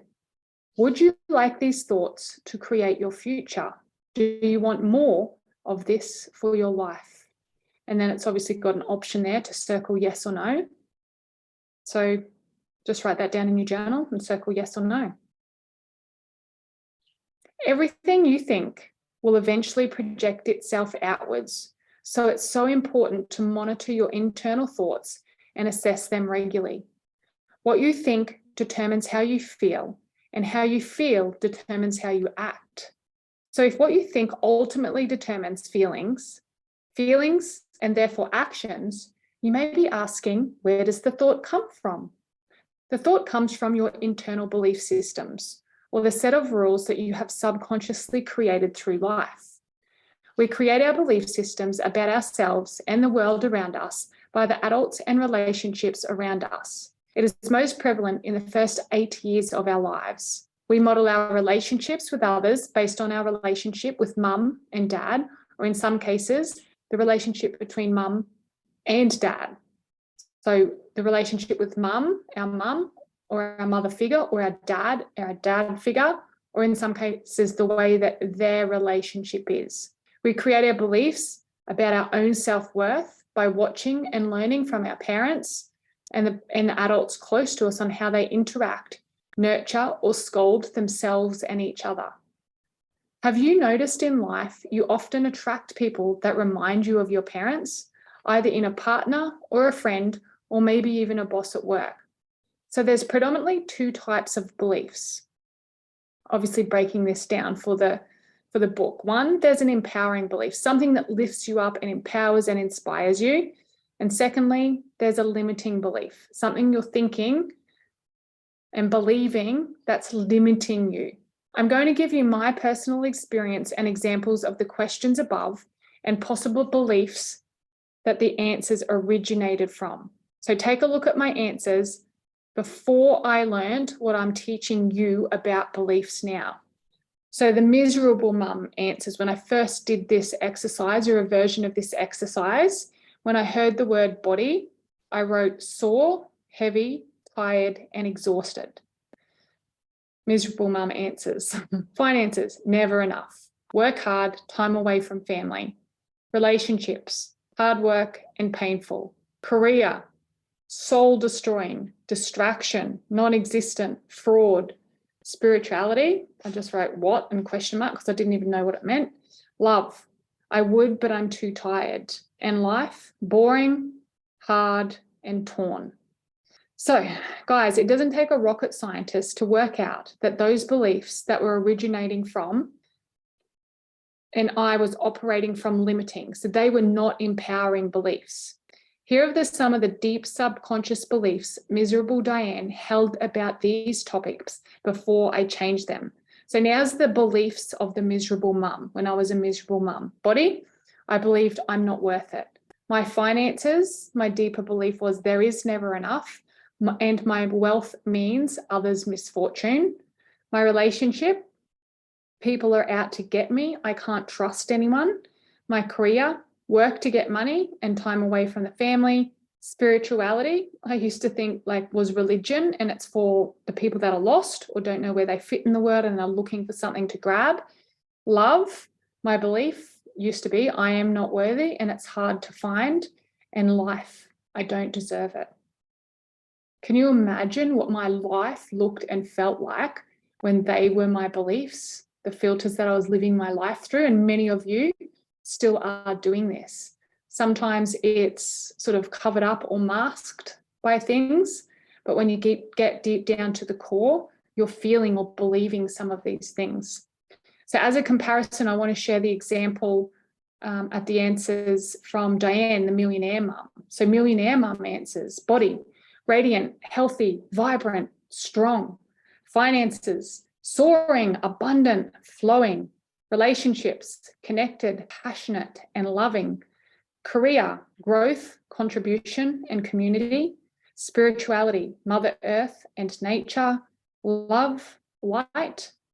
Life, activated. Now, notice how you feel after hearing those words. It's so much more empowering. Here are my newly programmed beliefs that my millionaire mum self chooses. You're welcome to use them too if you like. So here's the beliefs of the millionaire mum. Body, my body is a miracle, my body is a temple. Finances, there is always more than enough. The more I have, the more I can give. Relationships, people are amazing. Career, an opportunity for growth, contribution, and connection. Spirituality, everything is a cycle and happens in divine timing, even when I don't understand. Love is everywhere and a true celebration. I am loved, lovable, and loving. Life is here to be cherished, experienced, and enjoyed. Wow. Even after writing that and rereading that to you guys, I can feel how far I've come. Miserable mum and millionaire mum are the same person, just with a different set of beliefs. Are you ready to change the way you think, to change the way that you feel, and as a result, change the way you act and what you attract into your life? Are you ready to be your version of a millionaire mum? The truth is that you are a divine being of the universe who is loved, lovable, and loving, and you deserve all the abundant goodness possible. If it sounds too good to be true, just try it on for a little bit, just like you would a new dress or a pair of shoes. Wear it around the house until it becomes more comfortable.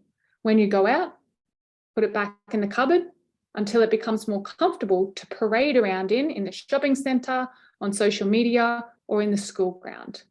You don't have to publish a book about it, but of course, if you fully believed it, perhaps you could. Your power is in the present moment, and each moment you can consciously choose your thoughts. You can simply uncover and replace the limiting belief with a new one. And just like sports, you practice it. You practice it and keep practicing it until you get better at it. You just keep practicing pretty much for the rest of your life. So, my friend, it's time to drop the BS, the belief system. Stop lying to yourself that you're not good enough, that you don't know, that life is cruel and hard, that money is evil and people are out to get you, that success means others fail. Come back to the truth and presence and the divine intelligent being that you are. Put your hand on your heart. Take a moment to feel your heartbeat and know you are closer today than you have ever been to the real you. Now that I've busted all those myths and taken out the rubbish, cleaned up all my subconscious beliefs, and created a new truth for myself, the Millionaire Mum is birthed, both the book and the person. I now have more time with my family than ever. I have more abundance and financial freedom than I have had ever. I created more income in a weekend than I used to working all year long. I've created financial freedom for myself and my family. I contribute to other families' health and wealth. I've created more resources than ever for all of my clients. I work less than I ever have, and I have a strong supportive team who I delegate to, which also means I pay them a wage and contribute to their family. I support others' conscious business owners and have deep connections with my clients and my suppliers. I spend time with people and I do things I love, and I get to show others how to do the same. Summary for Chapter 6, Wrong Way, Go Back and Drop the BS. Number 1, your internal beliefs equals your external life. Number 2, often you're not aware of your own beliefs. 3, beliefs either limit you or empower you. 4, a belief is a thought and a thought can be changed. 5, when I changed my beliefs, my life changed. 6, it is easier than you think. You've just got to start.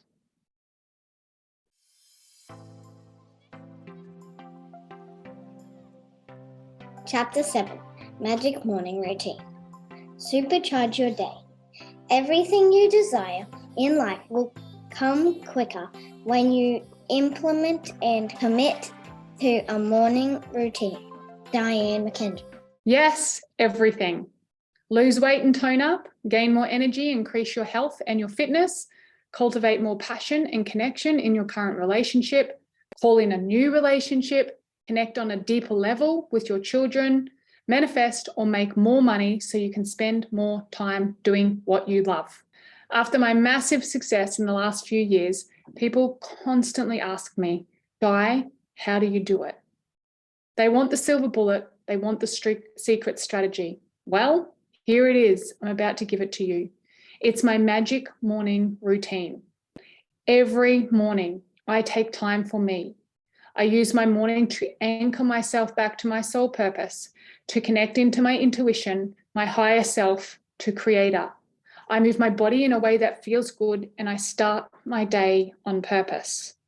If I had to choose one thing that has the greatest impact on my sustainable, soulful success, it's my magic morning routine, followed closely by EFT tapping, which you can learn more about on my YouTube channel. Many people disregard the power of a morning routine because of its accessibility and simplicity. They would rather pay tens of thousands of dollars to go to a course for someone to tell them how to run their life and be happy. You have the magic and the answers right at your fingertips. This concept is not rocket science, and definitely not the first time most of you have heard about a morning routine ritual.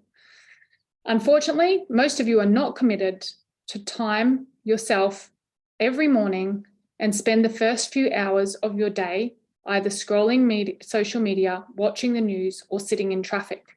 Alternatively, a handful of you are attempting a routine, but something is rigid and outdated that is more of a pain in the butt than something you go to bed the night before excited about. As our iPhones and computers need to be upgraded and updated regularly, so does your morning routine. The first key is to create something that feels good to you and that is easy and exciting. When I'm doing my go to bed routine, I am literally looking forward to waking up in the morning to my magic morning routine. If you're not excited about it and it doesn't feel good to you, you won't continue to do it. When creating yours, make sure you pick things that you enjoy and that feel good. Regular mistakes and myths people make about routines are: one, that it needs to be for a certain amount of time. They get really rigid about it. Two, overall, they just get really serious and rigid about the whole process. And then it feels like a chore and they don't want to do it. They also fill it with things that Tony Robbins or me or other coaches tell you to do, rather than things that excite you and align with your values and your purpose. Many people have a checklist on the fridge or written in their journal, and the dialogue they use around their morning routine is along the lines of have to or checklist or morning chores. When this is the way, it ends up being more of a stress than sustainable and life-changing. I'm going to share mine here to get you started, and you can borrow mine until you feel ready to create your own magic morning routine. Firstly, let's visit the moment we wake up. How we greet the day and create awareness around that part we play and the part that we choose when we do the most natural and normal thing the majority of humans do.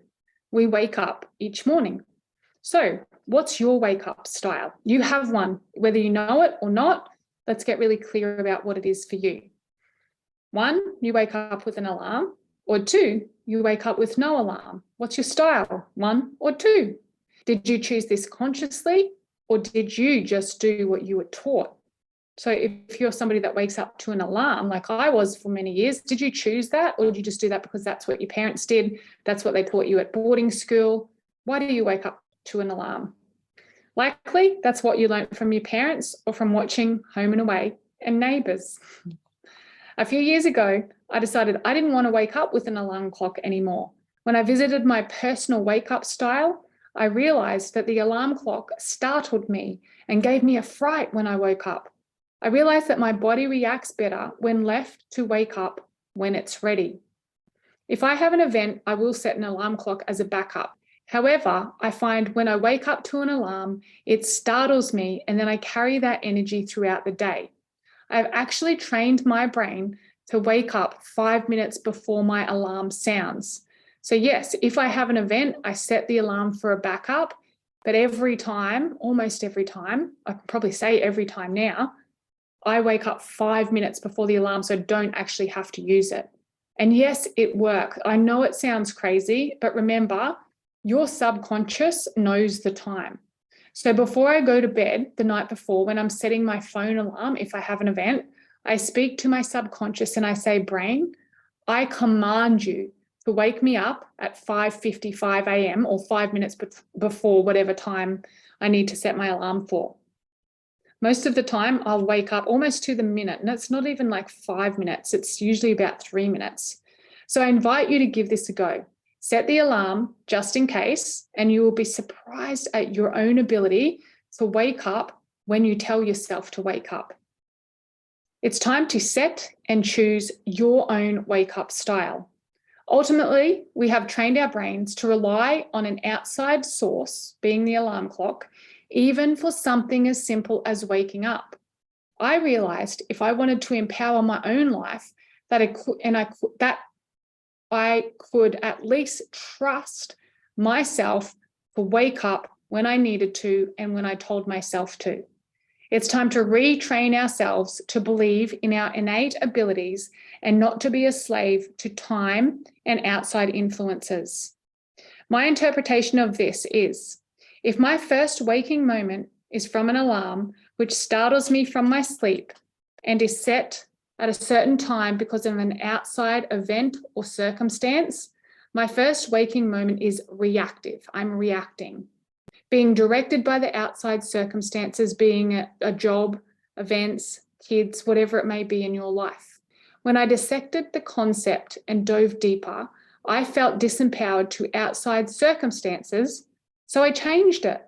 I have since designed my life around being able to wake up when I want and when my body feels like it. So some of you may be thinking, because this is what I thought when I first started doing this, come on, girlfriend, get back to the real world. I've got a job, I've got kids to get ready, school lunches to make, meetings to plan. There ain't no way I can just mosey through my morning, wake up and roll out of bed whenever I want to. I got responsibilities. Yes, I hear you. And I know this because this is what I used to do, and sometimes still do think of people when they offer this type of information, ideas, or concepts that are very polarizing to the masses of people and what we've been taught. My ego goes into overdrive thinking exactly that. So instead of getting into an argument with the voice in my head, I ask myself, what would be the perfect morning for me? Upon answering that question, I designed, refined my wake-up style and manifested my magic morning routine, and therefore the dream life I desire and live now. Your millionaire mindset, or whatever you are manifesting, starts in the morning, every morning, in your own bed and in your own head, before you open your eyes. So stop handing over your power to outside circumstances, being the alarm clock or whatever you have to do for that day. While reading this, listening to this, I want you to remember, the moment you wake up is a power point in your day. The unspoken and unseen feelings, energies, and decisions you consciously or subconsciously choose when you wake up each day will determine the quality of your life. Most of you have never paused or been shown how to review your wake-up style and your morning routine. This surprises me as I get to witness daily the impact of this process and commitment in mine and my current clients' lives. The moment you wake up in the morning is that power point of your day. All of your days together equal your life. So if we can simply change this moment with focused intention, you can change your whole life by changing what you think and do when you wake up.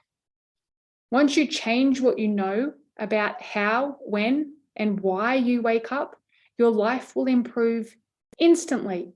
No extra time, no extra effort, no extra energy, no extra money, simply awareness. You're all busy people with lots to do, so I don't want to give you more to lump on you with a lengthy, non-sustainable morning routine.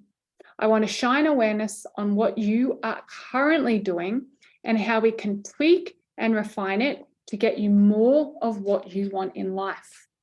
No matter how far or how deep you are along the journey from stuck to seen, there are a few fundamentals I will teach you which will continue to expand you on your journey. When I was depressed and overweight, I would wake up in the mornings to an alarm. Beep, beep, beep. Feeling lethargic, fatigued, miserable, I would press snooze several times, 8 times, 9 times, 10 times, before eventually dragging myself out of bed. My first thought used to be, I can't wait to go back to bed tonight. And I despised myself. I despised my life. I never had anything nice to wear. I would complain all day, every day about the heat, the news, the weather, people, work. I was miserable. People picked on me and bullied me at work. Boyfriends cheated on me. I was always sick. I felt isolated, lonely, and defeated. I drove an hour through traffic every day to a job that sucked my soul dry. Listening to the news the whole way, which as an empath made me feel physically panicked, useless, and unworthy. I was flaky with my commitments, invitations, and friendships, often turning up extremely late or not at all, and I didn't respect my own time and therefore completely disregarded others. Whew, what a time, disregarding other people's time and talents. By the time I got to work each day, I was an anxious mess. I didn't know this. I didn't rock up to work knowing I was an anxious mess. It's not until I look back now that I notice it, and I've got my life now to compare it to. I just knew I didn't feel good. So by the time I got to work, I was a mess. And the worst part of this was that it was normal.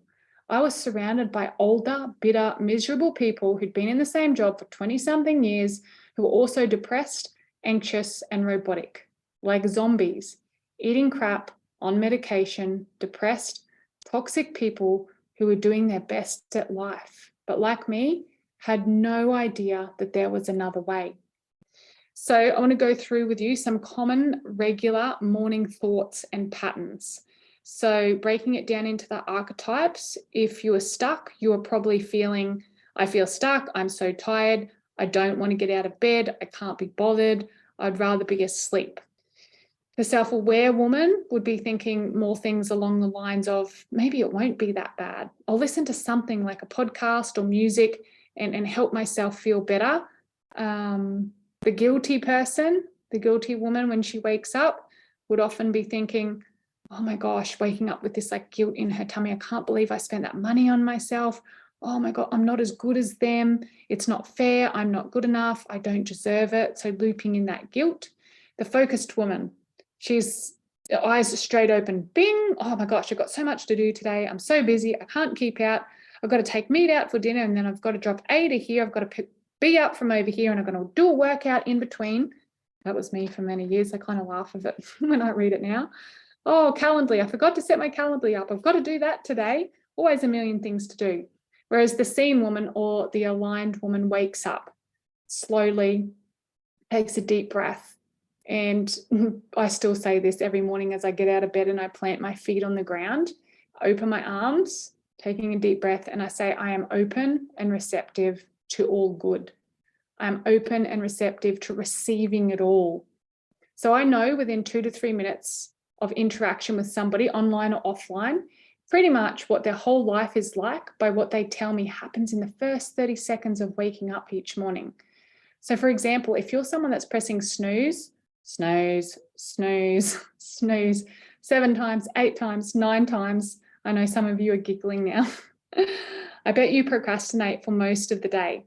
If you wake up and your first thought is, oh my gosh, I've got so much to do today, then often you're the person that feels overwhelmed all day. If you wake up like I used to and think, oh, I can't do today, possibly depressed, unless you have already reviewed your wake up style and morning routine or lack of it. This is why knowing your values and your belief systems is so important for the next part of your life and in creating a sustainable and enjoyable morning experience and therefore life. The good thing for all of us is that you actually already have a morning routine, whether you realize it or not. Now is time to set it up to reflect the new seen you as the aligned woman. It doesn't have to be perfect every single time. We practice before perfection, and by the time you get it perfected, guess what? You'll perfect it and it will be time to change again.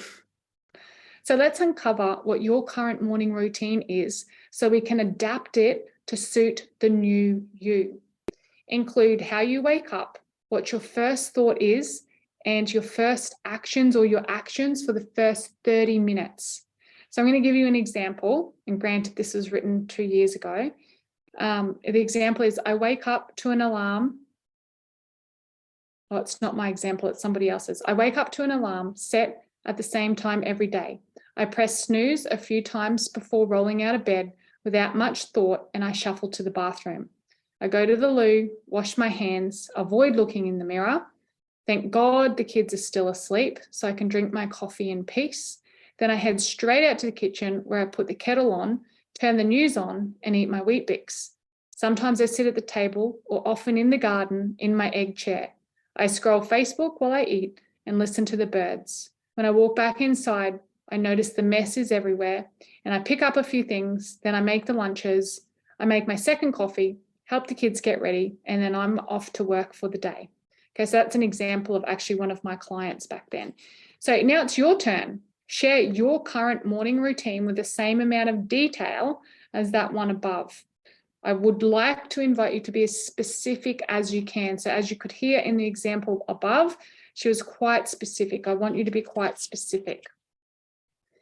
So disclaimer, once you dissect your current routine and implement the tricks and tips in this chapter and book, your life will take off. As with anything, what goes up must come down. And I call it landing. As you start to fly and soar and upgrade your connections, beliefs, values, morning routines, actions, naturally you're going to start to soar. So we need to ensure you upgrade your landing gear.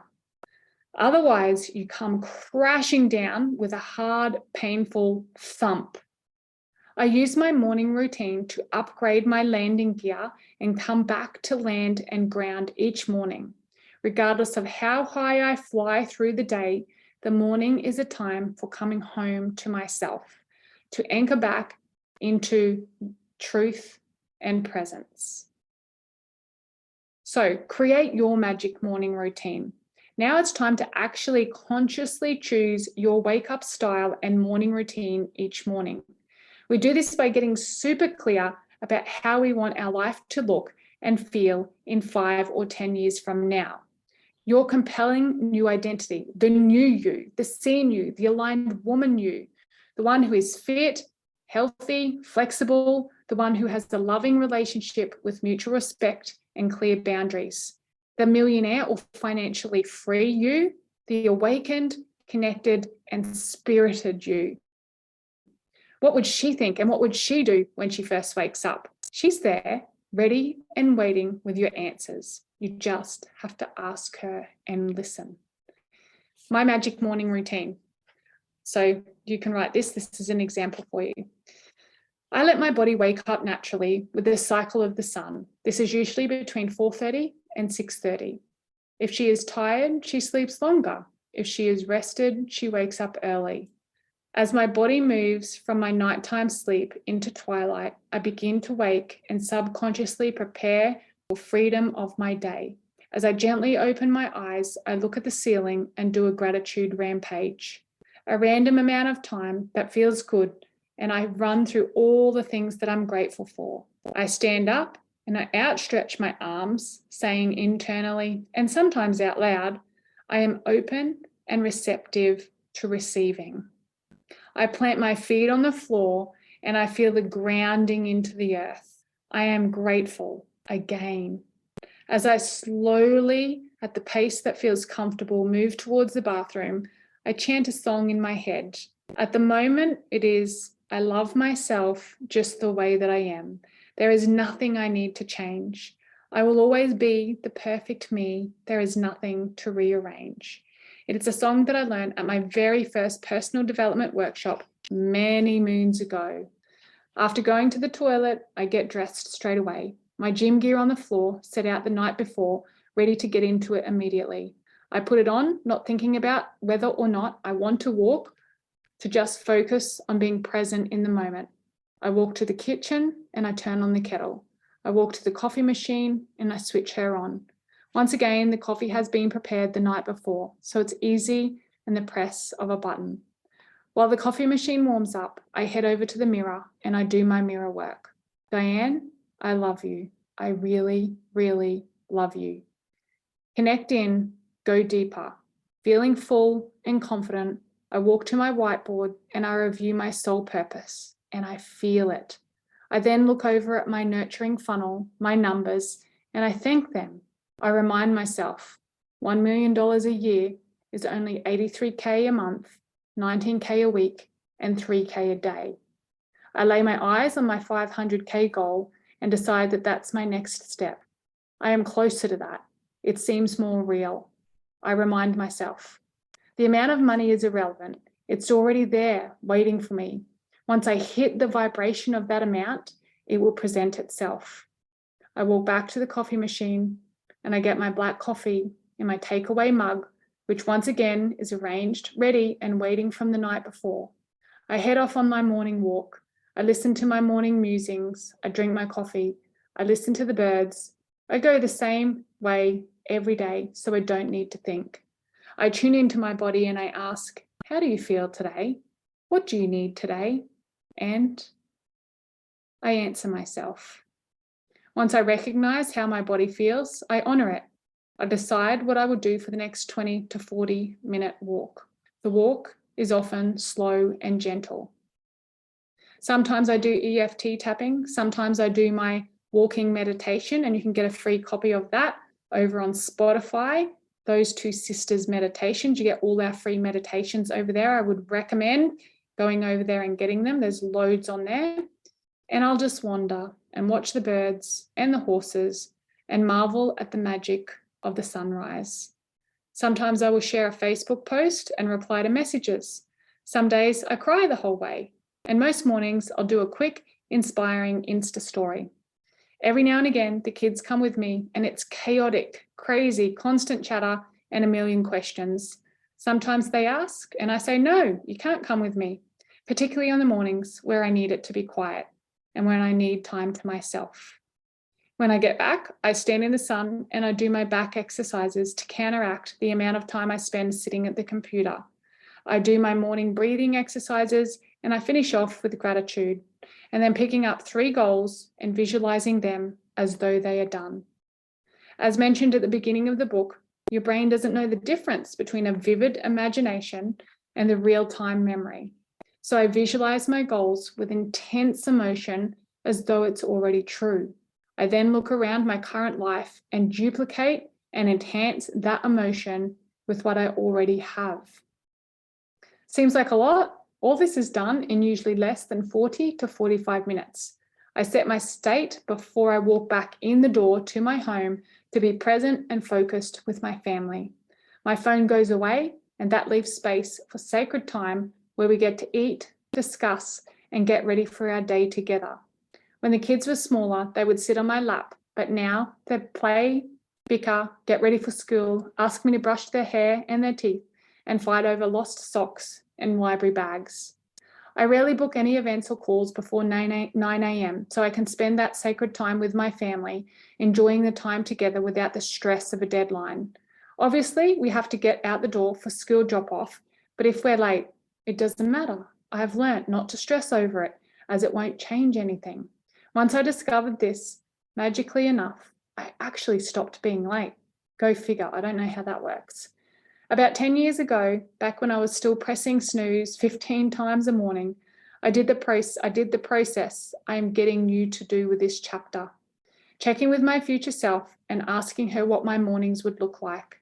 My brain told me that it was impossible and that I would never stick with it, that I wasn't smart or disciplined enough to see it through.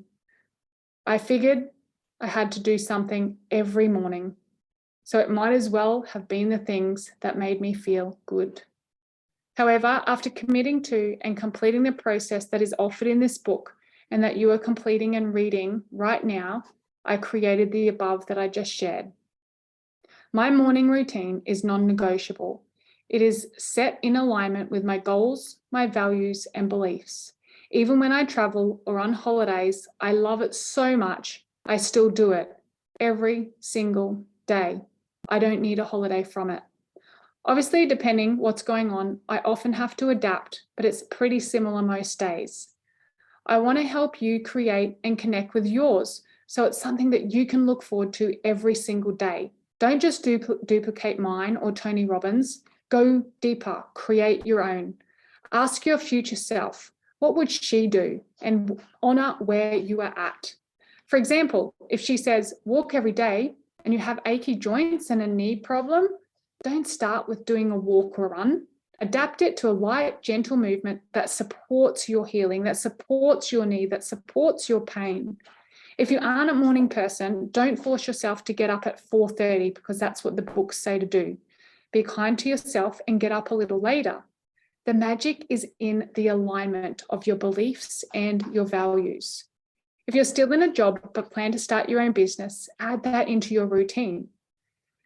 This is not my first rodeo, and I know from the past that only about 50% of you will actually complete the above process, and even less, probably about 5%, will implement it, and even less again will continue it. Maybe 2%, probably only 1% of you will still be doing it in a year's time. With growth being one of my highest values, I started to question as to why some people did it and others didn't. And lucky for you, I found the answer, which means we could actually have 100% strike rate here. The determining factor is, if you value your health and well-being, you'll do it. And if you don't, you won't. So now it's my job to teach you and remind you of your own self-worth, which in theory means 100% of you will complete this and maintain it. Boom shakalala. Most of us have been programmed to rely on things outside of us for validation, so we take the easy road. We've also been programmed to react instead of create, and that shows by how many people rely on an alarm to wake them. The easiest, most natural thing we do every day is wake up. When we use an alarm, the trust in our own self is robbed away from us every morning. Society sets us up to consume instead of create. If you're reading this book and you have got this far, you are a creator. You are ready for the next step, and it's only the story you're telling yourself about why you can't have the life of your dreams, the fear that is stopping you from getting it. You have been programmed to give up when it gets hard. Our morning routine is a chance to put a laser on all of these big embedded belief systems that have been created from our culture or our society and say yes to what works for us and no to what doesn't, instead of just simply reacting to the programming. If you can master your morning, you will master your life. The state you set for the day will infuse through the rest of your life, infuse through the rest of your finances, your relationships, your ideas, and your interactions. It will infuse through everything. So, what are you waiting for? Let's go. Get started. Summary. Chapter 7, Magic Morning Routine, Supercharge Your Day. Number 1. Everything you desire in life will come quicker when you implement and commit to a morning routine. 2. People want to know the magic bullet to my success. It's the magic morning routine, hands down. 3. A morning routine is used to anchor you back to your soul purpose, to connect with your intuition, your higher self and creator, to move your body in a way that feels good and start your day on purpose. 4. A good morning routine is easy and accessible, not dependent on income or age. 5. It's important to create a routine that feels good to you and that you enjoy. 6. You all have a current wake-up style, a morning routine, and a first thought. You can consciously choose yours instead of just patterning what you've learned from your parents or from TV programs. 7. Alarm clocks are scary. 8. Your subconscious can be your new alarm clock. 9. Create your routine that is aligned with your values and your purpose. 10. The moment you wake up is a power point in your day. Your thoughts, feelings, and actions when you wake will determine the quality of your life. 11.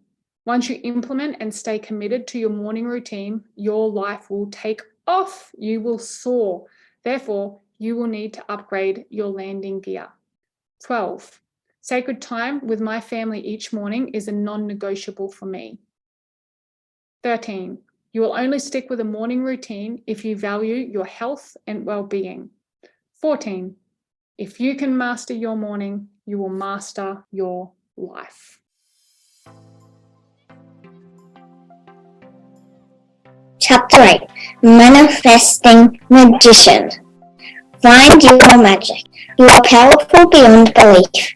And now it's your turn to fully receive. Diane McKendrick.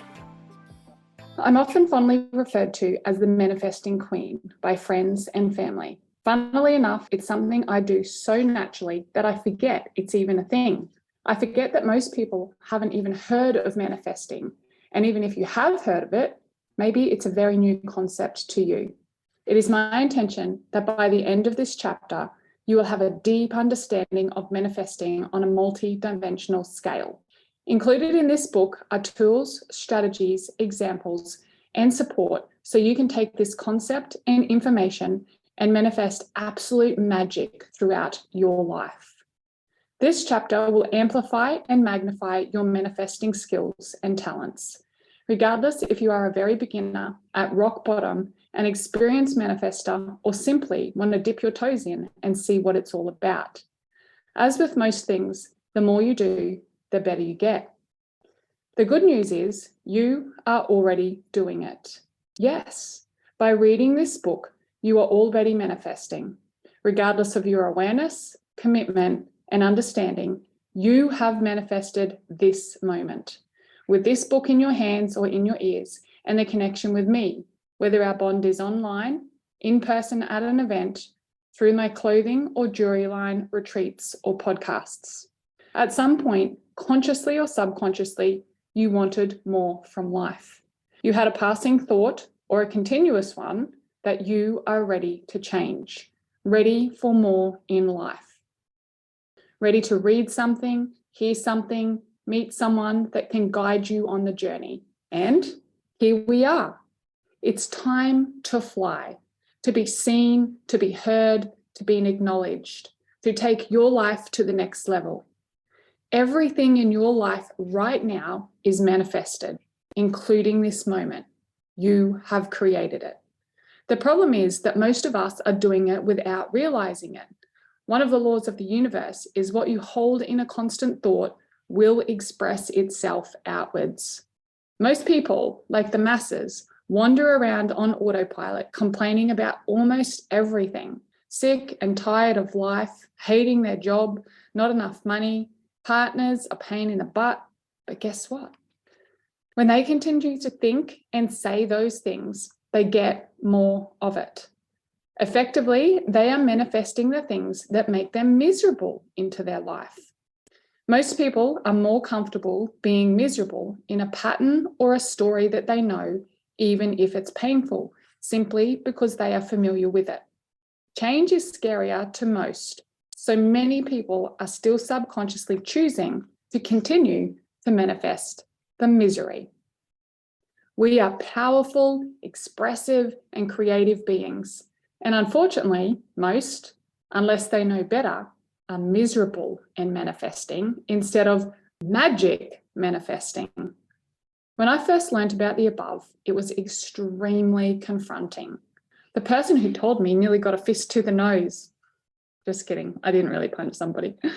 But I do remember thinking, ugh, what a do-gooder. It's all right for her. She's got money, a good job, she's fit and she's healthy. She's got a beautiful husband who would do anything for her.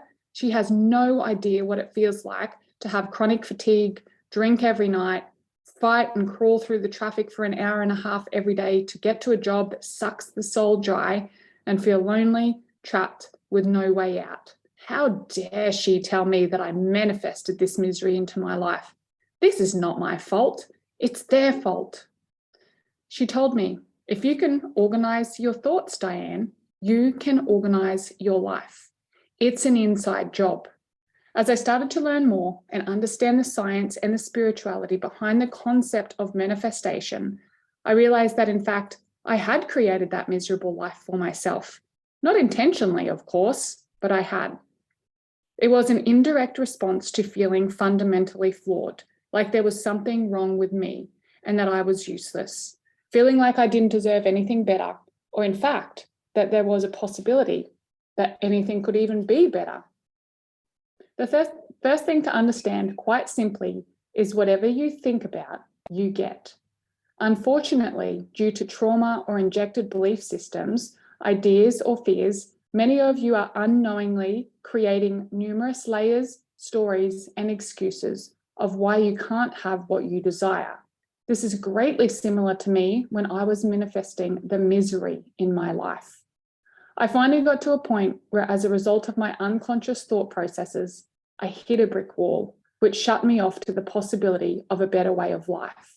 As I slipped deeper down into the darkness, I became numb, getting disappointed or let down too many times and no longer daring to dream.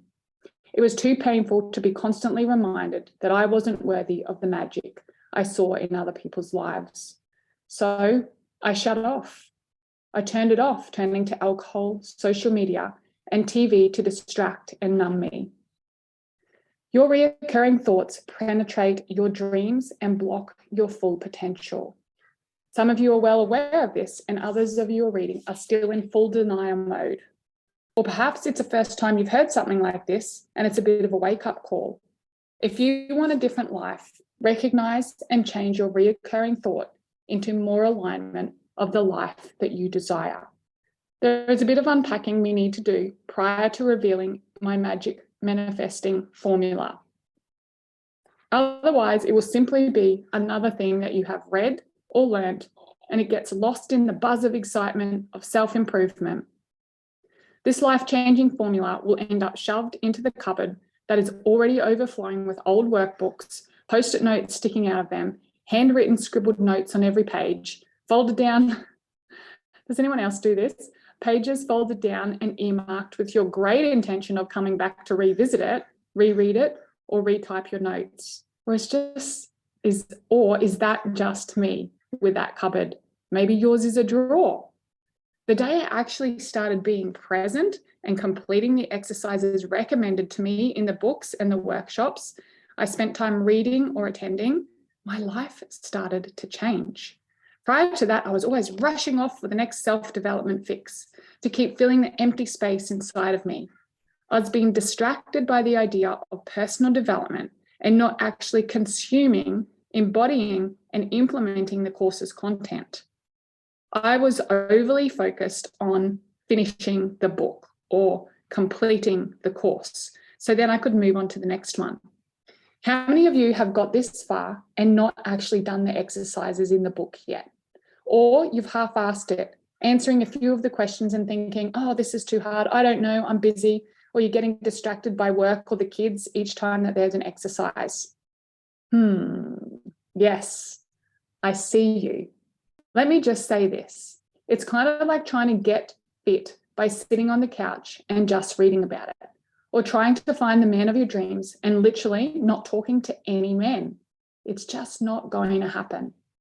Now, this chapter is about the magic of manifesting. And if you have ever read or heard anything about manifesting, you may be thinking, what if I sit on the couch and visualize my fit, healthy body? Or imagine being with the man of my dreams? Does that count? Likely you have watched that video on YouTube or read that book that tells you, visualize and hold the vision of the thing you want. Imagine it, what it will look like and feel like. And if you do it hard enough for long enough, it will magically appear. This is what most people think manifesting is. Granted, it's more important part of the process. It is an important part of the process, but there is so much more that goes into the overall process. The biggest myth about manifesting is by imagining or visualizing something, it magically pops into your life. Visualizing is only a small portion of the strategy and one that most coaches or courses will teach you. Many people get disheartened because they're doing exactly that again and again and again, imagining real hard, but it just doesn't seem to happen for them. Alternatively, it happens for a few of the easier, closer manifestations, but when we're wanting to call in the bigger and more elaborate manifestations, it seems to stop and stagnate. We sit and we scratch our head and we wonder why it's not happening. Why? Well, because it needs to be followed up by inspired action and several other steps that most people either don't know or couldn't be bothered doing. My tried and tested personal formula gives you the wholesome approach, which will fast track and improve your results. Disclaimer, it is important that you know this about me. I promote and subscribe to sustainable, maintainable results, outcomes, and growth. Not the one-hit wonder where you do an 80K month in sales for your online business once and then spend the rest of your life on social media trying to prove to yourself and to your clients that you have $1 million business. Not the yo-yo fad dieting or the fitness challenges where you lose 20 kilos in the challenge and then spend the next 6 months putting back on 40 kilos and then feel like a loser and even more ashamed and embarrassed in your own skin. Not the morning routine, which lasts for 3 weeks, then you go back to hitting snooze 15 times before rolling over your sore body out of bed. not the roundabout of dating good enough men or women who don't meet your criteria and you constantly negotiate your boundaries, where you sacrifice your values and your self-care for someone else. Not that relationship that looks picture perfect on social media, but then you both go to bed with an empty, sick feeling in your stomach, feeling incredibly lonely and trapped. I am committed to getting myself and therefore you sustainable long-term results, to quietly and diligently keep creating content, merchandise, community, teaching, educating, inspiring, and empowering you to raise the standard of your life so these things that you once dreamed of and manifested become your normal life. To raise the quality of your life, one area, one day, one moment at a time, to give you a solid, sturdy foundation to continue to create and build upon, to connect you back to your soul-guided purpose so you can leave a legacy and make a difference in this world. If you like the sound of that, read on. If you don't like the sound of that, read on anyway. I'm about to reveal my secret formula, but first we need to get clear on your starting point. Read through the table below and tick who and where you are right now. So on page 164, there is a table called Manifesting Milestones. Where are you in your manifesting journey? So there's 4 archetypes. I'm going to read them to you now. In the book, there's a place where you can score yourself. And then there's also a podcast that links to this. So I will share that with you as well. First archetype, the first type of woman, her current awareness, I've given her a name. She's called No Idea Isabel. So she's stuck, the stuck woman. And she, or Isabel, maybe this is you, you've never heard of manifesting before and thought it was some kind of disease you caught while swimming in the Bremer River. Or you have heard what manifesting is and you think it's ridiculous. As if you mentioned it to your friendship group, they'd throw a cream bun at you and wonder if you'd started drinking the Kool-Aid. So the milestone for No Idea Isabel is asleep, disconnected, and stuck. Okay, the next archetype or the next type of woman is Doing It Daily Debbie. So she would be the self-aware or the guilty woman. You've heard of manifesting before through books and podcasts. You are exploring the idea and playing around with manifesting minor daily things. You've started talking about it more to your friendship group and wondering if you can actually really do it. You've briefly mentioned it to your friendship group and they're a little curious and they want to learn more, although they'll all sit back and watch you do it before they give it a try. So her milestone, she's starting to manifest daily things which you believe are easy, accessible, believable, and possible. So an example of that might be you're starting to manifest the green lights and the rockstar car parks, like the car, when the car park's full, you get the car park right outside the front door. And then what happens as you go through this formula, you might be staying safe Sally. So this is a focused woman. You've had some positive experiences with manifesting daily things and have decided to up the ante to really test if this manifesting thing works. You've started to explore more important things to manifest while keeping positive and safe. You're still conscious of how it might all look and sound to some people. You've mentioned your friend to your friendship group for a while now, and they give you a knowing smile and a nod, and they share their latest manifesting story and encourage you to take the next leap. So the milestone of staying safe Sally is starting to manifest bigger things which you believe are possible but risky, a stretch for you, uncomfortable, and a big leap, like a big jump. So an example of this might be by the time you're at staying safe Sally, or if you're already staying safe Sally, an example of this would be manifesting a new car, a certain amount of money for something in particular, a holiday, a new job, a computer, or a dream partner. Those bigger things that seem possible but risky, a stretch, uncomfortable, and a big jump. But your milestone is that you have created or manifested that. And then we have dreaming wildly Diana. This is the aligned woman. This is the seened woman. You've manifested the possible and safe things in your life, and you're now wondering what else is out there for you. You now have a whole community who supports and believes in you. You have a deep knowing that you're on the right path and living your soul-guided mission. And your manifestations are often in contribution to serving a bigger purpose. When mentioning this to your friendship group, you feel vulnerable and exposed. They respond with love, support, and gratitude and cheer you on the whole way. So the milestones for dreaming wildly Diana are often starting to manifest things which are bigger than you believe, that you believe are impossible, petrifying, seem so far away or completely out of your league. So an example of dreaming wildly Diana would be writing a book about being a millionaire before you are one, your dream house by the beach, your own aeroplane. So those things that seem impossible, petrifying, so far away and out of your league. Are you at this point where you're ready to dream wildly? And we take you through these archetypes and show you in our packages how to go from where you are slowly, well, not necessarily slowly, but sustainably from step to step. So now that you've read that, you will have a starting point, which is super important.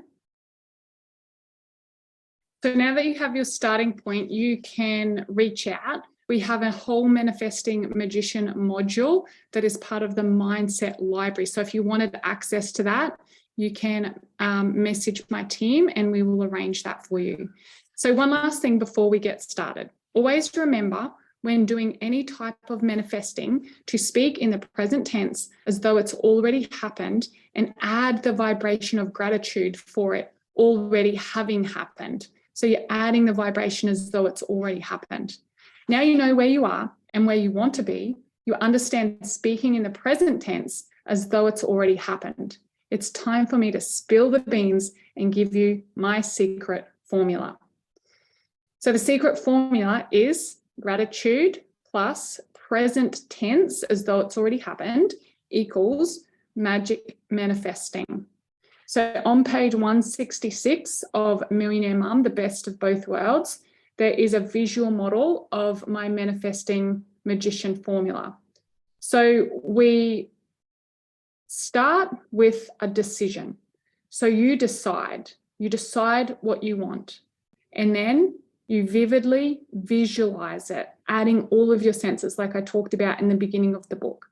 And then you boldly declare, prepare for the test, take inspired action, create a compelling new identity, and then you rinse and repeat. So there's a beautiful visual model there for you to look at for the visual learners amongst us.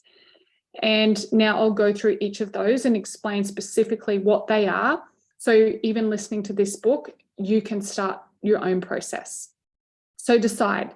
When you decide, you have to be specific. Decide exactly what you are manifesting. Be clear and precise so there is no questions as to what you are manifesting. Once you have got clear and made your specific decision, ask yourself, what is the feeling that this thing will give me? That is the key question here. An example of that is if you are manifesting more income, pick an exact amount. So instead of saying, I want more money or I want more income, I suggest to you saying something like, I am grateful for my $1,000 pay rise. I feel so acknowledged for my service I provide daily, and it provides me with security for myself and my family. So decide and be specific. Second thing, vividly visualize. Remember, this is only part of the process. Second step, vividly visualize. Hold in your mind the visualization of this event, experience, or occurrence unfolding. How will it feel? What will it look like? Who is around you? And add all of your senses. What can you hear? What can you smell? What clothes are you wearing? How do they feel on your body? And what is your location? So an example of this is when I manifested publishing my first book, Rise Up, The Soulful Guide to Success. I would wake up 10 minutes early every day and imagine being at an event with hundreds of people, signing it and handing it out. I imagined a line of people waiting to speak to me and purchase the book. I imagined receiving testimonials of photos with the things earmarked and highlighted and underlined with handwritten notes on the page, messages from people saying that the book had changed their life. I literally dropped myself into that moment in the future, and I lived it and felt it like it was now. This was long before I had even written one word of the book. I was crippled, as you remember early in the book, crippled with fear. But that didn't stop me waking up and doing this manifesting process and sitting just for 10 minutes and imagining what it would feel like when I was in that room with people lined up to buy my book and have me sign it. And now that's my normal. I go to events and people line up and they want to buy my book. And yeah, I forgot that once upon a time I didn't have that book, and it was such a massive accomplishment for me to do because it's just part of my life now.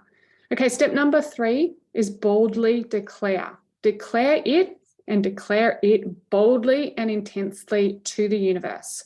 Create an action, statement, or expression which declares your magic manifestation to the universe. Here's the example on this one, and it might make you cringe a little bit. If it doesn't make you cringe a bit, it's not bold enough. Write a book about being a millionaire before you are one. Do a pre-sale on your product before finishing it, or even starting it. Declare your intention to your family and friends. So this is the thing you want to do that makes you want to spew and poo a little bit, because it's so bold. It's so different. It's so standing out. You want to be questioning your ability to get it done. If not, sometimes it's just not bold enough. Okay, so step number 4 is prepare for the test. And can guarantee after you've made your decision, you've visualized it, and you've declared it, you're going to get tested. So prepare for this. Something will happen, either discreet or in your face, to see if you really are ready to receive your manifestation. Watch for this so it doesn't blindside you, because this can knock a lot of people off the path, and then they think, oh, it's not for me, or maybe maybe it's not for me, maybe I'm not the right person. But it happens to everybody. I've seen it happen, obviously, to myself so many times, and to so many of my clients, which now when we're working together, I prepare them for this. So here's an example of this happening. If you are manifesting a fit, healthy, strong body and you want to lose weight, maybe you will get sick or be put into many situations where there's lots of junk food enticing and testing your resolution. That happens to a lot of us when we're on the health journey. You end up in this situation where you've been eating so well for 2 or 3 or 4 weeks and you haven't gone off your eating plan, and all of a sudden you're at this event and you're tired, you're hungry, it's 3 o'clock in the afternoon, perhaps you haven't prepared yourself, everybody else is shoving the cupcakes in, and you're like, oh, I'll just take one. And you take one, and 1 turns to 2, and then 2 turns to 3, and then 3 turns to 4. And then you wake up the next morning and go, oh, well, I ate the cupcakes yesterday, I might as well eat the chocolate this morning. And you fall off the wagon. There is also a podcast about how we set the fall off the wagon, because it's bound to happen eventually. We reset it as the reboot. That is a very powerful podcast, so go check that one out as well. Okay, so prepare for the test, because you will be tested. The next part of this formula is taking inspired action. Implement small action steps daily to move you closer. An example of that is if you're manifesting a partner, clean out his side of the garage for his car to fit in, or make space on the side of the bed he's going to stay on, and so he could put his slippers there, like actually create the space. So when I was writing, this is an example of what happened for me. When I was writing my first book, Rise Up, The Soulful Guide to Success, I cleared space in my office to store 500 copies of my book. Once again, this is before I had even written a word. This was all part of the process of making this book into my reality. When I was manifesting having children, I bought a few baby singlets and I washed them and hung them out on my clothesline between mine and Gus's clothes. Like I would walk out and see there like I had kids. And guess what? I did blue ones first and then pink ones. So I was manifesting a little boy and then a little girl. And that's that's exactly what happened.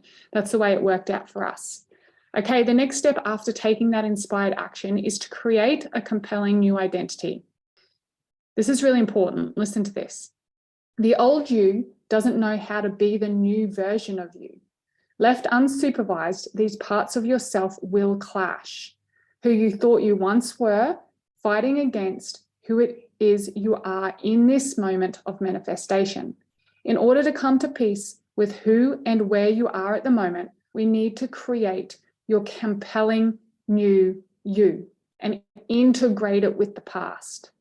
An example of this is actually you can get, once again, from the Mindset Library.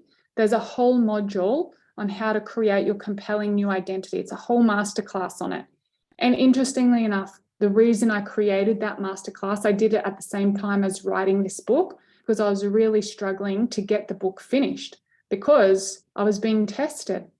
The part of me that was writing, chapter 8, chapter 9, and chapter 10 didn't know how to go to the next stage of publishing and printing the book. So as I was going through that phase, I took all my intellectual property, everything I did personally to get this book published, and I created a module on it. So if you are wanting to launch your own podcast, write your own book, do something more than what most people are doing, then that masterclass will be really powerful for you. Okay, and then once you've done that, so you've made a decision, you've vividly visualized, you've boldly declared, you've prepared for the test and probably been tested, you've taken the inspired action, you've created or creating a compelling new identity, you simply get to rinse and repeat that. This manifestation has now become your normal, like my first book. It's my everyday life, and now it's time to level up again, return to step 1, and repeat step by step, which I did for the second book. So for the first book, I had a mentor, and for the second book, I didn't. I just followed this formula that I just shared with you. So now that you have the secret formula, you can manifest anything your heart desires into the world. Trust the process and share your wins on my first personal Facebook page, Diane McKendrick. We love to celebrate our people. Keep practicing and being amazed at your own absolute power. The more you do this, the better you get. Share the formula with your friends, family, and colleagues, and support others to tap into their infinite power within. You are powerful beyond belief, and now it's your turn to fully receive. Simply follow the steps above to show yourself the internal power that has been locked inside of you for far too long. Even when things get tough, even on hard days, the magic and medicine resides inside of you. Take a moment now to fully feel the magnificence that is you. Do not move to the next chapter until you have completed all of the exercises, even if you have to pause and take a day or two. The tools, the videos, the spreadsheets, the diagrams over in the Mindset Library have been designed from my heart to yours. Summary, chapter number 8, Manifesting Magician, Find Your Magic. Number 1, manifesting is a multidimensional, powerful, and everybody does it.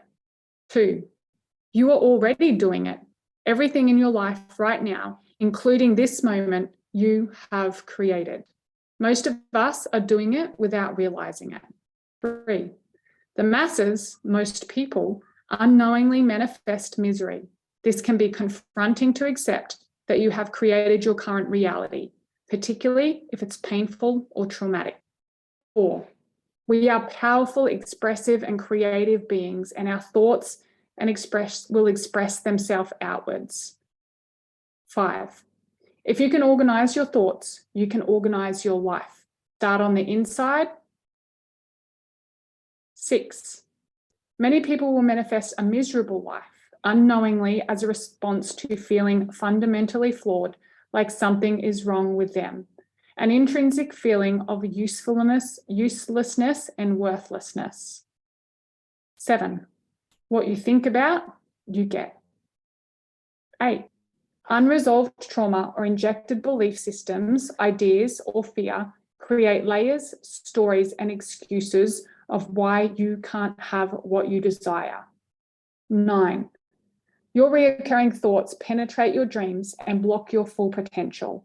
If you want a different life, recognize and change your reoccurring thought into more alignment of the life that you desire. 10. The exercises in this book won't work unless you do them. 11. Manifestations need to be followed up by focused intention and inspired action. 12. Just sitting on the couch, visualizing might work for the simple things. There is more to the formula which most of you won't be bothered to do. 13.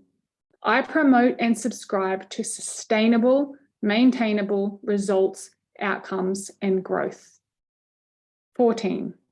It is my mission to remind you and connect you back to your soul-guided purpose so you can leave a legacy and make a difference in this world, to show you how to build a sturdy foundation to continue to create and build upon.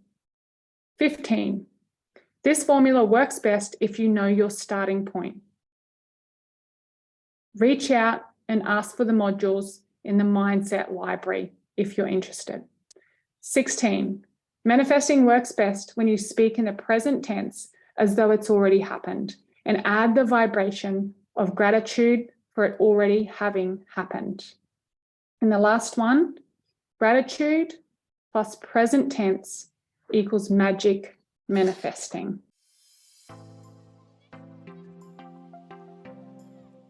Chapter 9. Absolute abundance. Abundance is a frequency of a beautiful, contagious frequency. The more you have, the more you get. The more you get, the more you give. The more you give, the more you get. Diane McKendrick. If you're reading this book, it's because you want more out of life, right? You're probably a mother in business or craving something more from life, perhaps wanting to start your own business or contribute to your family financially. Regardless of being a parent or not, many people are spending a lot of time doing uninspiring tasks, as busy as you've ever been and doing a lot, but not getting much done. Regardless of where you are in the development stages, from stuck, self-aware, guilty, focused, or seen, most people's dominant state is one of burnout and feeling exhausted and overwhelmed. Working hard or hardly working, having one area of your life skyrocket while others seem to explode into a flame of glory and dismantle themselves before your eyes and end up in tatters at your feet. If you see something in my life that you desire for yours, the feedback I get from many of you, current clients, followers, or fangirls, laugh out loud, you are wondering how I do it all. Motherhood, sacred business, fit, flexible body, connected relationships, finances, and friendships. Millionaire mum, how does she do it? Is she some sort of rainbow unicorn who frolics across the fairy floss plains into the sunset? Is this actually even possible for me? Or some people say, that's Di, she's different. It's easy for her. Her husband is amazing. Her kids are happy. Everything she touches turns to gold. You need to know, as with everything, this is just a part truth. The full truth encompasses both sides. What most of you and social media don't see is the years of pain and trauma I've experienced in leading me to this life right now. What you don't see is the hours of work I put in around the clock. What you don't see is the hundreds and thousands of dollars I've spent on healings, seminars, books, courses, and mentorships. What you don't see is the black hole depressed days and how hard I am on myself to show up and serve and support my community. The voice in my head that constantly tells me to feel worthy, that I have to overachieve, to overdeliver. Insatiable drive for growth, for bigger goals and more impact. To reduce suffering because I can and I know how, but feeling broken and sad when the people who need the work the most are not ready or not interested. I designed this woman. I created her, all parts of her, and her lifelong mission is to continue to accept and nurture all parts of herself, the good, the bad, and the ugly. The understanding that I am all of these things cultivates a sense of wholeness and peace. I don't attach to the perceived good side anymore and have stopped hiding or pretending that the perceived bad side does not exist. They co-inhabit my human body, working together, arguing, challenging each other, and ultimately like a never-ending war of tug-of-war. Just like siblings who love each other but bicker most of the time, poking and prodding, people speak of abundance mostly in the realm of money. My interpretation of abundance is a wholesome approach to all areas of life and understanding that they're all intertwined. True abundance to me isn't about the money in the bank account on the bank account or the number on the scales. It's not determined by the number of followers or monthly sales. It's not the car, the house, or the clothes that you wear. Absolute abundance is the way that you feel each morning when you wake up. Waking up with and on purpose with a deep sense of self and connection that holds you accountable to yourself. Defining and redefining your soul purpose so you can design your day and your life around it. It's the spring in my step, the sparkle in my eye, the friendships, connections, coffee dates, cacao catch-ups, health and fitness. A feeling of gratitude and celebration every morning I wake because of my mundane daily tasks that I get to experience and do. The acceptance and embracing of all the parts of myself and of life. Absolute abundance is not in the future. It is in the now, the present moment. Abundance is a frequency, a beautiful, contagious frequency. The more that you have, the more that you get. The more that you get, the more you can give. And the more you give, the more you get. You get to choose. Abundance seems to be a buzzword out there in the overly ambitious personal development world at the moment. I invite you to take a moment and tune in to what abundance is to you. What does it look and feel like to you? When do you know you have it? Can you flick it on like a switch? And where do you feel it in your body? I have cracked the code and opened the floodgates of absolute abundance for myself and therefore others in my community and life. And let me tell you, it feels good. Once again, the good news is that you don't have to be, do, or have anything outside of yourself to experience abundance. It is within you, yes, you listening to this right now. Try this. Close your eyes and take a nice big deep breath in. Notice how much air is there for you, as much air as often as you like. Yes, this is one of those exercises that I actually expect you to stop and do. So put down the book or press pause and actually do it. If you haven't done it yet, stop. Take a nice big deep breath in and out. And deeper this time, in and out. Notice how much more is there for you. Every time you take a breath, as deep as you decide, the air is there. You don't question it.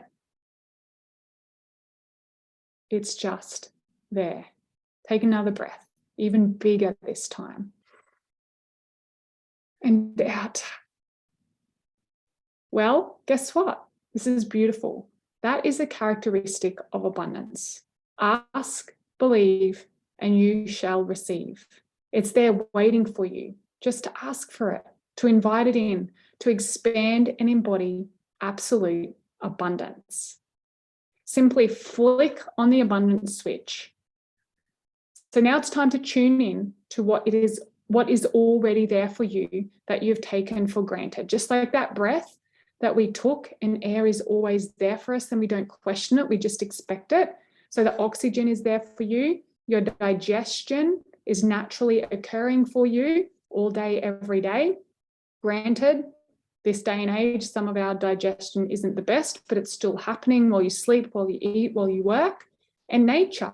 So in the book on page 178, there's a space here for you to list below the abundance that is already there for you, which you haven't noticed yet, just like we did with that beautiful big breath.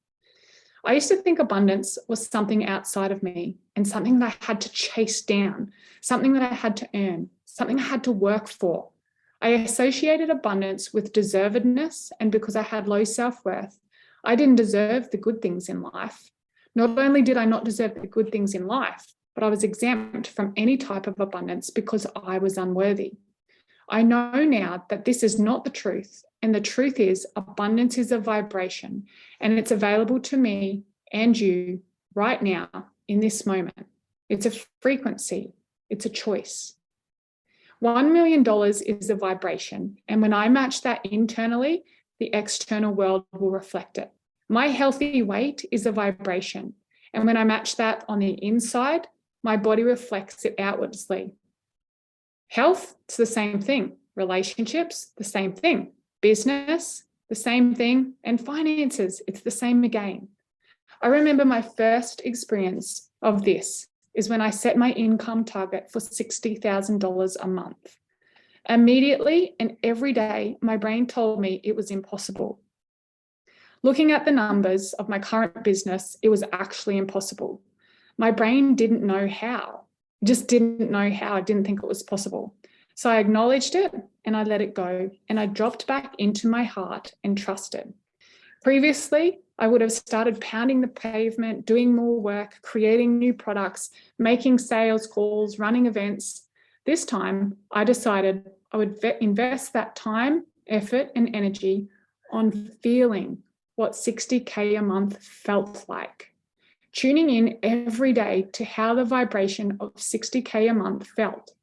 I then took a moment to compare the feeling of a $20,000 a month, which I'd already experienced at this point in my business. So I compared the feeling of what $20,000 a month felt like to $60,000 a month. And guess what? Surprise, surprise, it felt very different in my body. The focused intention and inspired action I did take then came or started to come from a 60K month vibration instead of a $20,000 month vibration. This created massive momentum and impact. Please know that this is invisibly infused into all areas of your life. This is an example of how it works. And if I wasn't as aware and committed to this work, it could have been a very different outcome. So what did I do? How did I get here? My high viber, multi-million-dollar business friends asked me to go on a girls' trip to Port Douglas with them. And my first thoughts were, no, I don't have time for it. These ladies are millionaires, so they probably will stay somewhere really expensive and I can't afford that. They have more money than me. I'll be the odd one out. What if they meet me and they don't like me? What if they choose ridiculously expensive restaurants and I can't go? Without too much thought, I simply replied to that message and said, hey, thanks for thinking of me, but I can't go this time round. Have fun.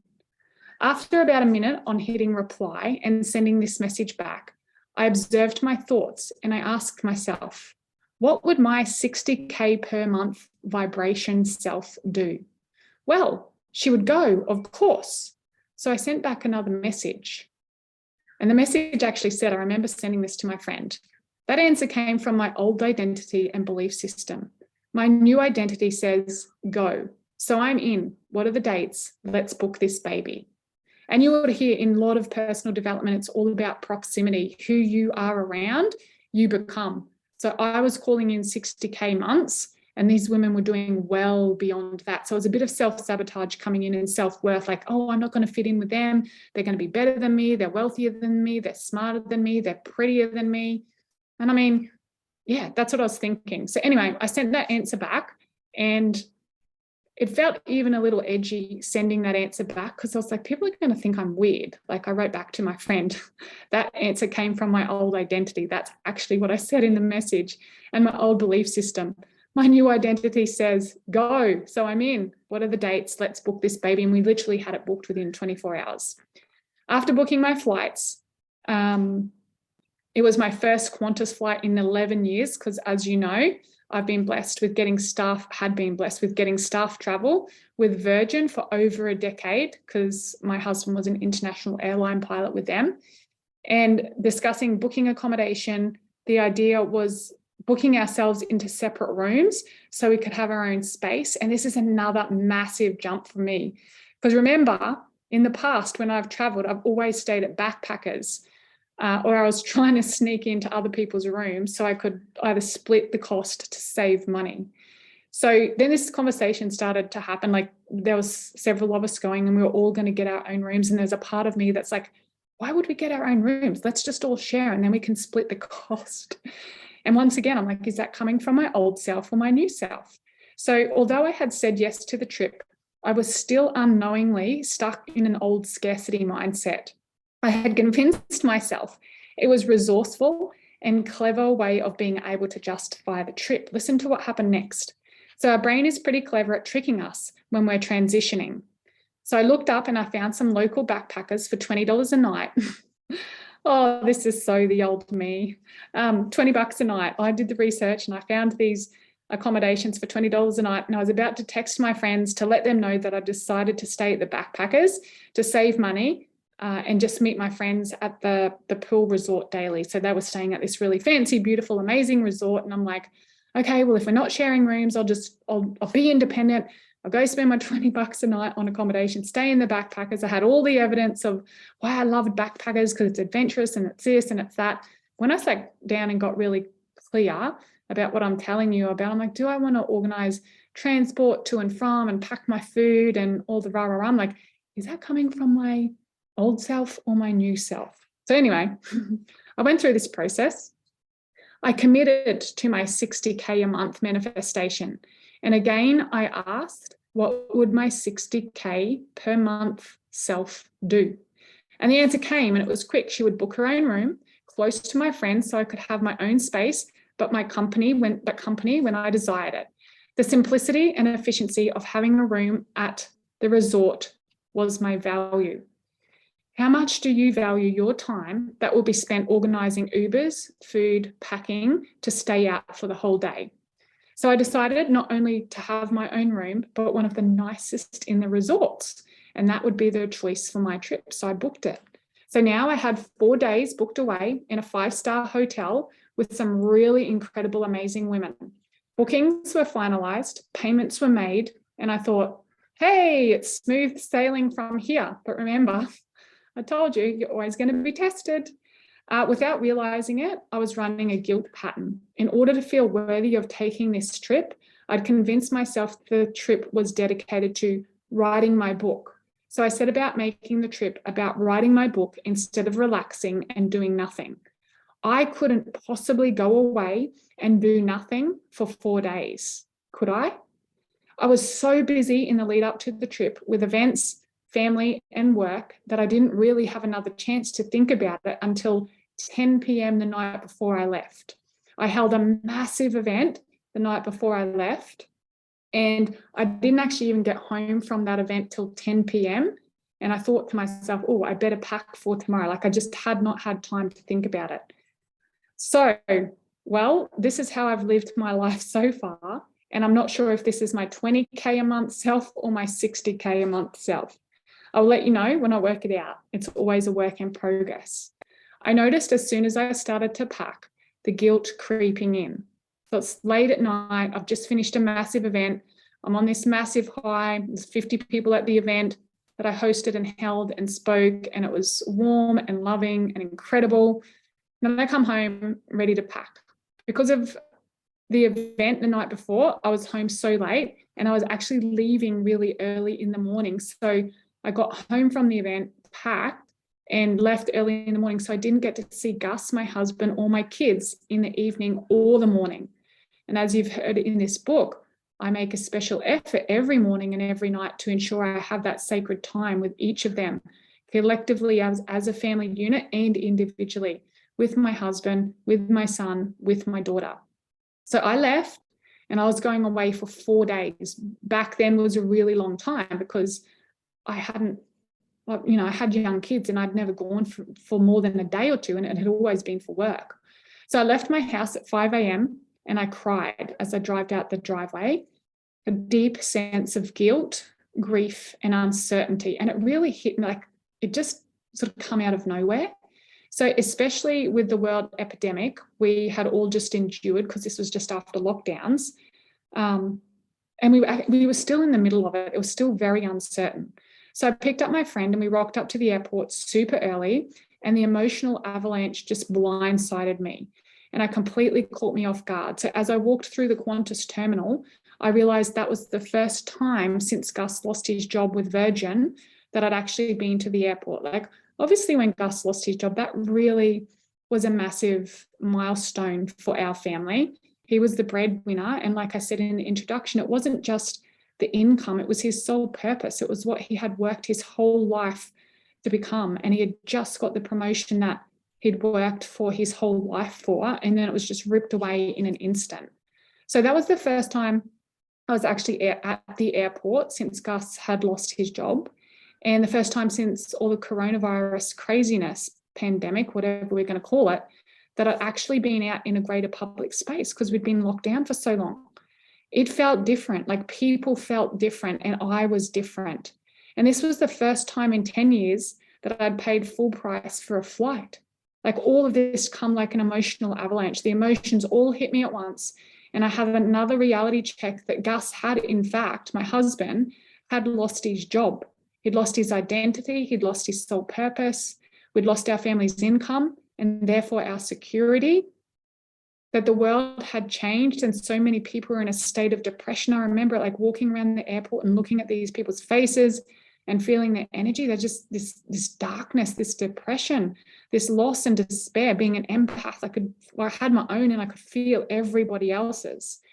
And here I was swanning off around the countryside on a girls' weekend. With my laptop on my shoulder, I patted it. And once again, I remember this like it was yesterday. I patted it thinking, not a girls' weekend, it's a writing weekend. For some reason, this made me feel better. It was an excuse. I enjoyed the plane trip and was settled by the afternoon in the 5-star resort, nestled up at the swim bar with the sun setting, nowhere to be and nothing to do except relax and be with my friends. It was here by the bar in the swim-up pool that I had the biggest aha moment. At the time, Ross was 8 and Esme was 6. It's not unusual for me to go away for a few days here and there, and I've definitely spent a week or two away from the family doing national and international speaking tours. I am also a master at dissolving and neutralizing guilt, fear, judgment, resentment in my life, so the guilt masked itself skillfully.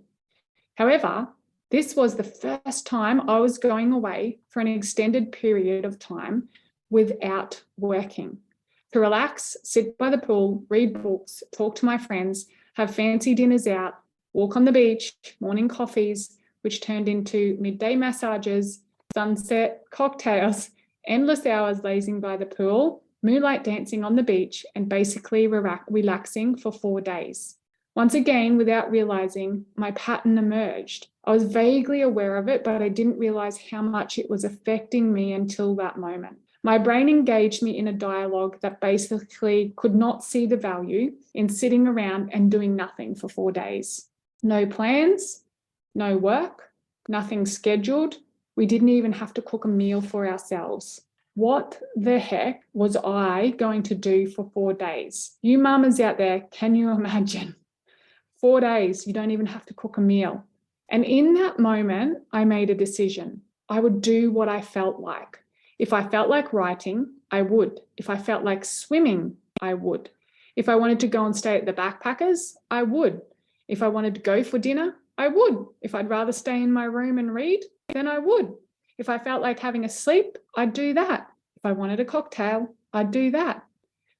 For many years, I thought the 5-star fancy accommodation, expensive dinners, designer clothes were a reflection of abundance.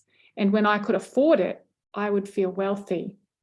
In that moment, I realized it's not all these things at all. It's the freedom of choice to choose what you genuinely desire in that moment. It's the capacity and ability to understand your own values and what's important to you, and the freedom to choose. The awareness to choose from the present moment and not from the past programming, fear, or trauma, which is how the human brain is designed to operate. The default program for us is fear. What if we choose love and abundance as our default? Let me say that again. What if we choose love and abundance as our default? Abundance is here for us, people, all around us, waiting for us to meet it. But too many of us, like me in the story I just explained, are stuck in the story, stuck in the excuses, and stuck in the programming to actually meet and feel the abundance. And yes, I did make that 60K month, just as I had visualized every morning in my manifesting. I was sitting at the swim-up bar with my friends. The sun was setting and they all had a cocktail. I had water, just like I'd visualized every morning since setting the goal. They asked me about my business. I got to cheers and celebrate my first ever 66K sales month with my friends from the pool in Port Douglas, drinking water, watching the sun go down. A big lesson was learnt that day. Abundance is here for me, always. I just have to ask, nurture myself to the vibration, and it will be provided, just like the air that we breathe. It feels good. However, I deeply feel the true celebration each morning when I wake up healthy with my husband and my babies by my side. The true celebration is watching my clients soar and discover their soul purpose and genuinely start to nurture and respect themselves and their gifts, regain their confidence, and share themselves with the world. The true celebration is lunch with my brother as we discuss our next business idea. The true celebration is feeling of service and impact in the depths of my heart and soul as I fall asleep each night and wake up every morning. The true celebration is you. Reading or listening to this book and knowing that absolute abundance is possible and available for you. Other things that I do and you can too to meet your abundance. So I'm just going to go through a few of these before we finish up that chapter. So practice receiving. Our divine feminine right is receiving. Start notice in your life where you're repelling things. Maybe it's something as simple as a compliment. What do you say when someone offers you a genuine, heartfelt compliment? Do you respond with a gracious and wholesome thank you? Do you receive their kind words like a gift? Or do you promptly respond with, oh, but I feel like crap, my hair is everywhere and I barely slept last night. Look at the bags under my eyes. Obviously, I exaggerated that, but most people can rarely simply receive a genuine compliment graciously. So how do you expect to receive the bigger things in life if you can't even receive a compliment? As always, with working with me, we start with the bite-sized chunks of things you do daily, and I train your brain to respond differently. We train your brain and we train your body, your central nervous system. That way, when you get to the big things like an 80K or 100K month, it's just the next organic and natural step in the process. Unfortunately, most of you won't even start because you make it too hard from the get-go. You focus on all the things outside of yourself or outside of your control and end up frustrated, exhausted, and back being stuck. Let's just keep it simple. Your homework is to receive compliments this week and forevermore graciously. Maybe it's hard for you to receive income for your personal products or services. I realized recently that's why I did network marketing for so long. I was hiding behind somebody else's brand and product. Once I stepped out and created my own personal brand, This is when my business scaled and grew. Obviously, I didn't consciously know I was hiding. One day on my morning walk, in my morning routine, I had another aha moment, a real life-changing moment. Are you hiding behind something so you don't have to put a price on yourself or your products? That's a food for thought. Hey, the other thing here in receiving absolute abundance is create a personal brand. Stop hiding behind fashions, fads, network marketing, relationships, and an identity, example being a mum, a job, or whatever else it is you're hiding behind. Start a personal brand that is aligned with the essence of you. Create a following with your authentic brand and serve the community with your conscious products and services, and people will be magnetized to your work and buy from you. The next in absolute abundance, pay off your debts, guys. Pay off or create realistic payment plans for your debts to start receiving income in your business or for your products and services.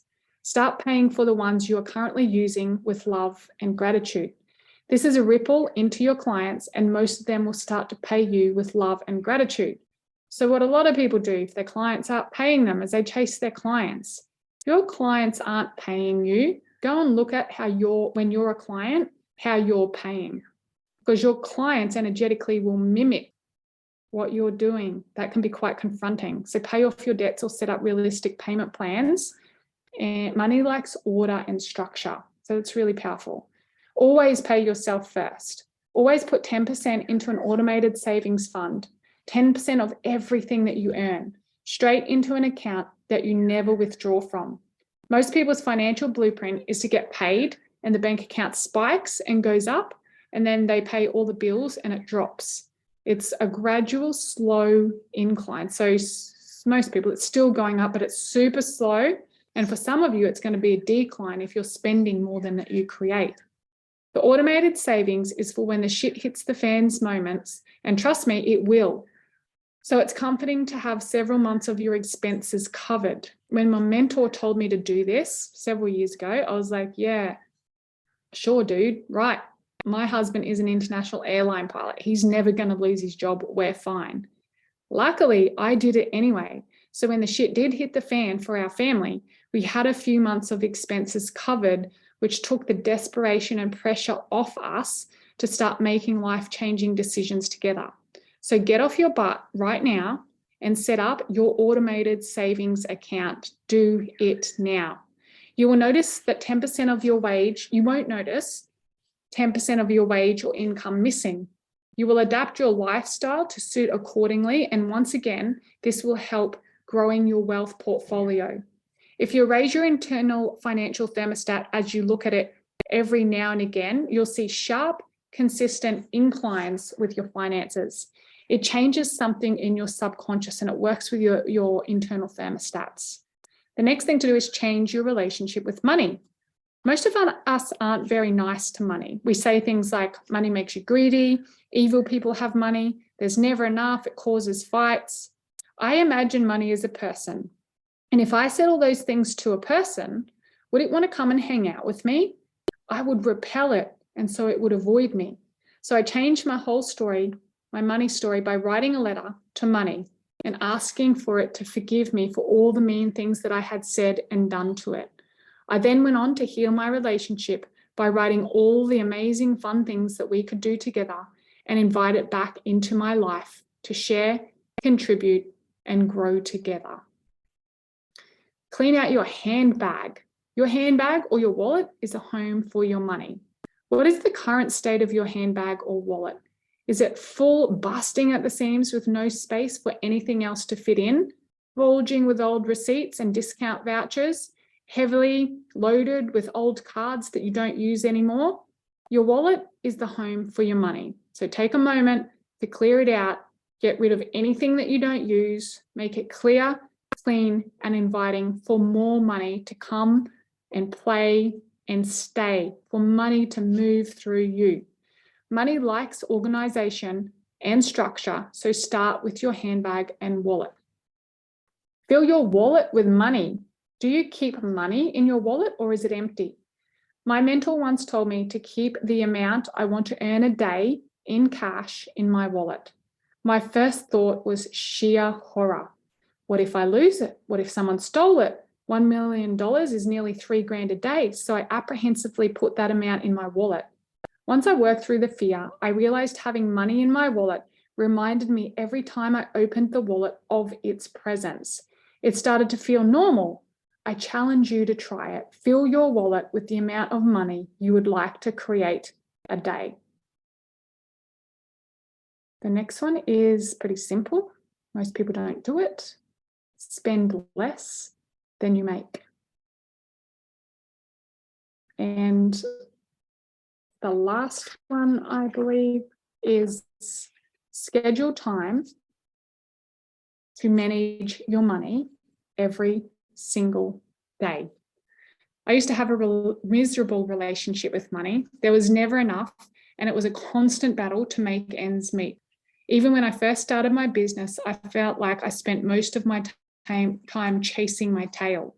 I'd done a few things on the checklist and I avoided others as they seemed too hard, or I didn't know how, or legitimately just didn't have time to do them. I didn't have time to do them because I didn't prioritize money as it was one of my lowest values. So I was blocked. I just didn't know what to do next. So I asked myself, what do I do well? And my answer was health. My health, I always prioritize my health. So the next thing I asked was, what do I do in my health that makes it successful? And my answers came straight away. 1, I make time for it and schedule it. 2, I prioritize it. And 3, I spend time on it every single day. So I decided I would model the way I make health work for me to make my money work. I added to my checklist, make time for money. I scheduled 30 minutes every morning in my calendar, just like I do for my workouts, which were at 4 a.m., mind you. Side note, I invite you to take a second now to recognize the areas of your life that you do best, where you are most organized and structured, that you enjoy and is working well for you. Write your answer here. So on page 192, there's a space for you to write your answer. The next question to ask yourself is, what do I do insert what the first answer was there that makes it successful? And once again, there's space for you to write that. Once you take the time to do that, you will then have your own personalized answer on how to make your finances or your lower priority areas of your life work for you more efficiently. So the first thing I had to do was, 1, make time for my finances and schedule it. So you're using what you wrote above as a blueprint for your lower values.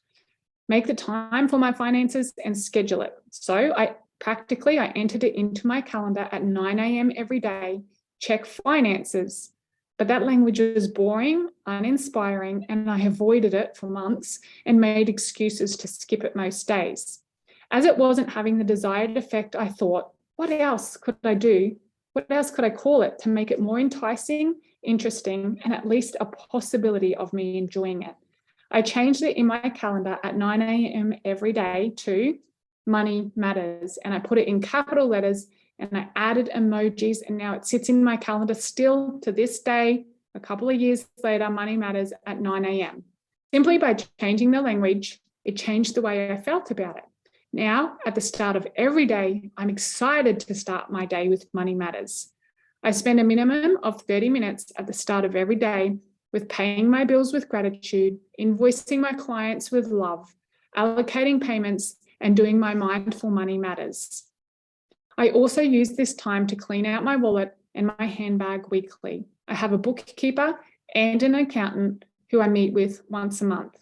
Every day, I check in with money because money, it does matter. The more I have, the more I can give. I hear a lot of you say, I'm already happy. I don't need money to be happy, which is what I also used to say. So my invitation to you is, if you're already happy, why not just have money as well?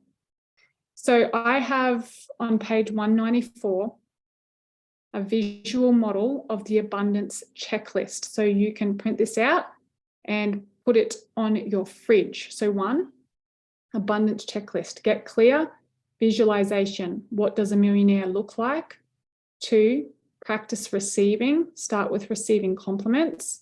3, stop hiding behind network marketing and identity and relationships. 4, creating your personal brand. 5, pay off your debts or create a realistic payment plan. Pay yourself first and set up an automated savings account. Next one, write a letter to money. There's a box for you to tick off each of these as you do them. Clear out your handbag and your wallet. Spend less than you make. And schedule time every day to do money matters. So there's an abundance checklist there for you on page 194. We're going to finish up this chapter with the summary of chapter number 9, absolute abundance. 1, most people's dominant state is one of burnout and feeling exhausted, overwhelmed. Spreading yourself so thin and wondering how to make it all work. 2, you see something in my life that you desire for yours. 3, the full truth encompasses both sides, perceived positive and negative. Most people attach to the positive and reject the negative. Absolute abundance is accepting both. 4, most people associate abundance with metrics, numbers, and tangible assets. True abundance is a vibration. 5, people speak of abundance mostly in the realm of money. Absolute abundance is a wholesome approach to all areas of your life and an understanding of how they're all intertwined together.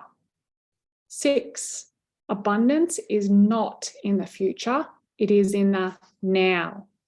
7, abundance is a contagious frequency. 8, the more you have, the more you get. The more that you get, the more that you can give. The more that you give, the more that you get. It's all about giving. When you match on the outside, when you match on the inside, the thing you desire on the outside, it will be presented to you. Abundance is an inside job.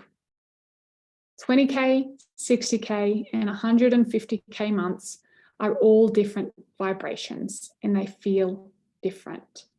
And the last one in the summary is abundance is here for us, all around us, waiting for us to meet it. But too many of you are stuck in story and excuses and programming to meet it. It's time to change that.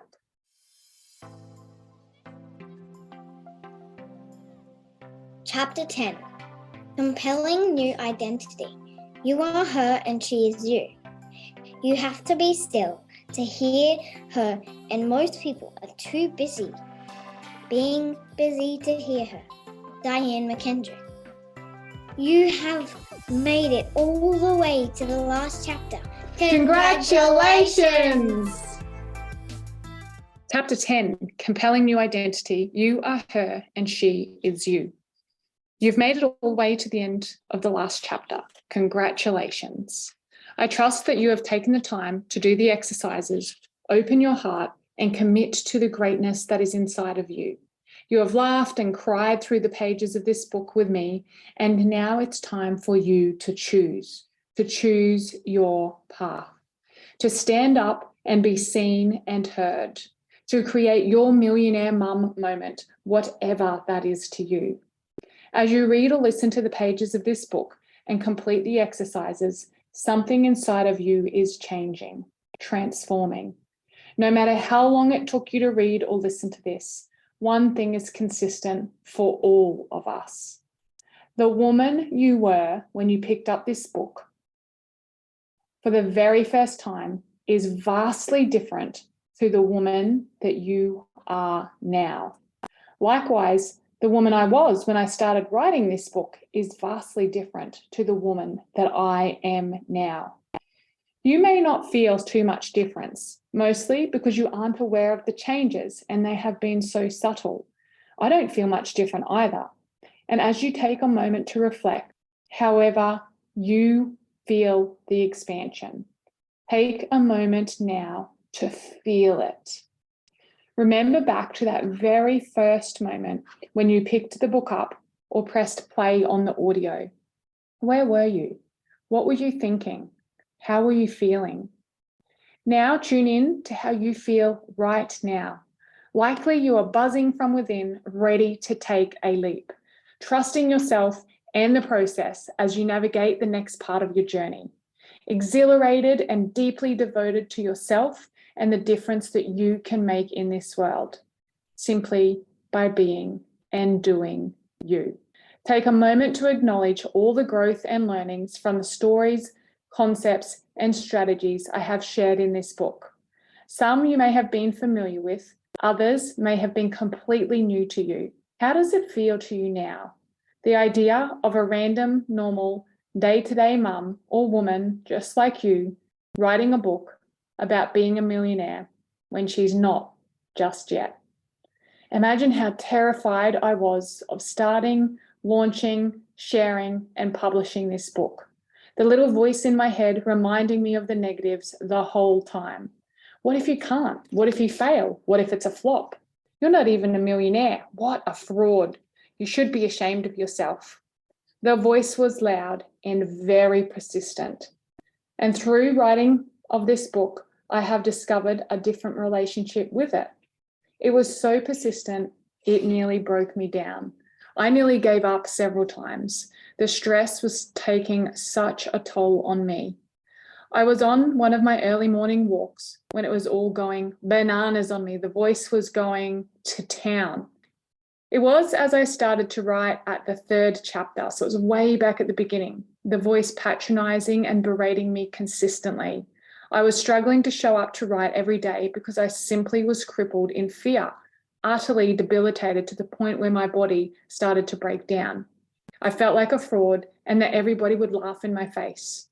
As the voice continued to tell me everything in absolute detail that was wrong with me and remind me of absolutely every tragic, traumatic possibility that may unfold, I stopped walking. I turned to the direction I heard the voice from, and I finally answered it. I stopped moving the voice to the back seat of the car, like I talked about in the earlier chapters, to silence it, and I turned to it, and I said out loud, well, what if? What if all that terrible stuff happens? What are we going to do about it? And guess what? The voice stopped. The clouds parted, literally. The sun shone through, the music started. And there was silence in my head for the first time in my life. It was a timeless and spaceless moment where I lost track of time, and I have no idea how long I was standing there on the side of the road for. The next thing I heard was, thank you. Thank you for listening to me. I've been trying to get your attention for years. Of course, we will know what to do. Carry on. We got this. So I gathered up all the voices in my head and I carried on. Although it was a brief and that voice still pipes up every now and again, for some reason after that specific moment, I have a different relationship to the voice now. Obviously, this is a metaphor for my ego, the part of our brain that keeps us safe. She is just doing her job and pointing out the danger on the way so that I can be aware of it. But most of us will stop there and we don't even realize it and we don't know why. We get lost and distracted in the scarcity and the fear. It will stop us from taking action, keep us procrastinating, and keep us making excuses. You have to make a choice. You can become entangled and intimate with those voices in your head and listen to them, react to them, or just be aware of them, thank them, and move on. Understand that they are there to keep you safe and that they're playing a very important role by warning you. Get off that roundabout. I want to know which part of myself stopped me in the street that day to acknowledge the ego, to break the pattern of being in my head and separating that part of myself from myself. It was my knowing and my compelling new identity, the wise woman within who knows. That's who stopped me. It was the whisper. Often, as I mentioned earlier in the book, she is talking to you too. She speaks to you in a whisper, so you don't often hear it. But she is there. She's there right now. You have to be still to hear her, and most people are too busy being busy to hear her. Distracting ourselves with social media, work, drama, conflict, food, alcohol, or whatever other voice you're using to dull her. What do you do to stop yourself from connecting with your higher self with that whisper? The thing stopping you from your own millionaire mum moment, or whatever it is that is important to you, is the distance between where you are and where you desire to be. In fact, I'm having a compelling new identity crisis right now. I am so close to finishing this book and sending it off to the first edit. I literally have half a chapter to go as I'm writing this. I'm so close, yet so far away. There is something holding me back. Something is blocking me. I find myself procrastinating, making excuses, sitting at the computer for hours on end and typing and typing and typing and then deleting and deleting what I started to type, or just staring blankly at the screen thinking, what do I write? What's next? Nothing seems good enough. Nothing is as deep or powerful enough to put my feelings into words. It's like I can't find the right words to finish off this book. And it's been months. I've done all the strategies, EFT tapping, timeline therapy. I've leveraged the pain, as I shared earlier in the book, of not getting it done. I've done the visualization, the meditations, the fear neutralization. I even just walked out to Gus, like right now in this moment as I was writing, and I asked him, can you please coach me through this? I know that part of my blockage is that I'm still thinking, feeling, planning, writing, and sharing from my old identity. This is why it doesn't feel right.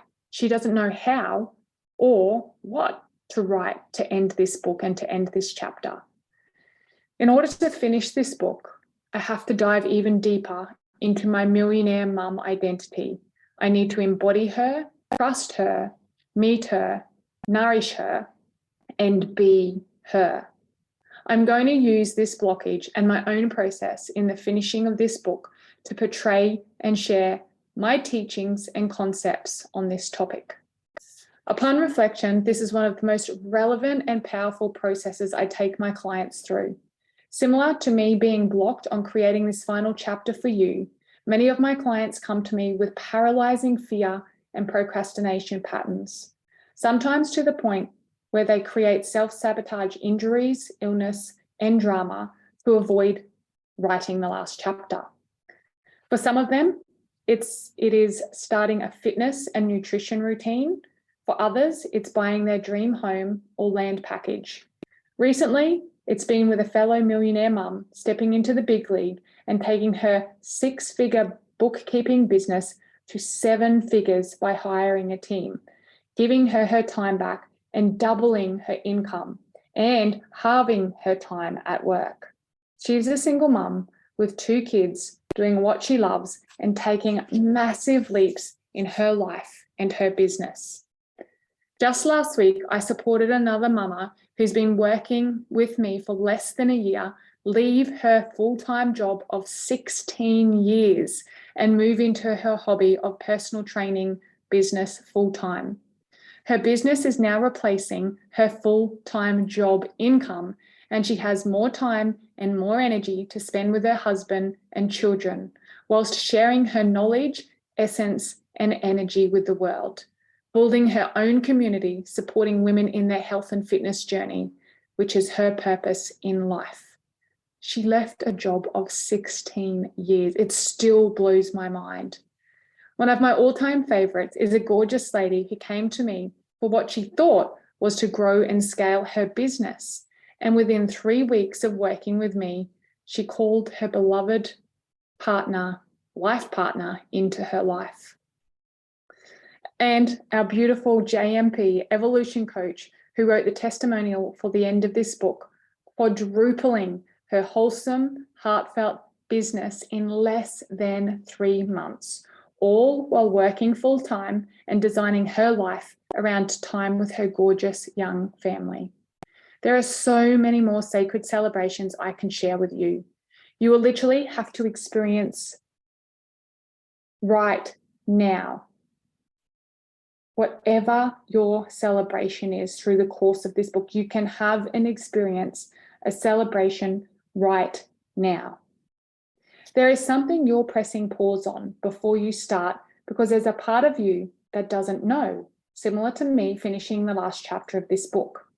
It's time to fully and intimately meet my compelling new identity, as it's time for you to fully and intimately meet your compelling identity.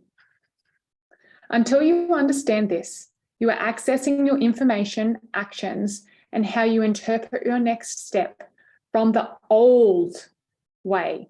And in order to rise to the next level and the next vibration, we have to lean in and meet the new woman, the wise one, the one that knows. She is waiting and has been waiting a while for you to connect with her. The answers are within you right now. We just have to change the way we access them because it's different now. You are ready. I am ready. We are ready. She is there waiting to be met. Let's take the time to get to know her right now.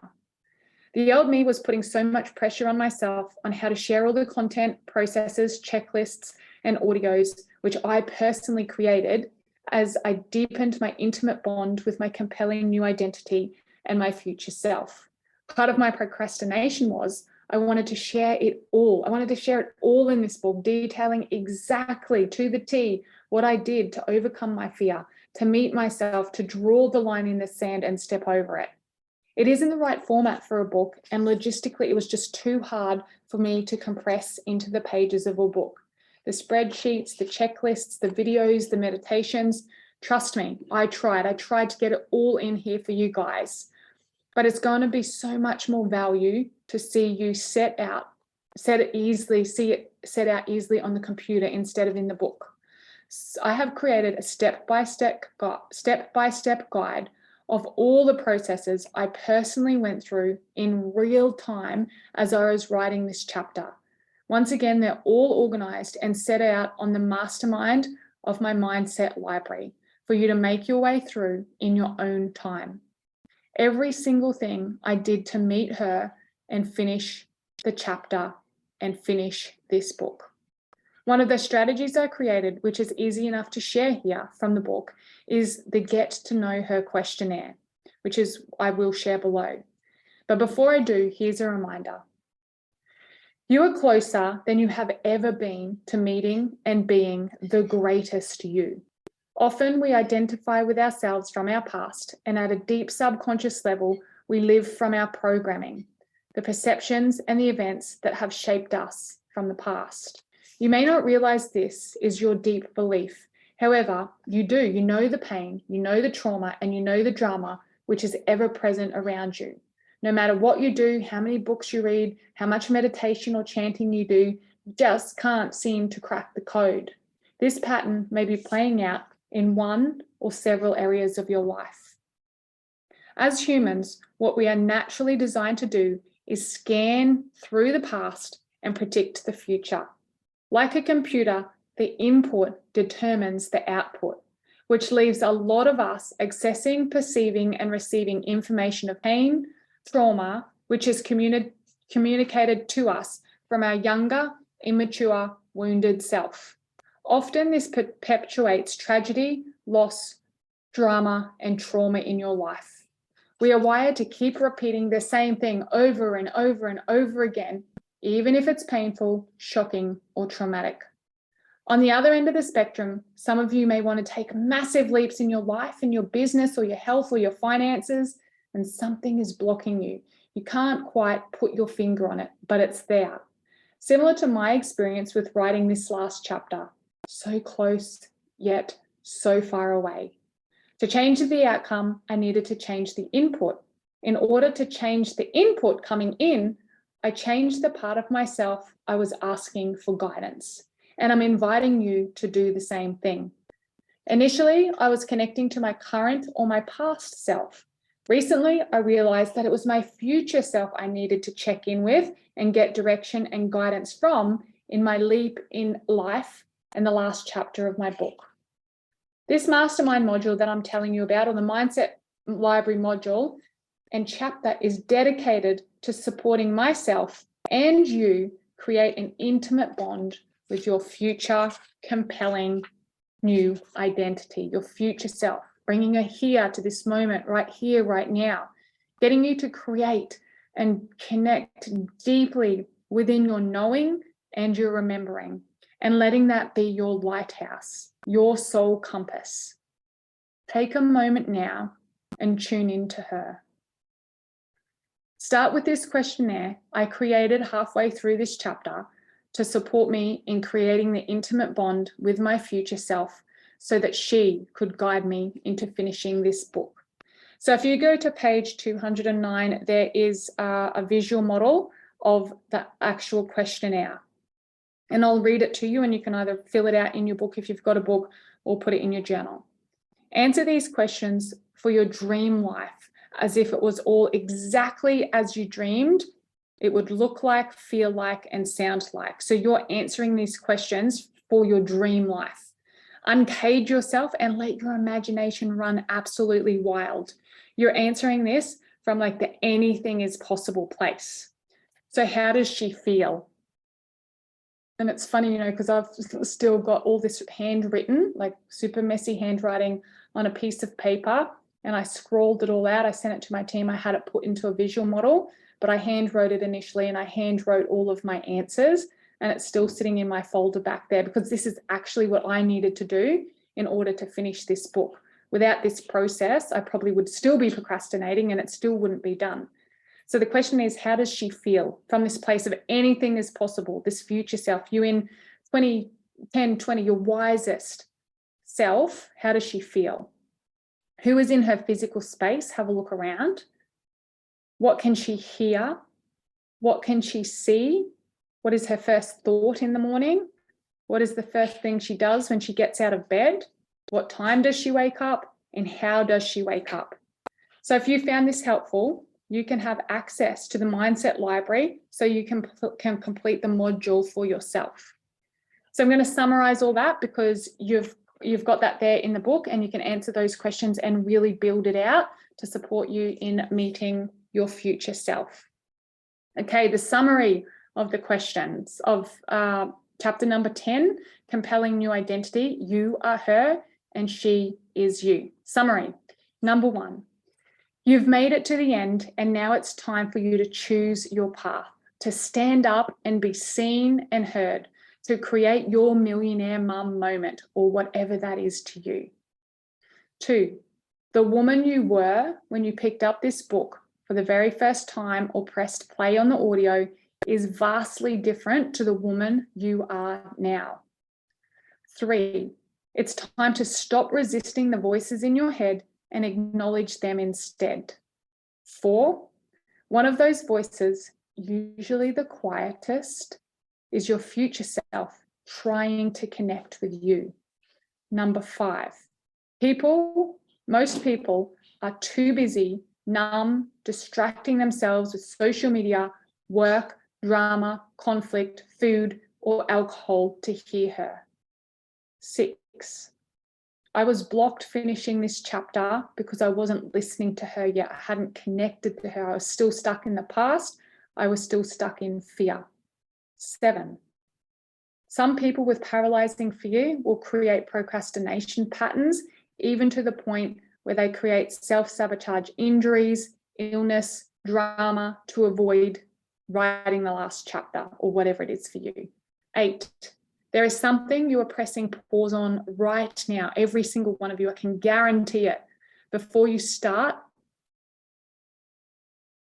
there's something. What is it? What is that thing that you're pressing pause on right now before you start it? Because there's a part of you that just doesn't know how. Similar to the feelings of me finalizing this chapter and a few of my clients I spoke about earlier. It's time to fully and intimately meet the compelling new identity. Number 9, We are designed to access informations, actions, and therefore decisions from the past. In order to rise to the next level and the next vibration, we have to lean in and meet the new woman. Number 10, you are ready. 11, I am ready. 12, we are ready.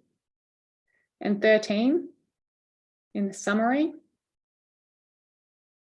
of Millionaire Mum, the best of both worlds, chapter 10, compelling new identity, you are her and she is you. You are closer than you have ever been to meeting and being the greatest, most powerful you. So here it is, my friends. Together, we collectively reached the end of this book. I wrote about being a millionaire long before I was one. Maybe some of you are reading this a few years down the track, or perhaps you were one of the many people who followed me on the journey from the start and got your book on the pre-sale. How cool is that? You followed me for the full journey. Regardless of when you joined the journey or my community, I want to finish this book by reminding you that you can do anything. You deserve unconditional happiness, freedom, love, abundance, and everything that your heart desires. Declare it boldly now to the universe. Reach out, and if you want a higher level of support to be connected to a conscious community, please contact me personally on social media. I have finished this book and I am one step closer to being a millionaire mum. I have boldly declared to the universe, I have designed my life and my business around my sole purpose, and I am leaving a legacy for my children. I can have my cake and eat it too. And so can you. Take that first bite. Love and light always, your friend, Diane.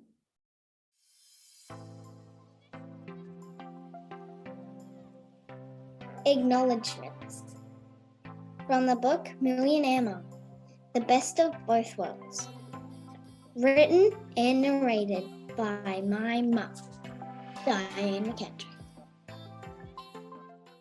A deep appreciation and expression of love and gratitude to everyone I have ever crossed paths with over my last 43 years of life. Every conversation, every interaction and connection has been the catalyst to create a life, community, and legacy of empowering people just like you to peel back the layers and remember your own power, to choose life and stop reacting to it, to understand that you are governed by an internal set of rules that you didn't consciously choose for yourself, and that now is the time to wake up from the slumber. Firstly, to my husband, my best friend, my lover, my confidant, and my biggest fan. You believed in me long before I believed in myself. You are the most amazing, caring, considerate, warm, and gentle man, the wind beneath my wings. Angus McKendrick, you always hold me in the highest vision of myself and are my daily reminder of true love. The first time we locked eyes, I was lost in your gentle, deep blue eyes. I knew I was home. You look into my soul, you have my heart, and you hold my hand every damn day. I am so grateful for you. Thank you for believing in me on the days I didn't believe in myself. Thank you for always reminding me that I am enough. Thank you for being sturdy and strong with softness and grace. Thank you for reminding me on every phone call when I ring you and say, hey, it's just me, that it's not just me. It is me. You are my favorite, the kiss to my hug, the seed to my pod. Thank you for taking my hand and standing by my side. To my children, Ross and Esme, my little people, this book is for you, to remind you that you are perfect, whole, and complete, just the way that you are. To dream big and always stay true to you. To be your own observer and be a friend to the voices in your head. Always remember, Mummy loves you, and there's always sunshine on the other side of the clouds. Choose your life. Speak your truth. Question absolutely everything, and do the things even when they're hard and even when they're scary. Ross and Esme, my world is a better place because you're in it. To my siblings, Michelle Ann, Alan, and Andrew, my reflections, my courage, and my joy. Every day, I thank graciousness that we have this lifetime together to learn, to grow, and to love together. And lastly, my mum and dad, thank you for loving me. Thank you for teaching me that the external things, money, weight, followers, are not a metric for success, but deep connection to myself and living a life on purpose, making a difference. This is really emotional. And caring about people is where the soul success sparks. Thank you for the tough lessons. Thank you for the sacrifices you made and never speak of, the millions of pairs of odd socks that you washed and put together as we were kids and teenagers, the endless days spent with my children and my siblings' children, your grandkids. Thank you both for teaching me to question everything, and that I am the leader of my life and that I get to choose. Thank you for believing in me, Mum and Dad. About the author. My mum, Diane McKendrick, was born and raised in Ipswich and still resides in Ipswich, Queensland, and Australia. Michelle, Hello. My name is Michelle Ann, also known as Michelle Ann Soul Healer, and I am the older sister of Diane McKendrick, the author of this book, and I am here to read you out the about the author section. A little secret, Diane was a little bit too embarrassed to read out this section as she felt like an idiot talking about herself. So a little behind the scenes secret. So I am the older sister by 3 years, but I have less grey hairs. We always like to say that. So let's get started about the author. So Diane McKendrick was born and raised in Ipswich and still resides in Ipswich, Queensland, Australia. She is the second eldest of 4, born second to Michelle, her older sister, by 3 years. See, I wasn't lying. Diane then graced the world with her presence. Alan was born a few years later, and then Andrew joined the family 2 years after that. The awesome foursome are still best friends, business partners, and each other's biggest cheerleaders. A small town girl with a big heart, she was a gifted athlete, and by the time she was 17, she had represented her state and country in both swimming and running. Definitely the more athletic sister. Due to an injury, her direction and focus changed. As an 18-year-old, she decided to escape the expectation of going to university and backpacked around the world for 2 years, much to Mum and Dad's disappointment.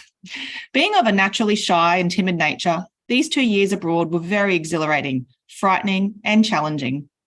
Upon returning to Australia, Diane got a job as a receptionist and at a shopping centre, spending the next 10 years working her way up to portfolio manager of several shopping centres. She was about to move to Sydney to start her new job when she met a man with blue as the sea eyes on the beach on Australia Day and chose her heart over her head. She decided to remain in Brisbane and married Gus in 2010. In 2012, Ross was born, and he's the eldest of all the grandkids, if you're wondering. Then Esme popped out on the lounge room floor a few years later, thanks to modern midwifery for the natural, magical home birth experience. Today, Diane lives in Ipswich with her young family and is close to her extended family. She runs a successful holistic health-based organisation with her family and has an international following. She is a best-selling author, international motivational speaker, podcaster, life and business coach, and has her own personal range of clothing, jewellery, and most recently, protein powders. Oh, and cacao, Diane. Don't forget about the cacao. Diane is a family person who is passionate about bringing the best parts of science, spirituality, and soul signatures together to remind humans of their power. To stay true and authentic to yourself and follow your dreams while filling your cup so that you can live the life of your dreams. Diane spends her days with her family or running national and international goddess retreats, online masterminds, mentoring programs, writing books, guest speaking, podcasting, and is dedicated to helping other amazing women's voices be shared far and wide by supporting them in starting their own heart-centered businesses and, of course, supporting other mums just like you to achieving and living your best life.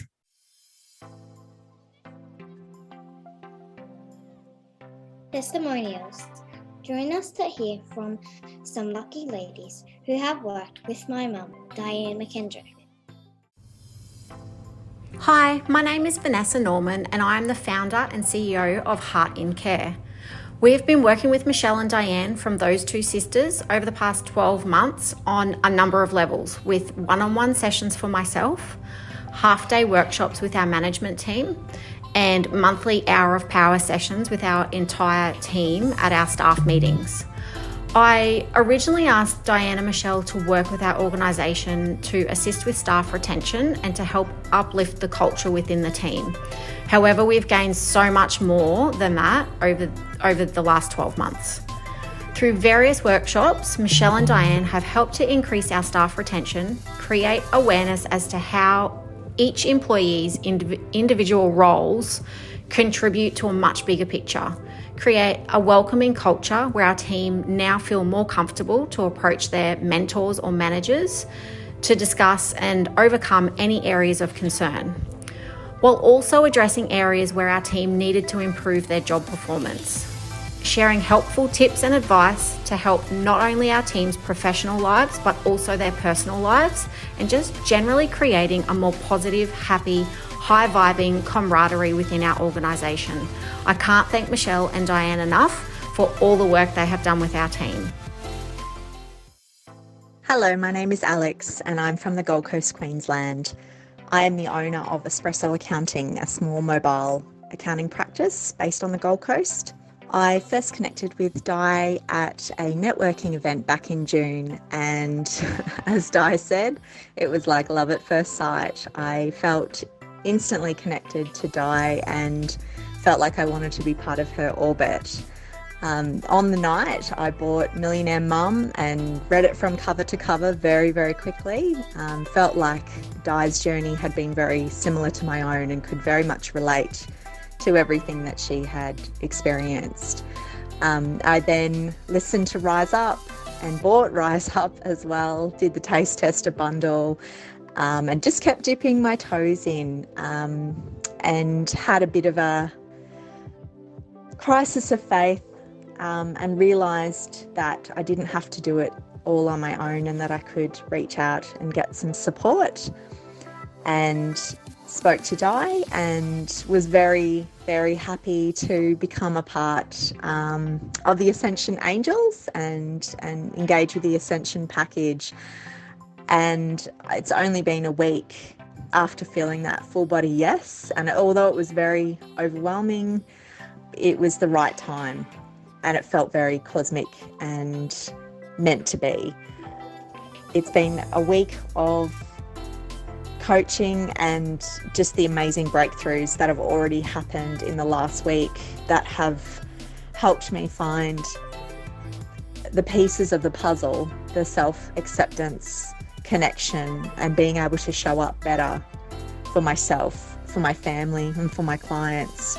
It's been an amazing ride. And one of the other amazing things is just the beautiful women in this community and how welcomed I felt almost instantly by everyone else that's connected to Di. it's been a wonderful journey so far, and I can't wait to see what the next 12 months holds. Thanks very much, Di. Hi everyone, my name is Renee and I'm the proud founder of an online group called Pure Possibility. Now Diane has asked me to jump on here and record for you a little bit about my transformation since working with her, which is pretty hard to do in 2 minutes because I feel like my whole life has shifted. And there is a few subtle, on reflecting on that as to why that's occurred, there are a couple of things that I thought I would share with you guys. So the first big thing that changed for me was going into working with Diane. I'm a total perfectionist. I'm overthinking everything, looking to very academic background, and just really struggled in business from the fact of like wanting to have everything perfect and my I's dotted and my T's crossed, and just not taking enough, doing too much planning and not enough action, which is one thing that Diane has really taught me in terms of just take the messy, imperfect action, because that's what drives the results. People don't actually want to see perfectly polished. There's beauty in the journey, there's beauty in being authentic. And like even this recording, I kept wanting to get it right, and I found myself sitting here practicing it and trying to get it right until this little Diane voice popped up in my head again and said, just do the thing, it doesn't matter. And I think that's such a huge testament to what our journey together was like. And it was a lot of just retraining my mind to let go of the need to have it a certain way and just take the action that gets the results. And that's really what turned my business around and my whole life around, because up until that point I found it really challenging with my kids. I was with my kids thinking about my business, I was with my business thinking about my kids, and really struggled to be present. And so the gift that I will be eternally grateful for Diane for is that feeling of being able to give me my presence, being able to be present where I am and just take the action, do the thing, and then move on, and not hanging around, holding on to it, because it really holds so many of us back in life and in business. And so that's the biggest thing that I got from Diane. And now I have this permanent pre-programmed little voice in my head that anytime I'm overthinking or over planning or trying to do things multiple times, I have this little voice in my head from Diane that just goes, stop it, just do it, it doesn't matter.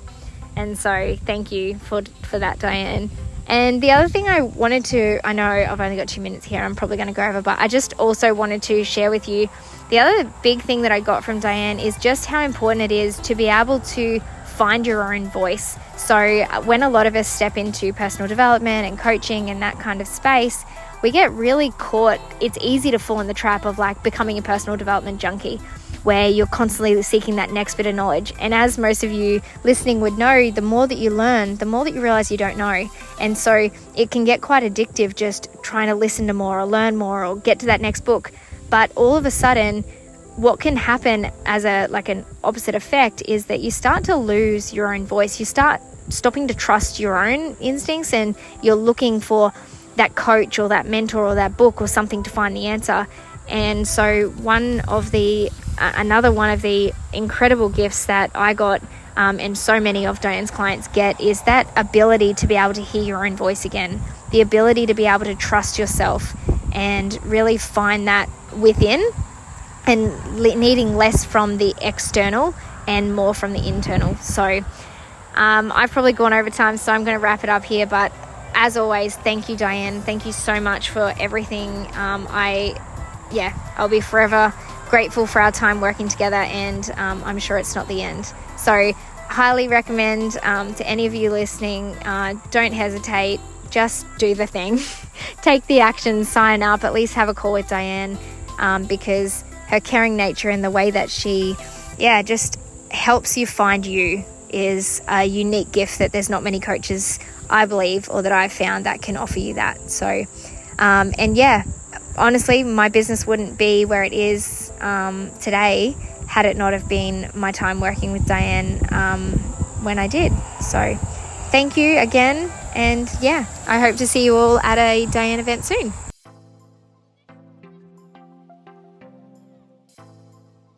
Journey with me and join my conscious community.